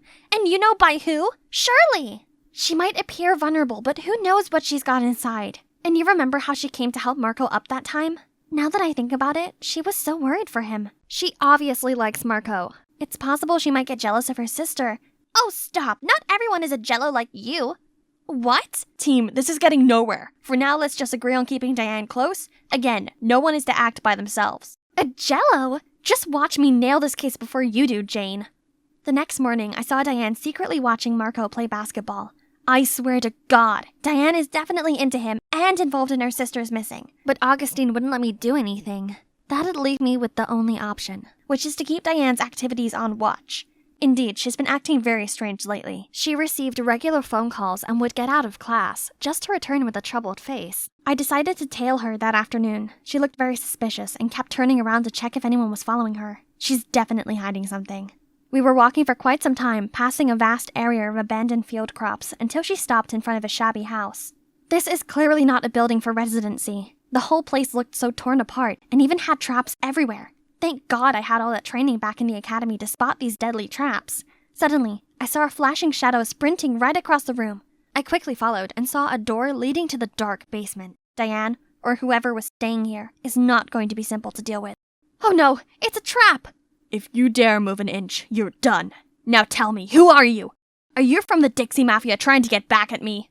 Mafia? No, you got it wrong. I came to check on the electricity for this building. Please calm down. She's lying again, Mr. Gordon. I knew she was up to no good. Speak now if you want to stay intact. Oh, no. I should have listened to Augustine and not let my stupid adrenaline take over. Is this the end of my mission? The end of my life? Suddenly, there was a loud banging sound. FBI! Don't you dare touch her! It's Augustine! FBI? What? No, what's happening? Are you not from the gang? Jane was there for me too. She quickly took the bomb remote and turned it off. Fake bomb, are you kidding? I quickly got out of the trap safely. Special Agent Naomi Cooper, where are you hiding Amy? No, you got it all wrong. Mr. Gordon's Amy's biological father. How can he hurt her? I looked at Augustine and Jane, who were as shocked as I was. Mr. Gordon used to work for the gang, but he turned his life around. That's why he thought you were the old gang coming at him for revenge. Not long ago, he contracted a serious illness that needs a kidney transplant, and Amy is the only relative he's got left. You're telling me Amy agreed to give him a kidney? Then why are you here in the dark? Why hide? Because Amy's mom hated me and forbade me from seeing her, let alone giving me a whole kidney. But Amy is my daughter with a golden heart. Even though I didn't want to, she insisted on giving me a kidney so I could live on. If Mom knew about it, she would never agree. That's why Amy had to run away to have the transplant done with Mr. Gordon. Where is she now? Resting in that room. Don't worry, Mr. Gordon has been taking well care of her. Meanwhile, I helped bring them food and necessities. I quickly kicked the door open and saw Amy lying on the bed. What was all the commotion, Diane? Did you bring Dad some squash? Augustine, Jane, and I saw it through now. We all got it wrong this whole time.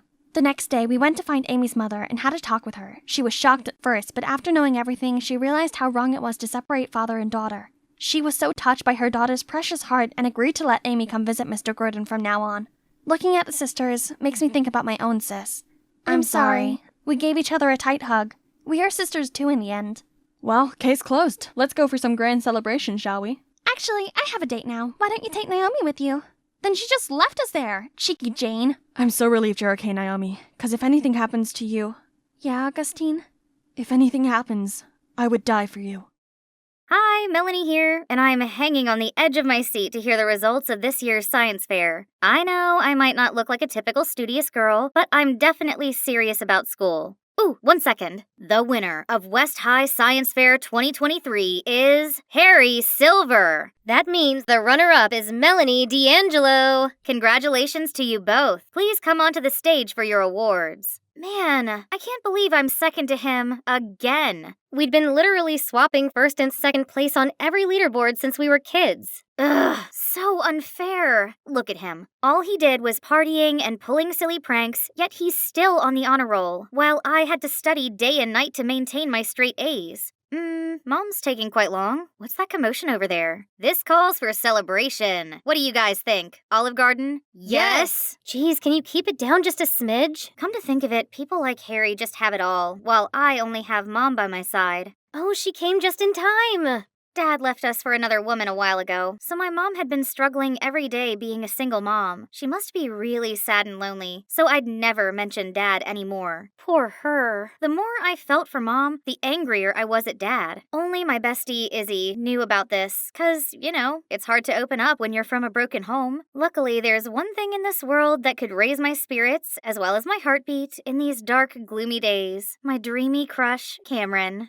Last year of middle school was coming to an end, so I gotta make a move with Cameron fast. The problem was, every time I got close to him, that party pooper appeared out of nowhere to make fun of me. He kept calling me melanin, 'cause that's what you lack, and bothered me nonstop. We had never gotten along, but seriously? What's wrong with him lately? He picked on me way too much, and why only me? I can't believe everyone thinks he's a model student. To me, Harry's no more than the most annoying bug. All right. Hair, makeup, pearly white teeth, check. I'm giving it another go today, waiting for Cameron at his locker with my love letter in hand. As soon as I saw his gorgeous face, I took a deep breath, then put up the sweetest smile, but all of a sudden, someone messed up my hair from behind. Ouch! I turned around to see the culprit. Harry, you look hot. And it generates electricity, too. Now you can charge your phone with your hair. Thank me later.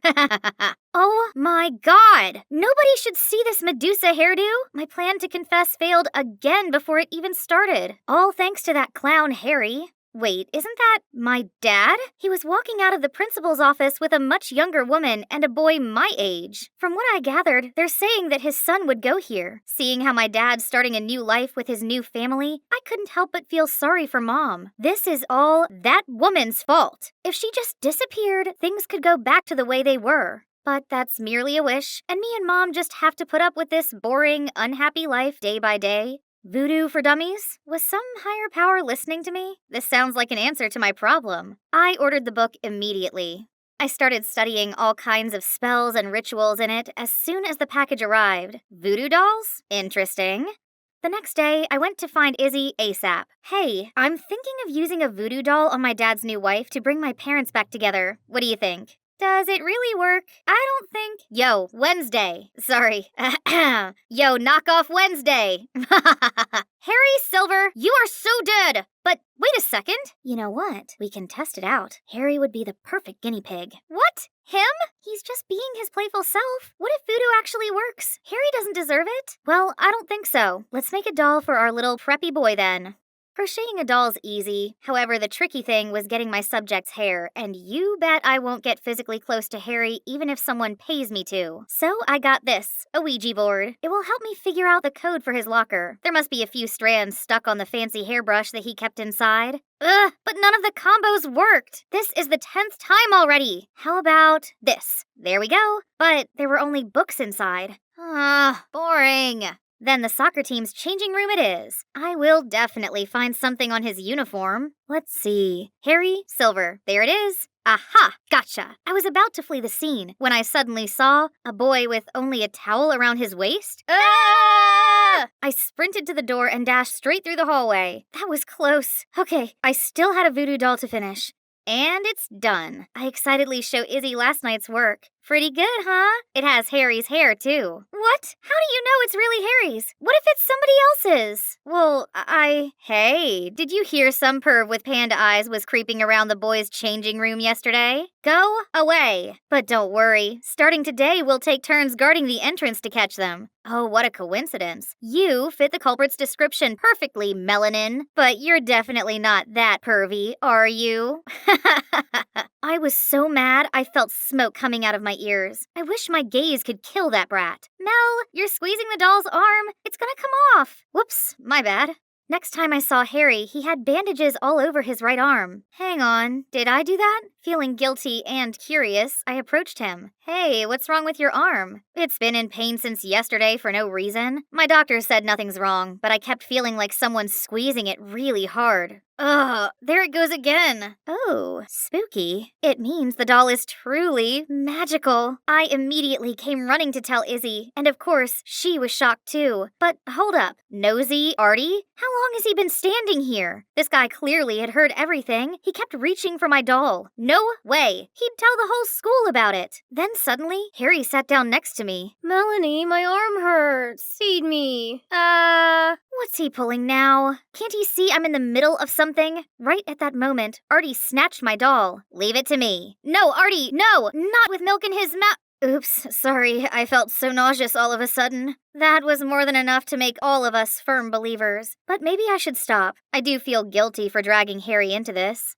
That afternoon, when I was about to throw the doll in the trash can, I saw Cameron walk towards me. Did Christmas come early? Hey, I was wondering if you're... Yes, I've been waiting so long for this day. An occultist? What? I mean, Artie was going off about a voodoo doll of yours, so I thought you might know a thing or two about love spells. But if that's not true, I'm sorry. What do you need a love spell for? Then he revealed he wanted to put a spell on his crush, Regina. So all this time, I had no chance with him at all? But hey, a love spell sounds like a brilliant idea. It could ensure my parents' reunion too. Sure thing, but I'll need your hair as well as Regina's. Also, some of your personal items for the spell to work. Obviously, I'll use his stuff, but in a love spell for me. And you know what I gave him? It's all junk with some of my poodle's fur.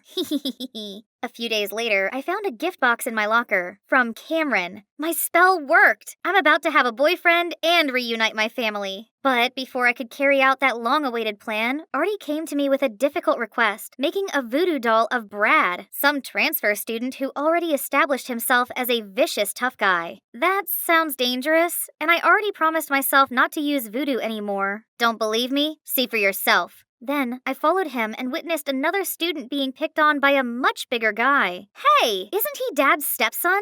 Okay, this Brad guy deserves it. So I agreed to help Artie. The next day, I approached Brad after class where he usually messed with other students. I managed to sneak up behind him and get one strand of hair. Oh no, busted! I quickly put the hair in the doll. This better work. Come on! Why isn't it working? And why now? Pesky little thing. Stop! I know those voices. Thank goodness. Touch her and you'll regret it. Yeah, we'll call the police. Brad just scoffed and left. Phew, what are you both doing here? And Harry, I thought your arm hurt. Then Harry and Izzy finally told me that voodoo had never been effective. Izzy knew that Harry only picked on me because he liked me. That's why she tried to stop me from using voodoo on him. But she couldn't, so she then told Harry everything. To be honest, I found your attempts quite amusing, so I acted like they were successful to humor you and myself. I was gonna stop though, but when you were being sweet to me and asked about my arm, I decided to keep it up. Oh my god! My bestie had been friends with my mortal enemy all along. Behind my back? Am I a joke to you? Why are you here? To make fun of me even more than you already did? Because I got worried when I heard you're going after Brad. Melanie, you're the smartest girl in school. I don't understand why you're doing all these dumb gimmicks. Yeah, you've been acting strange lately. Since when are you superstitious? What other choice do I have? Voodoo or at whatever cost? I need to get my parents back together, and that punk Brad is my dad's stepson. He deserves whatever comes to him for ruining my life. And you know what else? Both of you get out of my sight for good! Then I stormed off. After that day, I no longer talked to Izzy, and Harry's relentless pestering finally stopped. But honestly, it felt a bit empty without them, especially with the upcoming school field trip. Of course, I'm still coming. Who needs them anyway? This is the chance for Cameron and I to be closer now that we're talking on the regs. It's gonna be the best trip ever. I'd never been the outdoorsy type, but does camping involve this many physical tasks? Almost done. What on earth is that? Isn't he under my love spell already? I mean, he even gave me a present. I was still in shock when Cameron came over to help with the tent. Thank you. No need to. I can't thank you enough. That spell of yours worked wonders. What does he mean by that? Then, out of nowhere, Izzy tapped on my shoulder. I've tried to tell you. Those two have been flirting for a while now. I guess Cameron just needed your spell as a little spiritual push. That means none of these has ever worked? There's absolutely no hope of bringing my family back? Feeling devastated, I burst into tears and ran off. I was running without looking and bumped into Brad? Melanie, right? Just who I want to see. Or should I say, my dear stepsister. Your mama sent you here. Let go of me and piss off! I wonder how pathetic she had to be to have her husband walk out on her. If this was any other time, I would have fought back. But after all that just happened, I've lost all of my will to do anything now. Out of the blue, I saw someone charge at Brad and land a brutal blow on his face. I said I'd make you regret touching her. I had to stop Harry before he messed Brad's face up beyond recognition. It's time we got out of here. Why did you come help me after everything I said? I'm kinda used to your coldness. Besides, my love language is following you around and teasing you until you notice or get mad at me. Silly. I know. On a different note, I thought you knew that voodoo was useless. Yeah, so I thought of a love spell to get my parents back together. Then my family will be whole and happy again. But I know it now. There's no such thing as magic. Why not? Magic is alive and well inside you, and it is called forgiving. It cannot punish those who hurt you and your loved ones, but it can help you let go of your pains and sufferings. What are you trying to say? I mean, no magic can make your dad come back, but someday the pain he caused you won't ache anymore. Eventually, your mom and you will heal and lead a fulfilling life without him. I never took this goofy guy for the philosophical and mature type, but I guess he's right. I'd been so caught up in my own bitterness that I didn't realize moving on was an option. When my mom picked me up, I decided to finally ask her about my dad. Unexpectedly, Mom told me that of course it was sad at first, but she's actually doing fine these days. Life's supposed to have its ups and downs. As long as we welcome them with open arms, everything will turn out all right in the end. After all, your father will have the life he wants, while we get on with our lives. Turned out, I was the only one chasing the past all this time, when what I actually needed was closure. Mom's words were more than enough to put this grieving period behind me. My last year as a middle schooler was quite eventful. Brad was no longer a problem since he got a taste of Harry's fist. Did I mention that we became a trio of best friends? For now, at least. Harry never stopped his shenanigans, but instead of getting annoyed like before, I found him quite adorable and endearing. Oh, just kiss already. Izzy!